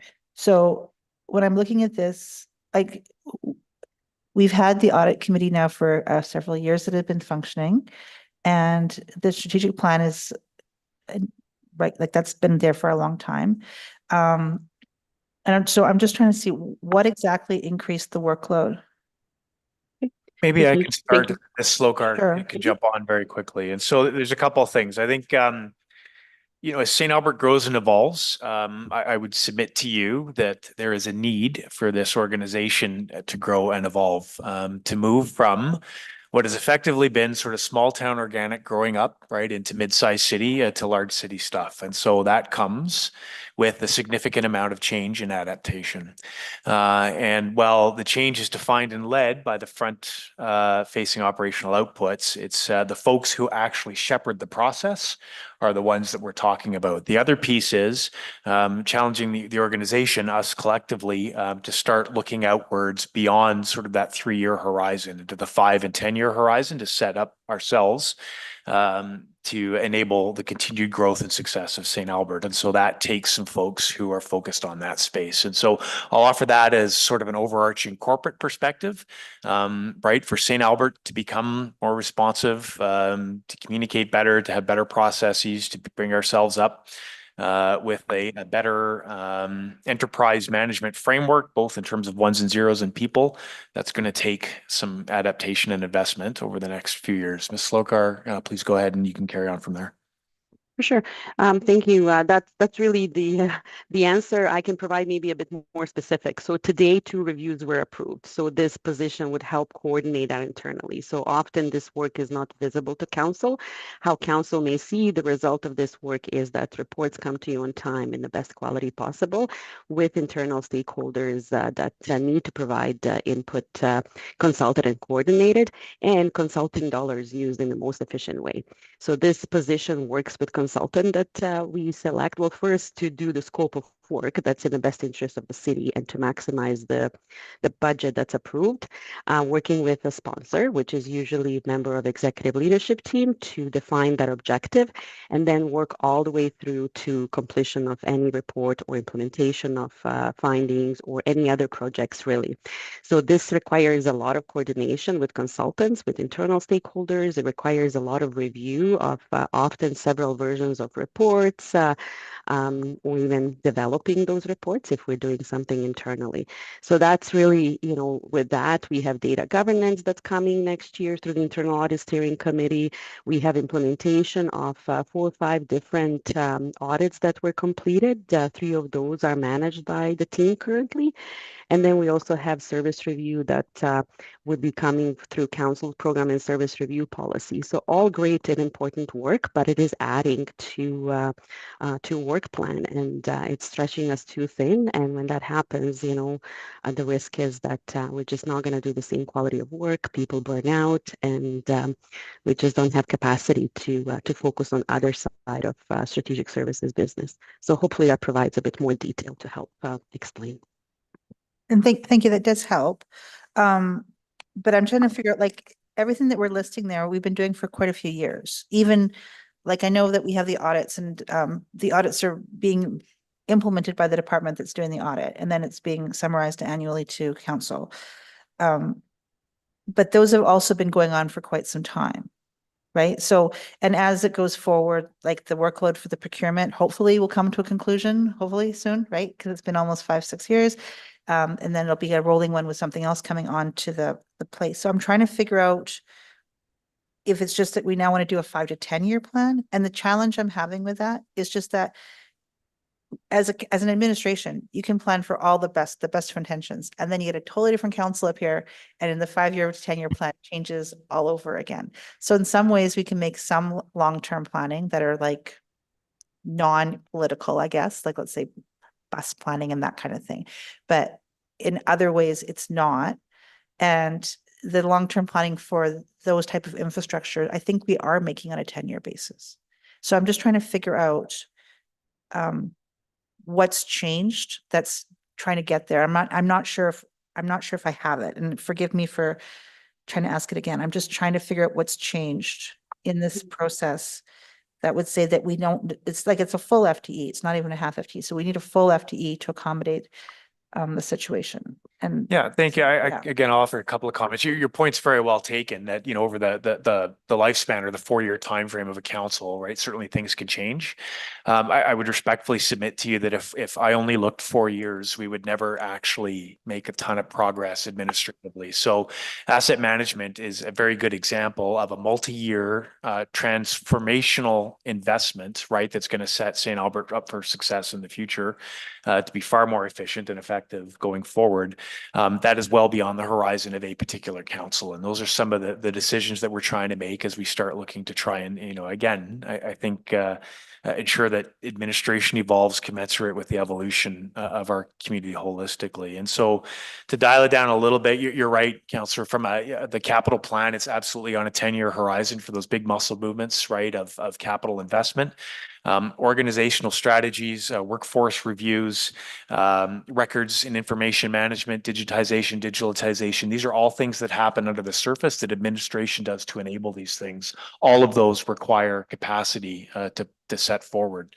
And so Ms. Slokar, you can certainly jump in if you've got anything to add, but there's a number of things that happen just below the surface to enable delivery on the strategic plan and beyond that do take up capacity and candidly, we're putting a lot of them through the system right now because I think we're at a bit of an inflection point would be how I'd sort of typify it. Daria, please go ahead. I think that's it covers that you mentioned, Imam, so maybe I can build on that. So part of the role of this position will be to actually provide change management expertise on that particular project. So again, like we're experiencing more complex projects that we're dealing with, and implementation of technology. It's critical that the organization is ready for any impacts of that new system on processes, people, everything else. So having a dedicated resource rather than somebody trying to do it aside of their desk is very, very important.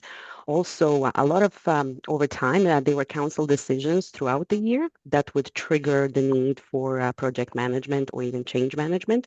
So some of the work will come through that as well. But I think it's the frequency, the demand and complexity of projects that we have. And I recognize that this work is most of the time internal and council cannot see it, but it takes quite a bit of resources to implement certain initiatives or council direction. Okay, thank you. And I realize that, there's often the hardest, the most work is done underneath the scenes, and it's what we see at the top is the top of an iceberg. I understand that. Thank you. Thank you very much. Maybe you can just clarify so I understand this correctly. This role is currently being done by the management or senior management level as they can because that's the way it's been going, and now it's a capacity issue, and we need dedicated staff to do this. Correct? That's go ahead, Maria. I was just going to say, yeah, correct. And then the part of the change management is what we're seeing the need and value of more. So it just requires more dedicated capacity for that. Thank you. Where would this role fall in on the organizational structure? Thank you for your question. It falls under finance and strategic services. Okay. And can you quantify what we've spent on consulting services for this or outside services for this in the past? Have we brought people in on the change management side to help us? Should I go ahead? Sorry. We have not spent consulting dollars because we've used internal resources. So continuing to use internal resources is most effective. A couple of years ago, we provided training for change management, and we're building capacity internally so that more positions across the organization can help rather than pay consultants to do this work. So to date, we haven't, for change management, we didn't have to really pay consultants. We're doing it internally. Okay, thank you. And lastly, maybe just clarify my assumption that there are projects in the queue already that this individual would participate in, as well as you're confident that this individual will be working at that on a go-forward basis. There's not gonna be project and then wait, and then like there's enough there operationally for them to be full-time. Yeah, absolutely, Mayor. Okay, thank you. I have no other questions, so we can move it to debate and opening with Councillor Bermanski.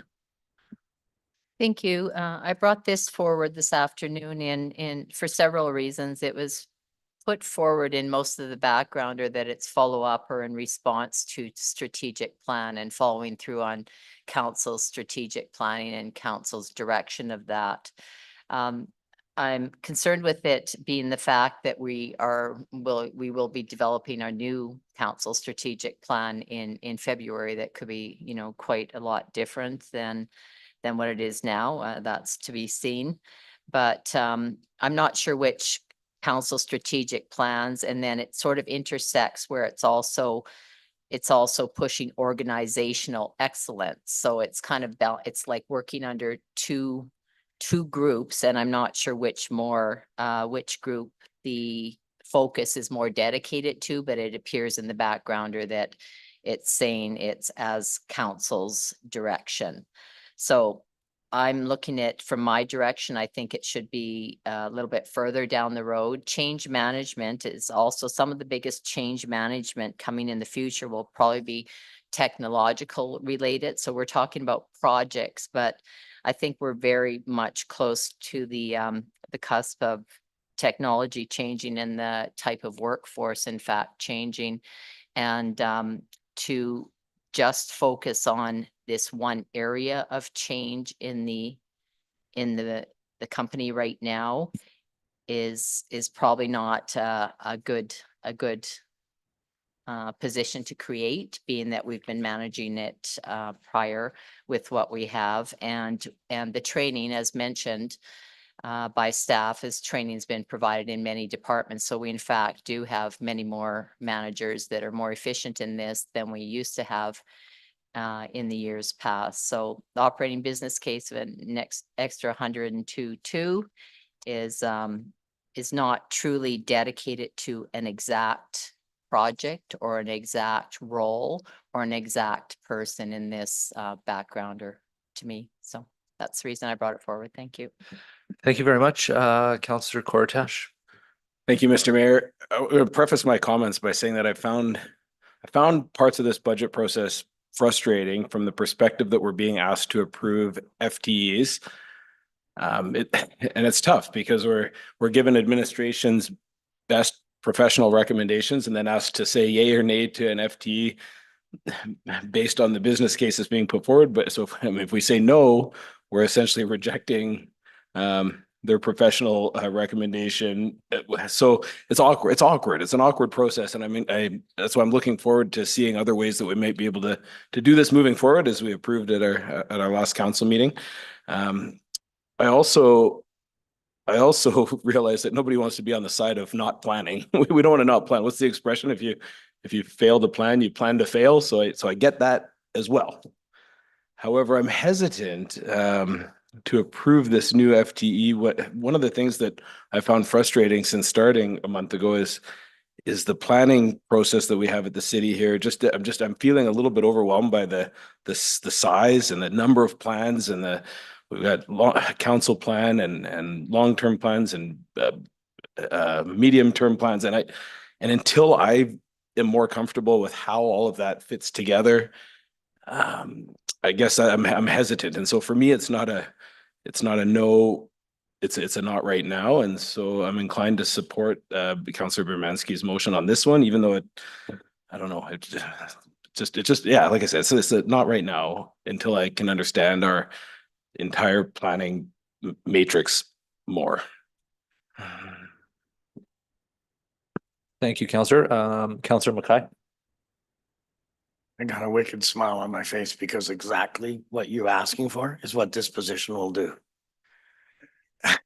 So, I mean, this is kind of, I mean, I agree with your first comment and your first statement.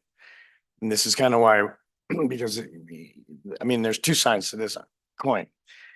But what they're trying to put forward in this position is to create the capacity that will then take that myriad of plans and put it into a box that we can all see and then can be effective and can be actually actioned and implemented and measured and everything that should be done.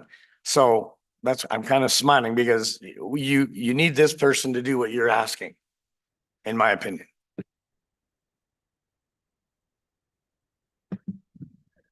Yeah, I don't see any other comments. So before we move it back to Councillor Bermansky, I see both sides. I wonder where technology is going to take us for sure. I struggle with it because we haven't gone through the exercise in February yet. And I don't see it significantly changing our course, but there may be some nuances that would actually come out of it that are different than today. But I think, yeah, if you don't plan to have the right resources in there, we're setting ourselves up for a lot more work. And as a result, cost us a lot more. So I'll leave it to you to close and maybe to convince me one way or the other which way I want to go. I'll try. It's not easy being that person saying no to anything in this. And, so I would thank you, Counselor Cortash for saying it is kind of an odd feeling and whatever. But I mean, we're placed here by the public. We're expected to dissect things. And as much as it's probably the most uncomfortable part of being a counselor is trying to dissect or trying to find savings and money because it's expected of us. It's expected from the public. We hear it from them often. Well, fix this, fix that. And I mean, we have a team of experts. We have people that provide us information, but we have very, very little control at the end as to what we can do and, what we can change. And so it's important for me to look at even little changes add up. Every little change that we can possibly find or fix adds up. It's like, saving your pennies every day and then all of a sudden, hey, and I just think it's, again, it's not an easy job to have to do that, but it's something that, I try and do my job. I respect staff to know, to all ends, but, I hope we can reduce something today. That's my goal. So, thank you. That's it. Thank you. We can move it to vote now, please.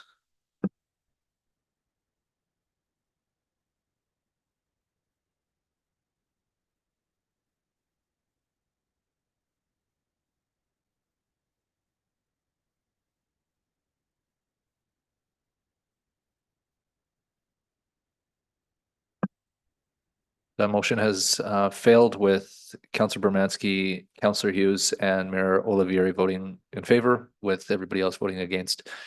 We will put forward a recess for 10 minutes here so everybody can get a quick break.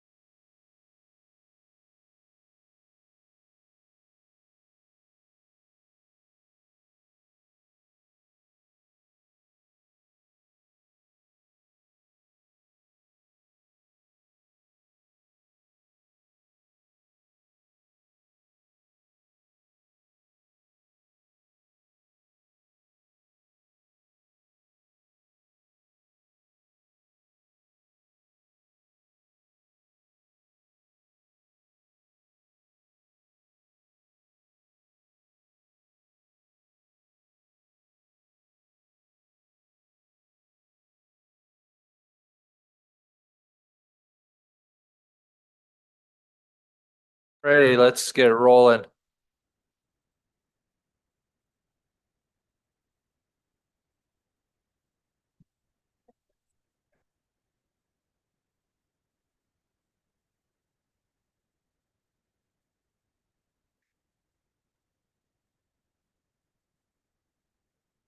Okay, thank you very much for the break. We will move to 6.12, which is space planning and security, and the notice given by Councillor Bermansky. Okay. The operating business case, space planning and security for $200,000 is unfunded.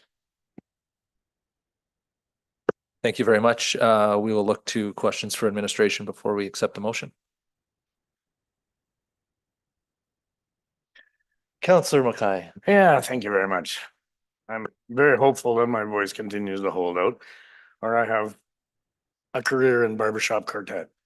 So kind of explain the kind of rationale for this, because if we don't do this, we're really, the way I read it, and is basically cutting the nose off of our face, in lack of a better term, because we current security is a big concern. Security risks, risk mitigation is critical, and particularly in what we're seeing all across the world as it relates to public spaces. Can you, is there a nexus here between what this will do and our security, but then also what our overall space requirements are going to be moving into the future? Is that kind of what am I drawing a line there? Okay. Yeah, you are. You know, it's sort of two subjects, but related, certainly. So from a security perspective, you know, we are in need of a corporate-wide security assessment, right? And that's not just about infrastructure. It's also about processes, right? Procedures, you know, it's people, it's bricks and mortar, it's all of that. And so that assessment then would drive, you know, sort of our posture and our look forward. I mean, I don't want to presuppose what will come out, but I'm sure we'll come out with some gaps that we need to address. Let's put it that way. I'm reasonably certain that is the case. And on an ongoing basis, that's the assessment, right? Then you need to implement the assessment, and that money will provide for sort of small scale wins over time, right? And so it's about what can we do now, barring and then the identification of the big stuff, right, that's going to take time and would come back as separate requests for resourcing. So that's kind of the security framework.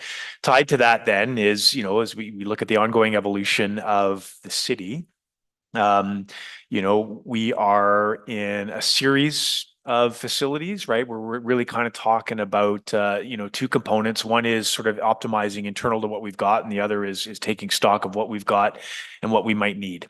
And so decisions on leased facilities versus repurposing current facilities, you know, decisions on potential future investments for everything from, you know, some of the ones are policing and the public operations yard, transit. There's a number of them looking forward, and then setting the conditions again. If we just sort of play whack-a-mole, that's certainly an option. We can do that, and we'll sort of be okay. I would much rather have a plan for how we position ourselves from a space utilization perspective over time. And so that's really the fundamental issue that this money will provide, is the ability not only then to study and confirm, but then come up with an action and implementation plan across those fronts. I don't know if that got after your question. Yeah, no, it did. It did get after. Yeah, I'm yeah, because right now, I mean, you don't have it, like, as the background says, you don't have one dedicated funding source. You've just got a piecemeal kind of things happening all over. And I mean, we're maybe losing some efficiencies because we haven't identified some opportunities. That's a fair statement, Councillor. Yes. Thank you. Thank you very much, Councillor Kortash. Thank you, Mr. Mayor. Through you to Mr. Fletcher. I understand the space. We have space challenges. We have myriad of different buildings and that kind of thing. I'm struggling with, and maybe you can help me out, the ongoing requests. So this is in addition to the budget on an ongoing basis, as opposed to, okay, if we, instead of doing like a space needs study, so a one-time space needs study, and then if some of the funding, as I understand it here, of the $200,000 is for improvements, for security improvements and that type of thing, would that not be a capital business case for building improvements or security improvements? So perhaps you could explain why it's coming forward sort of in this format as opposed to, like I said, a space needs study and then capital improvements. Yeah, thanks very much. So it's also about movement and positioning of people as well, right? And so there will no doubt be capital issues, significant capital issues we'll come to council for a look at. I'm going to sort of make something up now, right? But like, let's say we put in some security cameras. We can deal with each of those things as a bespoke capital ask, right? And draw it out in terms of time. That's absolutely an option. Or within a certain threshold, we can actually make some of these small scale investments to increase our security footprint and our security posture faster. And so that's what really this is. It's about the little things, blinds, screening, right? Little things that can margin or improve our posture within a certain amount of money. Big scale capital asks would absolutely come back to council, right? And we can further define that. I'll use the example, you know, of the consolidation of community services into their footprint on the first floor of this building. That was a significant investment just in terms of the workspace.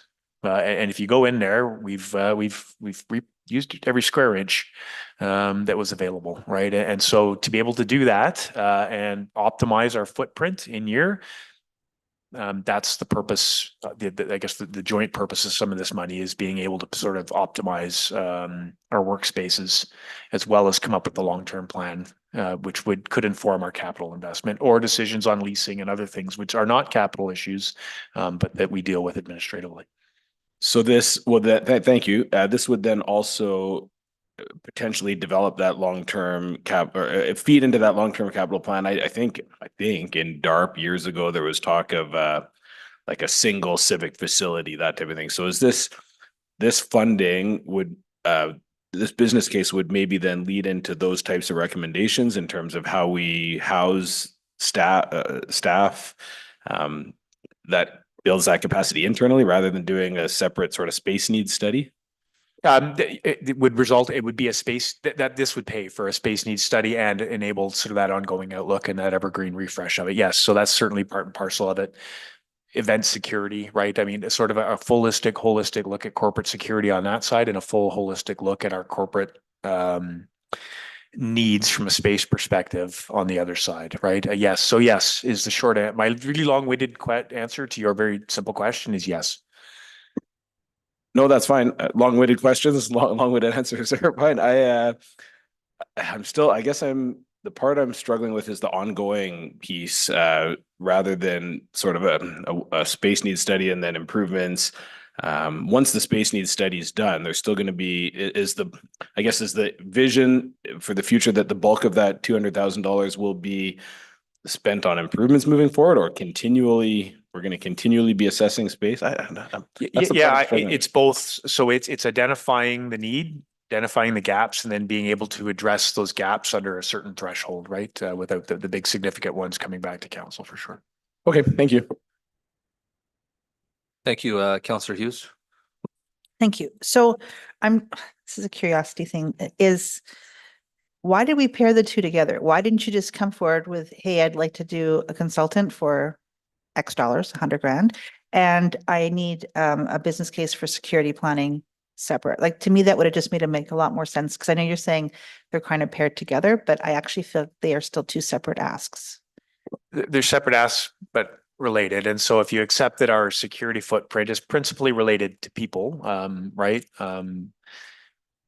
We kind of see those as sort of one and the same. And so, like, I understand certainly what you're coming from. We could split it out, I guess, to 100,000, but I would still submit to you that the ongoing need for a certain pool of money over time to enable the implementation of some of these things doesn't go away, even with a one-time shot of a plan.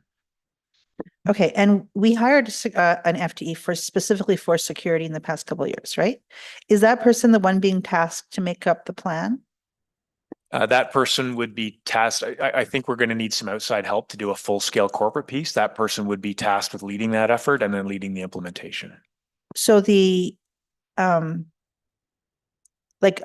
so let's just take year 1 and 200 grand. I'm trying to just figure out how we're going to spend this cash.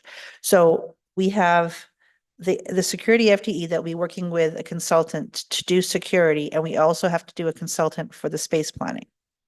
Is that right? Yes, that's correct. Okay, so we actually need two consultants with the 200 grand. Yes. Okay. So the first 100 is focused on the corporate security side of things. The second piece for 2026 is getting a consultant to look at the space planning component and then figuring out what that plan is going to look like long term. So, okay, let's go back one more thing as a different option, because I guess I'm sharing Councillor Kartash's concerns about the ongoing nature of this. Is could we not just do, because let's just say whatever, let's say this, Phil, we could do one for, say, we're just funding it for 200,000 period for the two consultants. And then with that plan, you'd come back with a more of concrete amount of like, here's our plan for the next 5 years and what we're going to need going forward so that we actually know how much we're funding. My concern is just saying you have 200,000 and I really don't know if that's even, if it's too high or too low or how close we are to the right number after the consultants finish their work. So that's where that's my challenge, is that I don't think anybody at this point, because you don't have a plan yet, can confidently say that we need to spend 200,000. And so like what I would have preferred to see is say, you got the money for the consultants and then come back with a plan and we'll approve your plan because everybody understands what we're doing. No, I appreciate that. I think that's certainly an option, is to come back with a full scale implementation plan that will take longer. And again, as we identify small scale needs, it could even be something as simple as trying to repurpose a wing of this to increase the footprint and put more people in it. I don't have any funds to do that. And so this provides some, admittedly small scale flexibility to be able to do stuff in year. If council so desires, we can absolutely come back on a case by case basis for some of these things. But the intention is to provide some flexibility to address both space and security concerns over time without having to come back on a yearly basis. These are not the big muscle movements. We're not we're not buying land or doing any of that stuff. That's council's. But as an example, if I were to and there is, I think some opportunities for some space improvements internal to this building. We don't have the funds to do that, right? We'd have to come back so that I could put people where they should be in terms of that building. And that's the intent of this. So let me just challenge you on this, just so I have clarity, Mr. Fletcher, because I have utmost respect for you, right?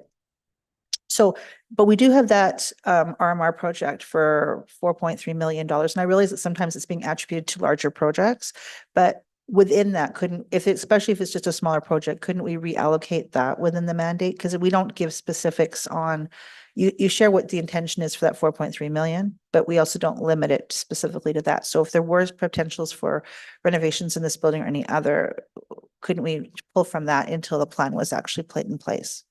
Yeah, I would actually not recommend that. I think RMR is actually for the long-term maintenance and life cycle of infrastructure, not for optimizing space internal to an infrastructure, right? And I think we would incur a deficit elsewhere in the RMR piece if we were to repurpose that money. Okay, so one more question. This is my second, I'm just going to be like, just blunt for a change, just brace yourself for that level of change. So, my concern is we approve this for 200,000 and then we never find out how it's been spent again, ever again. And so my challenge is that there's no reporting mechanism built in right now to say, here's how we, even if it was like an annual memo or an annual, couple of pages saying, hey, this is how the 200 grand went down. That is where my challenge is coming in right now, is trying to just make sure that we have transparency on that at the end of the game. So I have no idea how this motion is going to go, but let's just say that it did not pass and that you had the 200,000. Could you commit to that, Yes. saying we'd provide that? Absolutely. I could do an annual update on how that money was spent and what the value for the taxpayer dollar was. Absolutely. Okay, thank you. Councillor Kortash? Did you bump me in front ahead of you? You did. I saw that. Through you, Mr. Mayor, to the city manager. Again, trying to find a little bit of middle ground. If I know it's not what admin's requesting, but if we were to approve this on a 1-year basis, $200,000 to do some of the space needs planning and study and do some improvements that are needed to happen right now. Well, I guess I'm asking you if that makes sense to, could we do that on a 1-year basis and then come back and say, oh, now that we've done the study, you know, yes, it's confirmed we need $200,000 ongoing, you know, in the operating budget. Is that feasible? Counselor, that it's feasible if you wish. I do not recommend it. What I recommend is to be very clear, exactly what we've put forward for the reasons I've articulated. So yes, you know, I think if you were to do that, there could also be a discussion then about the source of the money, right? And so this is coming from assessment growth, and to Councillor his point earlier, right? You know, there are other mechanisms then. I think that we would look potentially to fund a one-time investment vice an ongoing investment. That's my follow-up. That's where I'm going with this. I'm still a little uncomfortable with just an ongoing amount for space planning and capital improvements for space. We may 5 years from now determine that we need we're going to build a building for all city staff, and then we don't need that $200,000 anymore. Once we built the, like, I don't know where that goes. And so I'm just a little reluctant. So I guess maybe a question then, if procedurally, if that were to be if that's where I'm headed with this, what would be the correct order to deal with this motion first, and then if it's defeated, then to propose a motion that the $200,000 be funded on a one-time basis from stabilization reserve? I don't know. I'd look for some advice there. Yeah, that's exactly how I would recommend approaching it. So deal with the motion on the floor first, depending on the outcome of that. If there's the ability to put forward essentially a new postpone motion on the floor to fund it just for 2026 with the funding source identified, could be stabilization reserve or whatever the finance folks recommend. And so whether this current motion is approved or defeated, if it's, I guess it would be, if this motion were to pass because it's to unfund it, right? Then the door would be open, I think, for what you're I think that would be best. Yeah. Okay. Agreed. Thank you.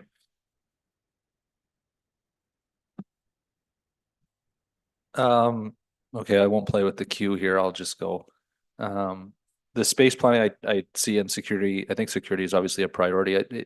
Evidently, we are running out of space, and that's the narrative that's been talked about, you know, with the renovations and everything, you know, with the departments, you know, spanning across multiple buildings. It was noted in the background that there are a number of employees already working from home, and without optimization, we could see that number grow. I mean, evidently, we're hiring FTEs here at a rapid pace. So what is the current number of employees that are forced to work from home because there is no space? And is there any anticipation of what that could look like with an optimization of reducing that number? Or is it to continue to have people with the flexibility to work from home? Yeah, thank you very much. I mean, there's sort of three sort of rough postures, and certainly HR can jump in on this if they so wish. But we do have a couple of specific areas where we've got permanent work from home employees, right? And that's IT is a good example of some of those folks. We do have a hybrid work environment for some, which is 3 days in the office, 2 days out of the office. And then we've got the vast majority of our employees who are here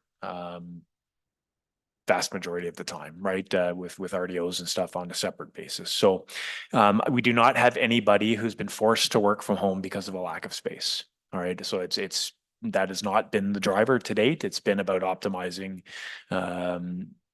employee output, right? Has been driving the posture up till now. Thank you very much. I think I don't have, well, I guess, and if you can speak to the context of it, but in terms of some recommended security measures, you know, you see other civic spaces like this have heightened security measures compared to maybe what we are experiencing here now.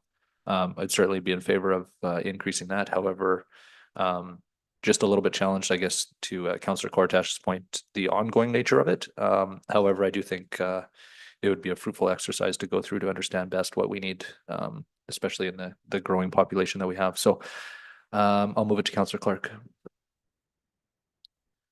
Thank you, Mayor, and through you to Mr. Fletcher. You've indicated that these are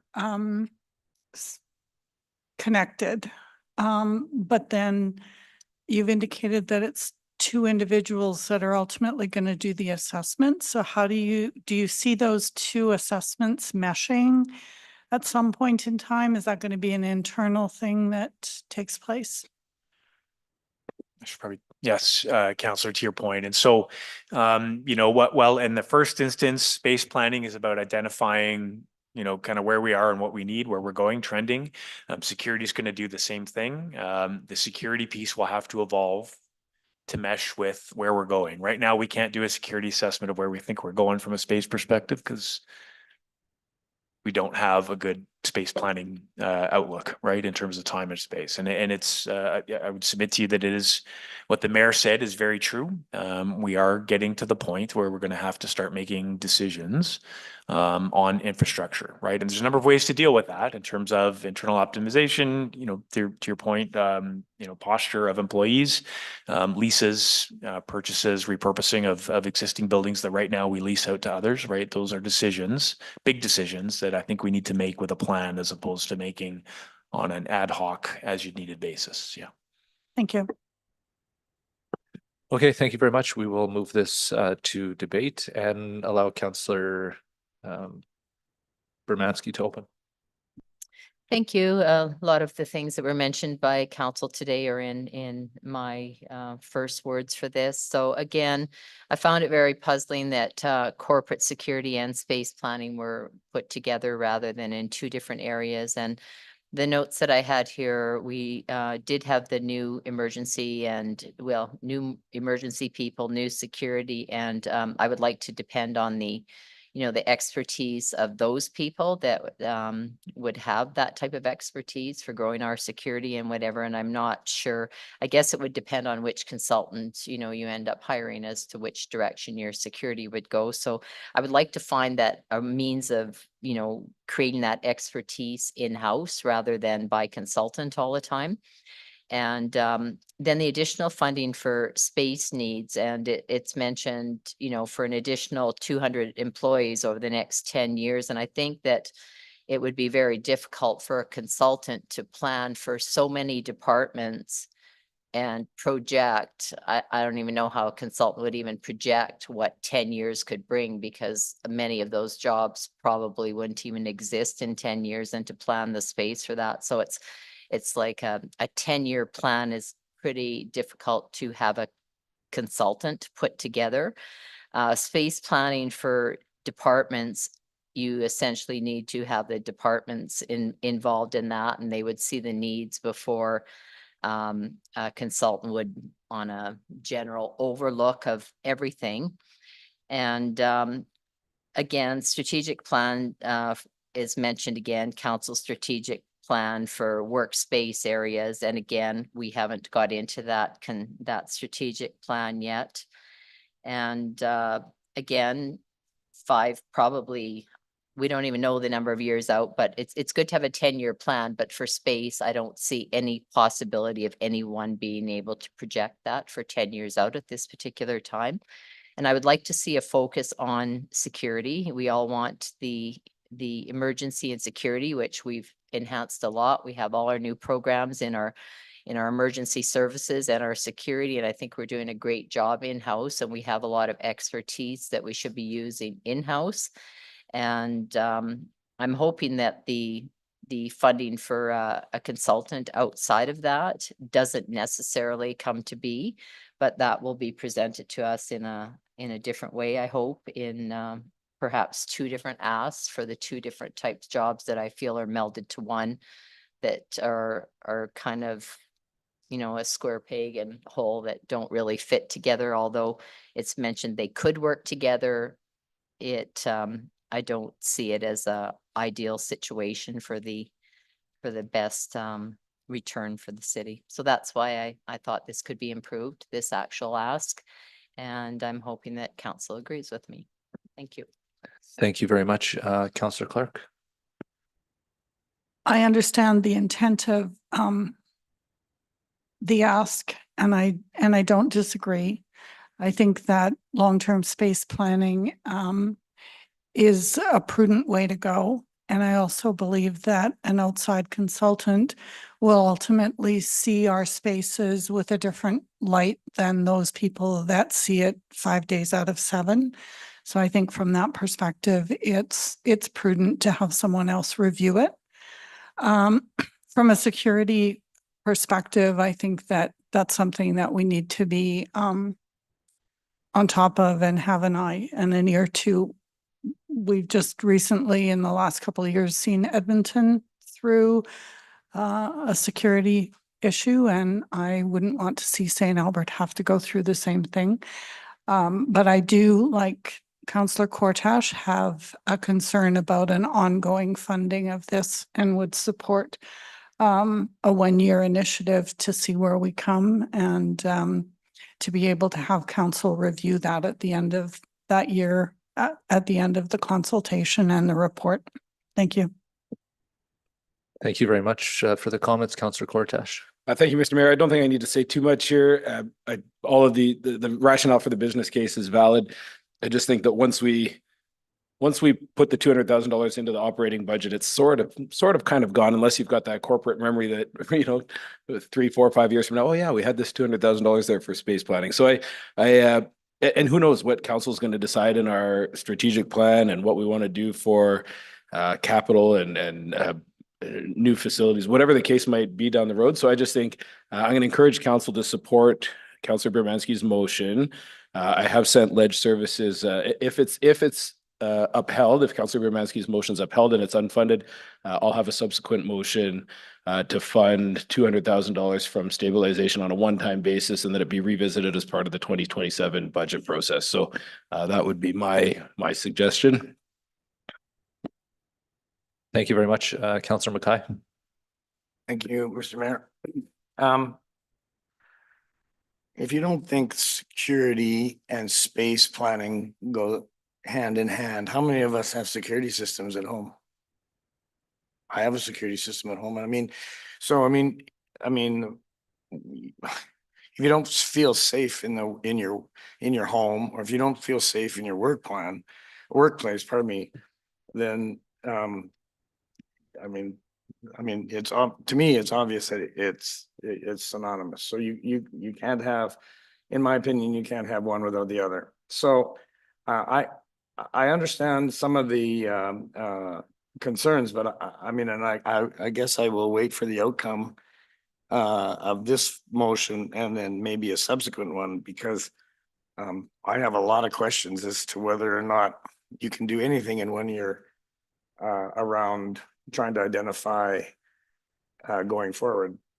But so I'm not going to support this motion, because I actually believe that this request is appropriate, and that just the ongoing nature that's required of security initiatives and planning would require a budget line item. So I'm just having a hard time seeing and understanding some of the comments, because one of my biggest concerns has always been security around this facility and some of the other facilities that we have.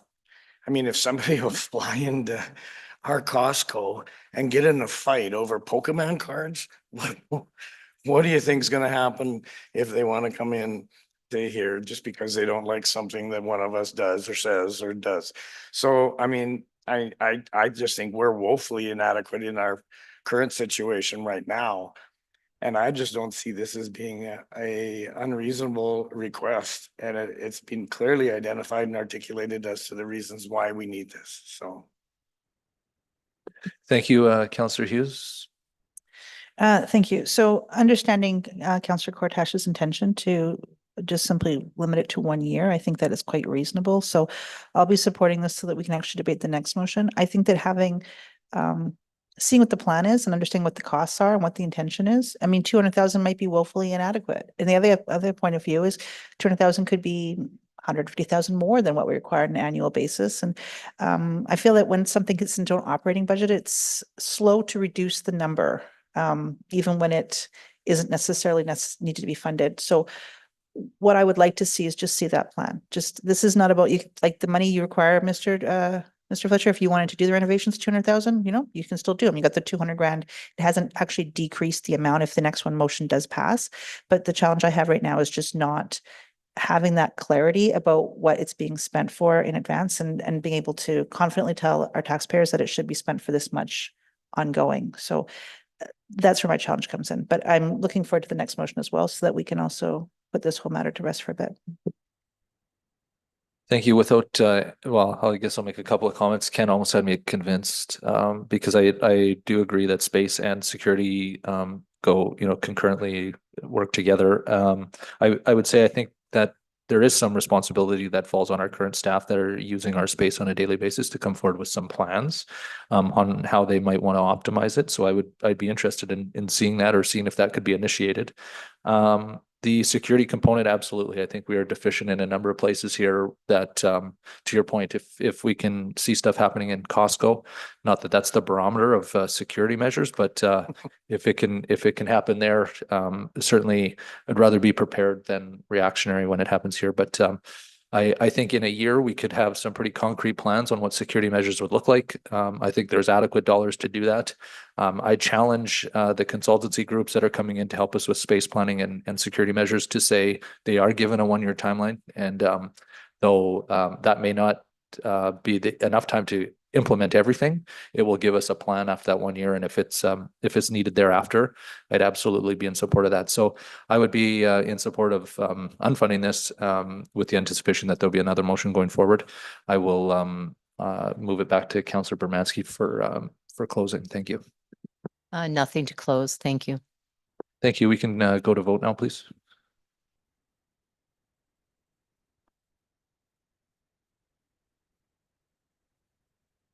That motion passes with Councillor Mackay and Councillor Patrick against. I believe it's now the time to make a motion. Yeah, thank you, Mr. Mayor. Should have the wording here. Find the email that I sent. We're just going to put it up on the screen as well in 1 second. And that's the $200,000 be funded from the stabilization reserve on a one-time basis for space planning and security upgrades in 2026, and that this business case be revisited as part of the 2027 budget. Thank you very much. Before I accept the motion, are there any questions for administration? Yep, one. I got one. Councillor Mackay. Yeah, sorry. I understand the intent. I just don't know from being involved in some of these types of studies and participant only, not as a consultant. The timelines are wrong. I mean, there's just no $200,000. By the time you get your RFP, put it out, get a consultant, develop a whole thing. To me, it would take 2026 and part of 2027 going forward. I don't think that there will be anything that will come back for the 2027 budget. So I guess my question would be, administration, from your perspective, is this a doable? I can only say maybe. I cannot commit to being ready 100% for a 27 budget. We would certainly endeavor to do that. But to your point, it might, for a full scale corporate outlook across, it could not be happen. And so in the meantime, obviously there'll be no improvements, but we'd work towards that. But I can't put my hand on my heart and say it'll be ready. Councillor Mackay, be open to, like, if you'd like to make an amendment that makes it more reasonable or makes more sense. Well, I'm just seeking kind of some guidelines as to sense, because I honestly don't know. I don't think we should put any time frame on it as revisited as part of the 2027 budget, because I honestly don't think something will be ready by the 2027 budget. If it is, it can come back. I'm okay with that. Like, my intent was just that it not be sort of in perpetuity here, that it is, so whatever timeline that is. Well, I mean, I just would just say that the 200,000 be funded from the stabilization reserve on a one-time basis for the purposes of space planning and security upgrades in 2026. But then there got to be some. I just don't think that it could come back in the 2027 budget, and I think it's unreasonable to request that of administration. So We could ask for, and instead of saying a business case be revisited, because it might be a different business case. Yeah, We could could say just, and that a report be brought to council when completed, and Yeah. then with recommendations. Yeah, I'm fine with that. Would that work for, okay. Okay. Did administration catch that? Because I. What Councillor Hughes said. The You team's caught that, just Renee? working on the language.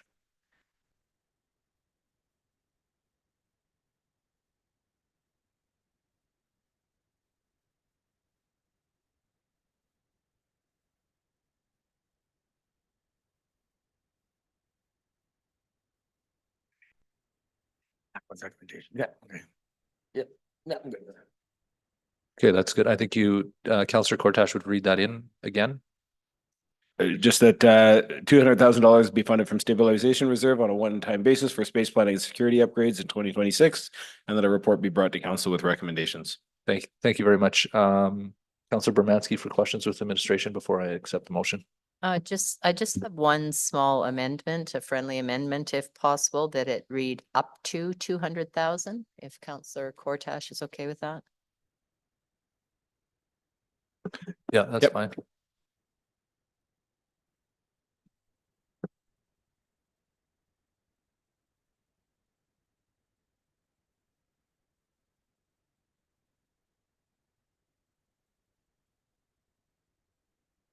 I'm always interested in, we put numbers and then tell consultants that we can pay $200,000 and please put an up tag on.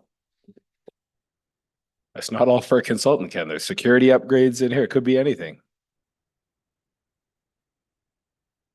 Okay, thank you. That's been updated. So are there any other questions for administration before we move this to debate? Doesn't look like it.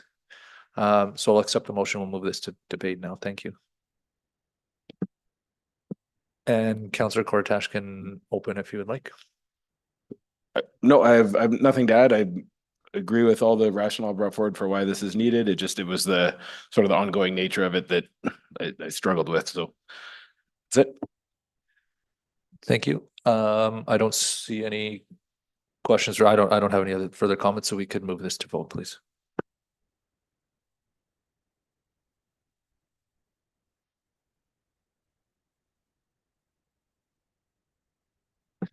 That motion passed unanimously. Thank you very much.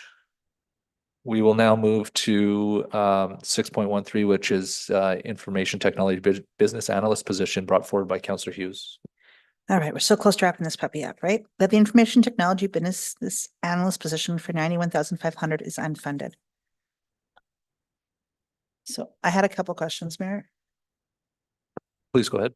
So, okay, so my question I had before, so I'm looking at this, so we currently have a business analyst position for the larger project. So when was that person, like, how long was that person been in that role? Thanks for your question, Councillor Hughes. I'll ask Joanne Graham to respond. Through the chair to Councillor Hughes, thank you for that question. So that position is a term position funded by the project, and they have been in place since late 2022. And it's going on for another 5 years, is that right?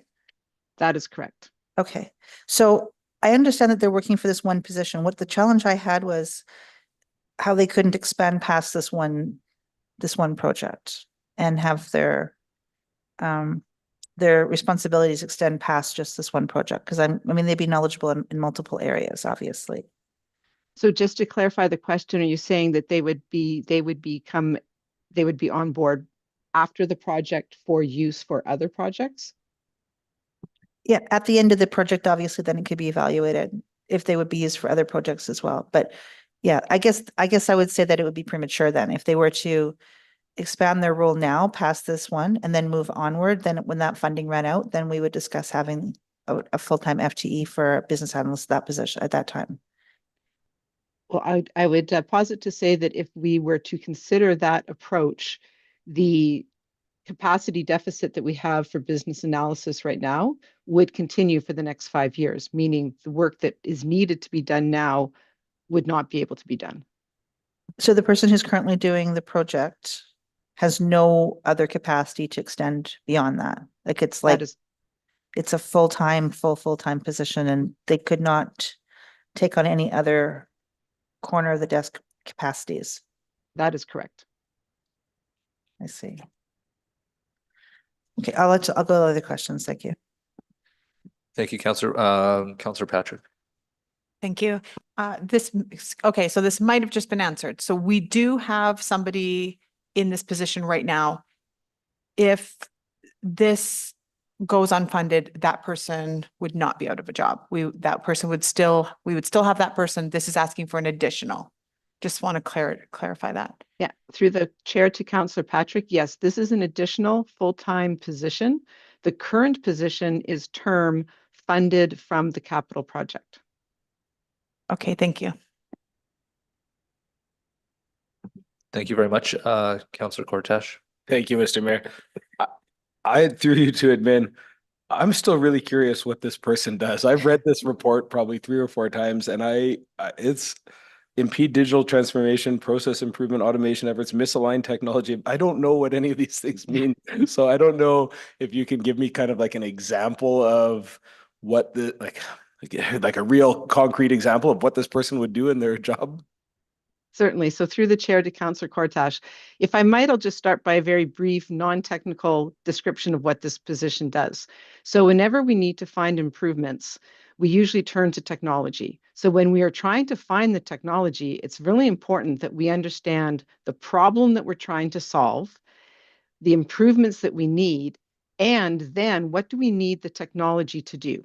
That's what this position does. They work with all of the staff in the business areas to say, what is the problem? What technology do we need? Let's make sure the technology we buy does what we need to do. So an example for that would be in our HR system that we recently implemented. This position would look at what are the payroll processes as an example. What do we currently do? What improvements do we need in payroll processes? Based on that, what kinds of capabilities, what kinds of things do we need the technology to do so we can actually improve those payroll processes? And then they work with the vendors to implement it. They work with the staff, so the staff is able to implement the changes they need for those new processes and implement that technology. I'm hoping that helps. That was excellent. Thank you very much. Thank you. Could have just put that in the report. That would have just saved us a whole bunch of time. I don't believe there's any other questions for admin, so I'll accept the motion and we will go to debate. I will let Councillor Hughes open with comments. Yeah, I actually don't know if I wanted to bring it forward or not. Mary accepted it already. So, because I'm trying to think it through. So, I understand the intention. I'm challenged at with the other project. This is why I brought it forward. I'm challenged with the idea the other position project term position could not extend past that. That is where I'm trying to figure out why it has to take up all of the time and we can't work accordingly. And that's where I was coming forward with it. But I also see the value in this position. So quite frankly, I don't know where I'm going on this today. Yeah, you listen to closing. Yeah, I'll let you close it again. Because this is honestly what's going through my brain right now. So I'm like, we have 2 positions in this, and I understand we have one for the major project, but we also have this other one and we have been getting by without it. What I don't know is how many decisions we've made that we would have made differently if we'd had a full-time business analyst in that position. Because when you buy software and it's the wrong software, it can be expensive and it's hard to undo. So I guess I'm giving you examples to staff of like, this is what I would love to see in future business cases is like, here's an example of what we could have done differently, or this is where the lack of it is. And that's where I don't know. And it's not something we necessarily want to advertise is, hey, we put all this money into software and then we realized it was the wrong software to be putting it into. That's basically what this comes out to, is what the business analyst position does, is try to meet the right hole in the organization to the right solution so that you hopefully get it right the first time. So I get that. I just was challenged personally about whether or not the one we've already hired for the term could not actually extend out, considering we've never had someone do this position before at all. So that is where I am torn. I don't know which way to go on it. I'm also torn because out of all of the asks for new staff, none have been a no at all. So, and the challenge is that the staffing levels, regardless of who it is, the staffing numbers are still increasing faster than the population growth. And so that's the second problem, is that we can't continue to have the staffing numbers increase at a higher rate than what the tax base can afford to have for all the increases in the balloons of the salary. So that's kind of where I'm at with it, is this is our last opportunity. If we actually want to discuss not having any FTEs in here, I do understand how the value of the position could have it. I'm also challenged with the fact that we have a term position that I don't know if we've even asked if they could extend it past what they're currently doing on this one major project. And I'm also not sure if that major project will be outdated before we actually finish it, because it's taking so long and technology moves faster than the speed of light. So that's it, guys. I'll let you guys decide how you want to vote. That's it. Thanks. Thanks for the clarity. I don't believe there's any questions here. I'm struggling with it too, just like you'd mentioned. I believe that if there's a real need and they can, they quantify the ask, they have projects with an individual who's in a full-time position already without any more capacity, I would be concerned what that would look like if we remove that. However, understanding that we can't just add all the time. So I don't know. We can also postpone the vote until if we need time to think about it. However, if we're ready, we could, unless there's Councillor Clark has some questions. This might wrap it up for everybody. This is great. Okay, I'll try and be compelling.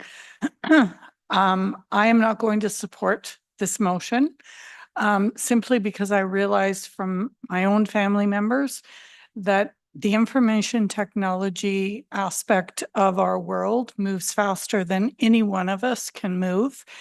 My family member has shared that if he is sick on a day, he is behind the 8 ball, he's lost. If that's how fast this moves, and our staff are requiring this individual to keep us moving forward, I believe that it's something that we need to address. Thank you very much. We can move this to vote, please.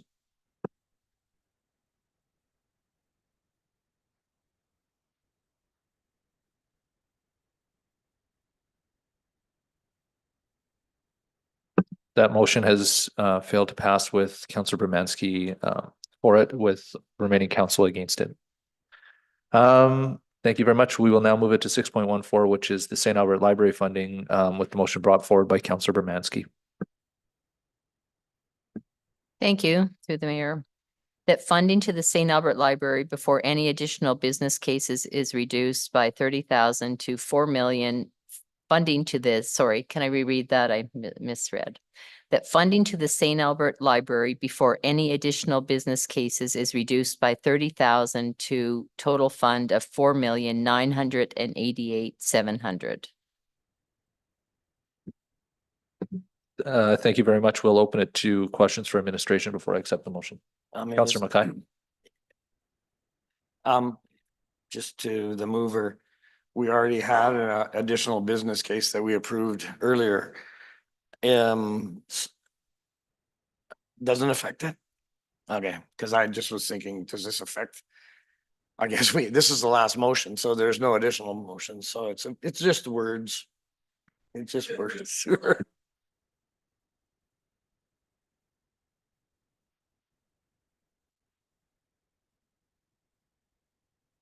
Thank you. We'll go to Councillor Hughes. Yeah, so just for clarity, from what I understand with the wording in the motion, this was the base before we do any additional cases is this. So if you added more money to it, like we just did, then that's so be it. The question I had was, I guess it would be to the library, Mr. Fletcher.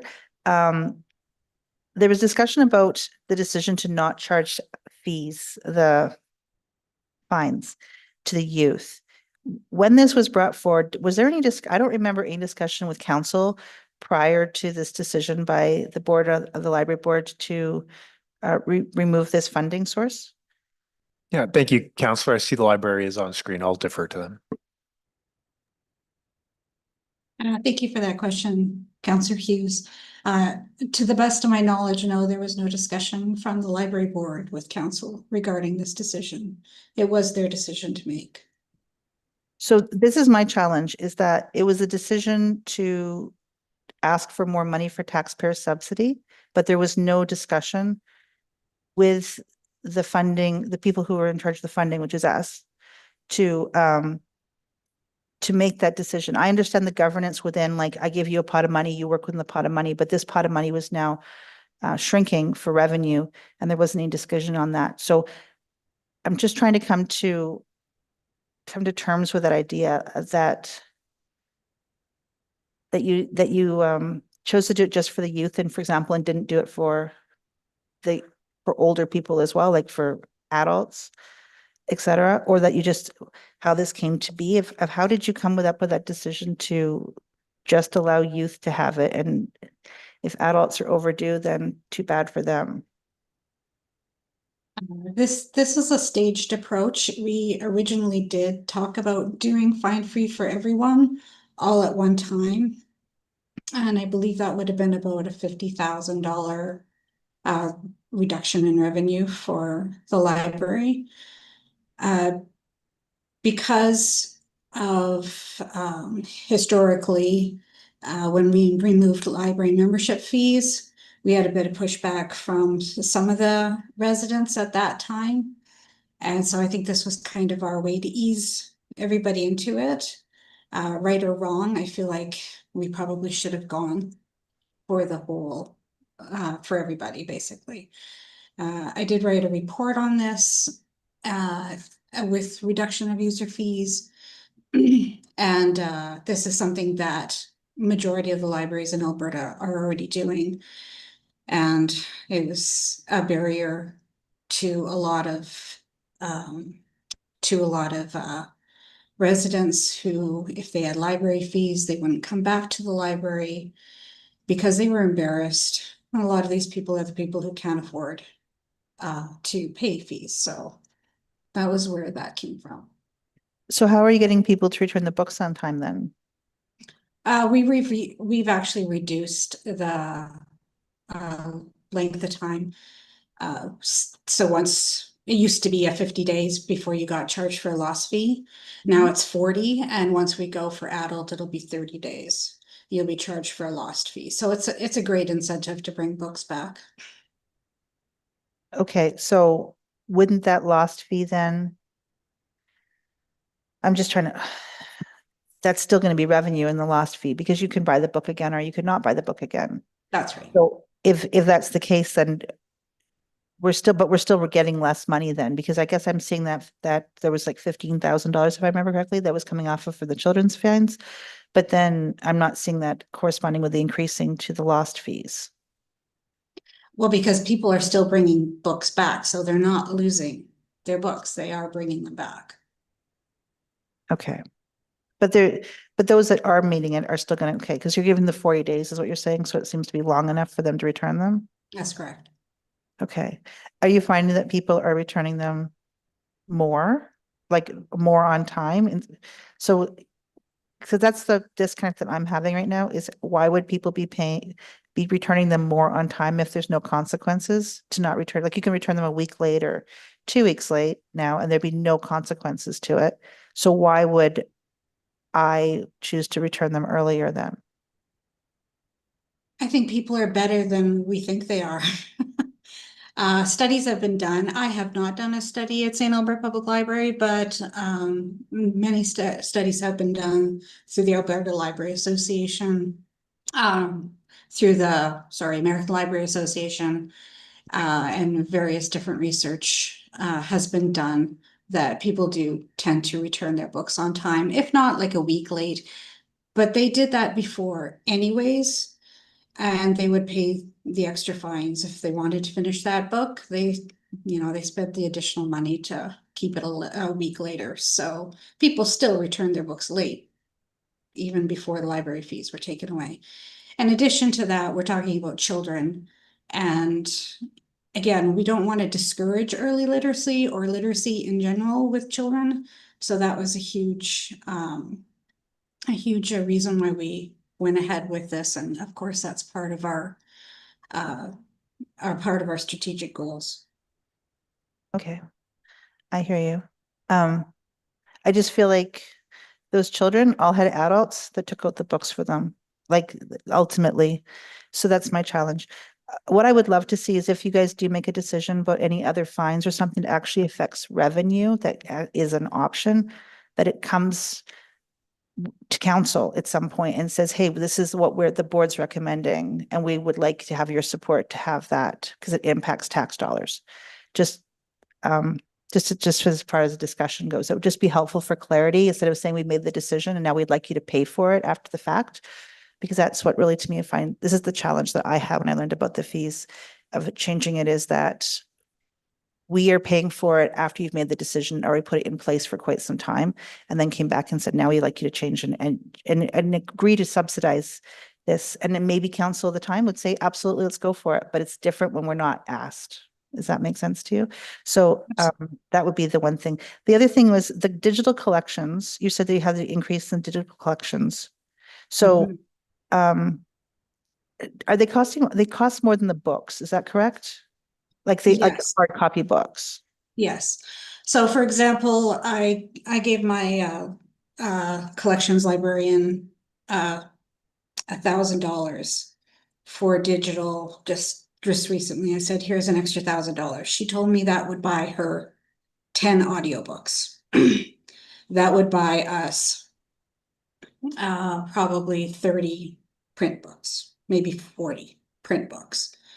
So actually closer to 50, I think, print books. So that's huge difference in price. For audiobooks, it's significant. And those are going up regularly, about 3% at least. No, actually, I think it's 3% last year.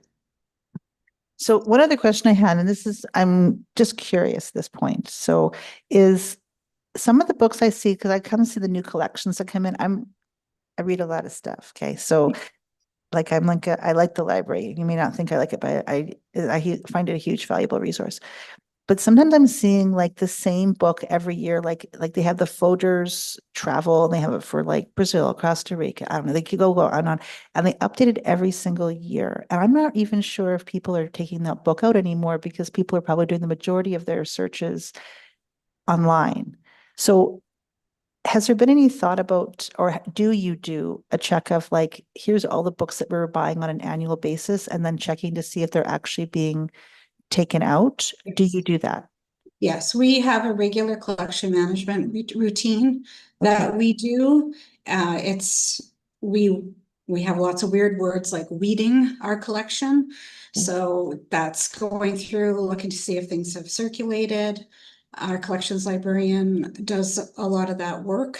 And so we check it at least, I want to say, twice a year, but once a year I do a major analysis on the budget as far as circulation for each type of material, and then allocate funds towards that collection.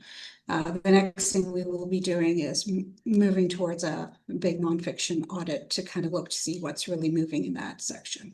That would be super useful, because it's some of those books I'm seeing come in every year and I'm like, really? So that's kind of the question I was wondering. Councilor Hughes, but my apologies, just with all due respect, I appreciate the curiosity, but I mean, we're voting on a motion here for, I understand, to adjust the revenue line item, but so if we can keep the curiosity questions till after, and we can just move this motion forward in respect to time. I'm saying curiosity because I do not want to have this person be, apparently I can be intimidating. So I'm trying to not be intimidating. I'm trying to figure out what I think you're very sweet. I know I am. I'm sweet as pie. But the curiosity I have is with the $30,000, specifically what I was trying to figure out was whether or not it would affect the collections. So that's why I was asking.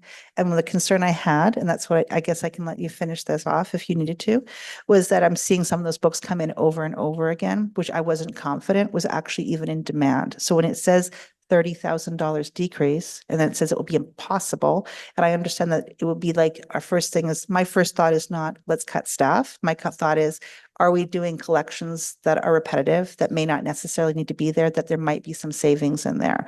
And so that was what I was trying to figure out. Does that make sense to you now? I was just trying to do it sweetly. Okay. So, and then, but you are doing an audit next year, you're saying, into the nonfiction to reevaluate that? Of course, yes, we are. Okay.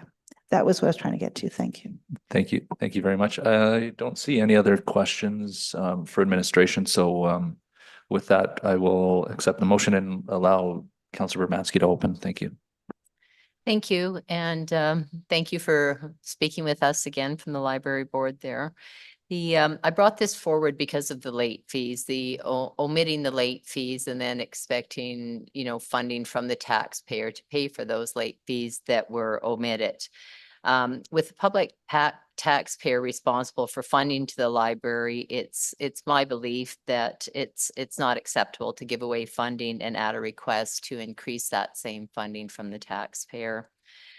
Late fees are a means of fairness and responsibility, care of inventory, and fair access to all in a timely and respectable manner in use of resources. I would like to see that perhaps you would bring that late fee program back again.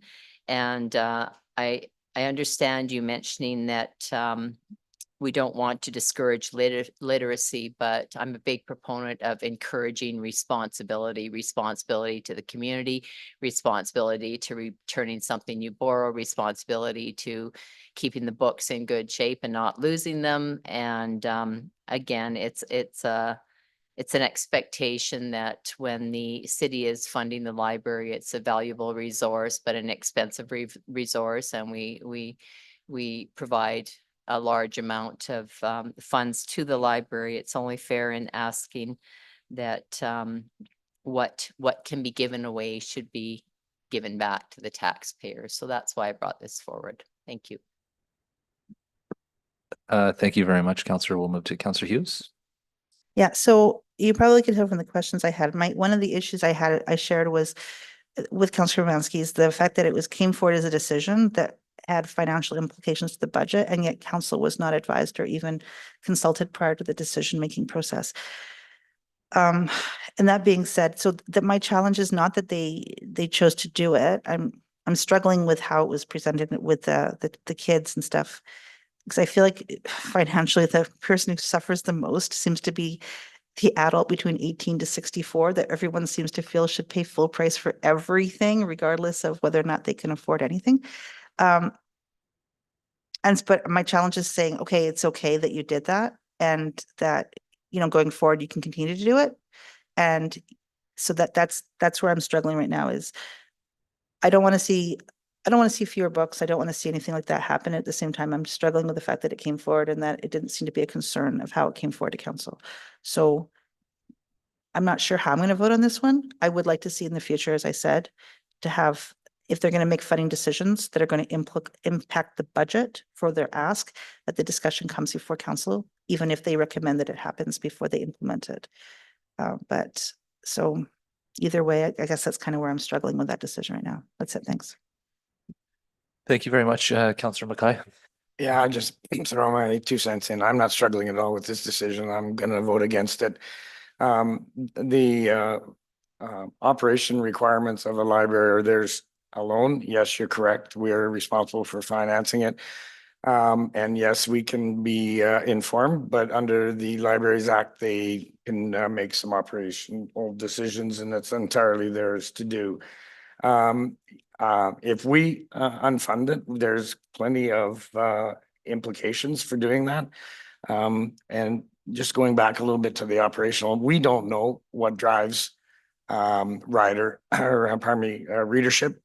If a late fee removal for a young person is a barrier, then we need to recognize their expertise in that and not interfere.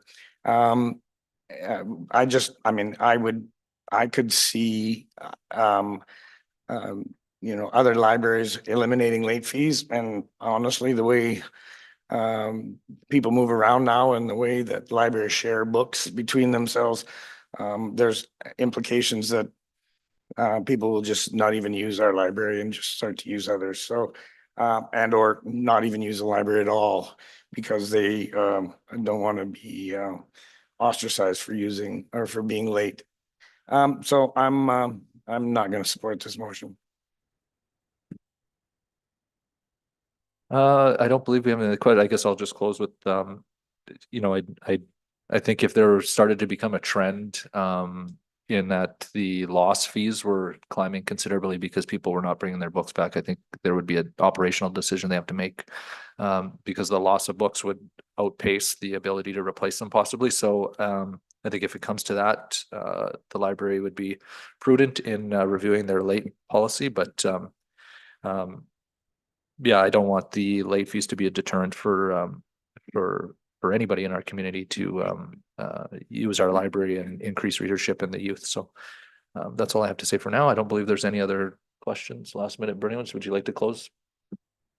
The last thing I would like to mention, and again, we don't want to discourage literacy, but it is a discriminatory policy to waive fees for one group and not everyone or others in the community, because we're deciding who's vulnerable and who's capable and who should waive the fees and who should pay the fees. So that's the reason, fairness and for everyone. Thank you. Thank you very much. We can go to vote now, please.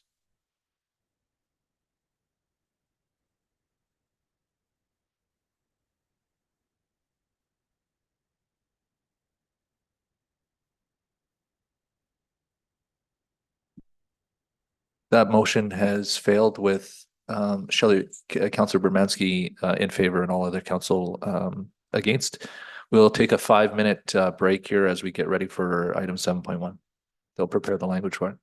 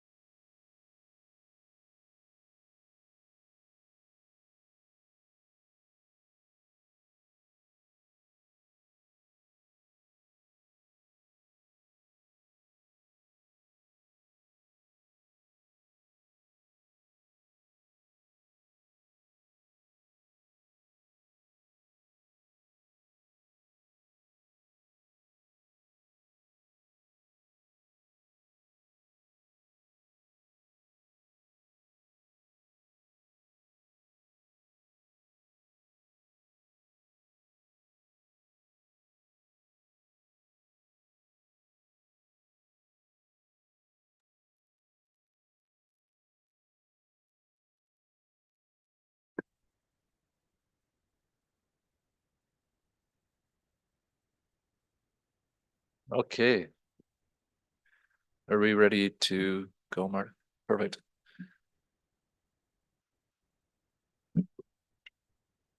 Yes, we are, Mayor. We're just getting squared away here.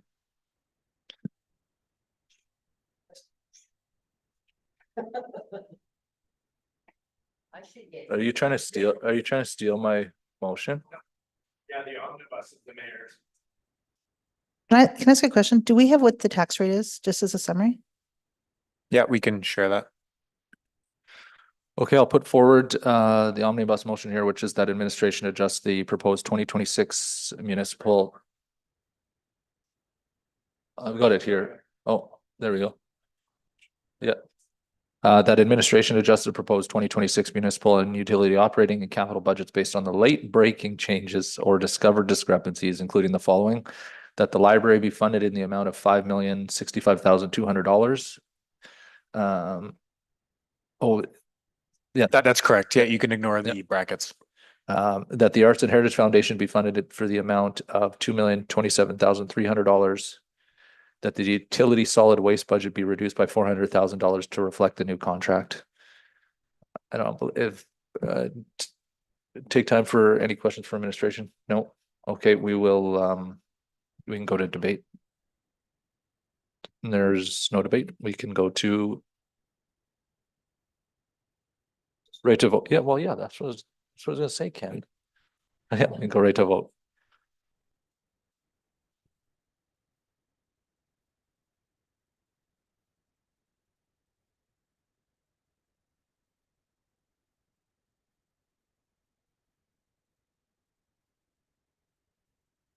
Thank you very much. Based on the late breaking news, that passed unanimously.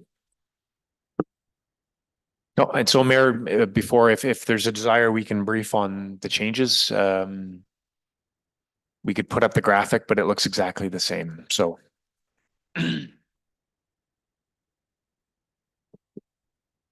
Okay, with that, we will go to 7.2, which is there anything here from Anne? So just to summarize through to the mayor, just the proposed tax increase, it remains the same. It was proposed at 3.9% and it remains at 3.9%. There was an overall reduction of 39,200 and there is assessment growth of 260 that will then be transferred to the reserve. And in terms of item 7.2, we're just asking that council move out of committee of the whole and to refer to direct administration to compile all the changes and prepare everything for council's final approval on December 16th. Yes, there are two motions. We'll just put them up on the screen. We'll just need a counselor to make the motions. Thank you very much. Councillor Hughes. Can I put them both in together or do we got to do them separate? Together? Okay. The council move out of committee of the whole, that administration prepare the 2026 proposed municipal utility operating budgets, proposed municipal and utility capital budgets, and any associated bylaws in accordance with the direction provided in the November, December committee of the whole deliberations and previous repair, maintenance and replacement RMR decisions and fees and charges decisions, all for the consideration of council by December 16th, 2025. Thank you very much. I don't believe there'll be any questions for Min.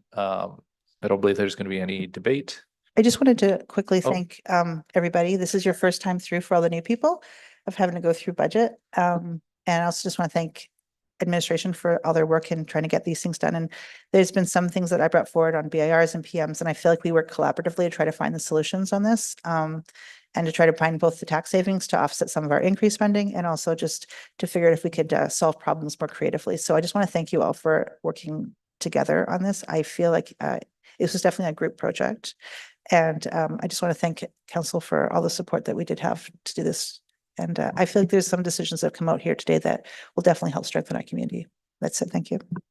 Thanks. And maybe just to end off on that too, on behalf of Councillor Patrick, Cortash and Clark and myself who are new, I certainly appreciate the patience and the ability to help catch us up to speed as quickly as possible. So thank you very much. It's sincerely appreciated. I guess with that, we can move it to vote.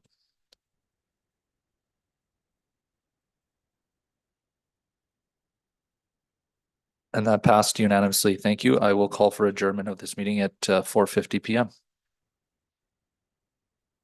Believe me, Sheena was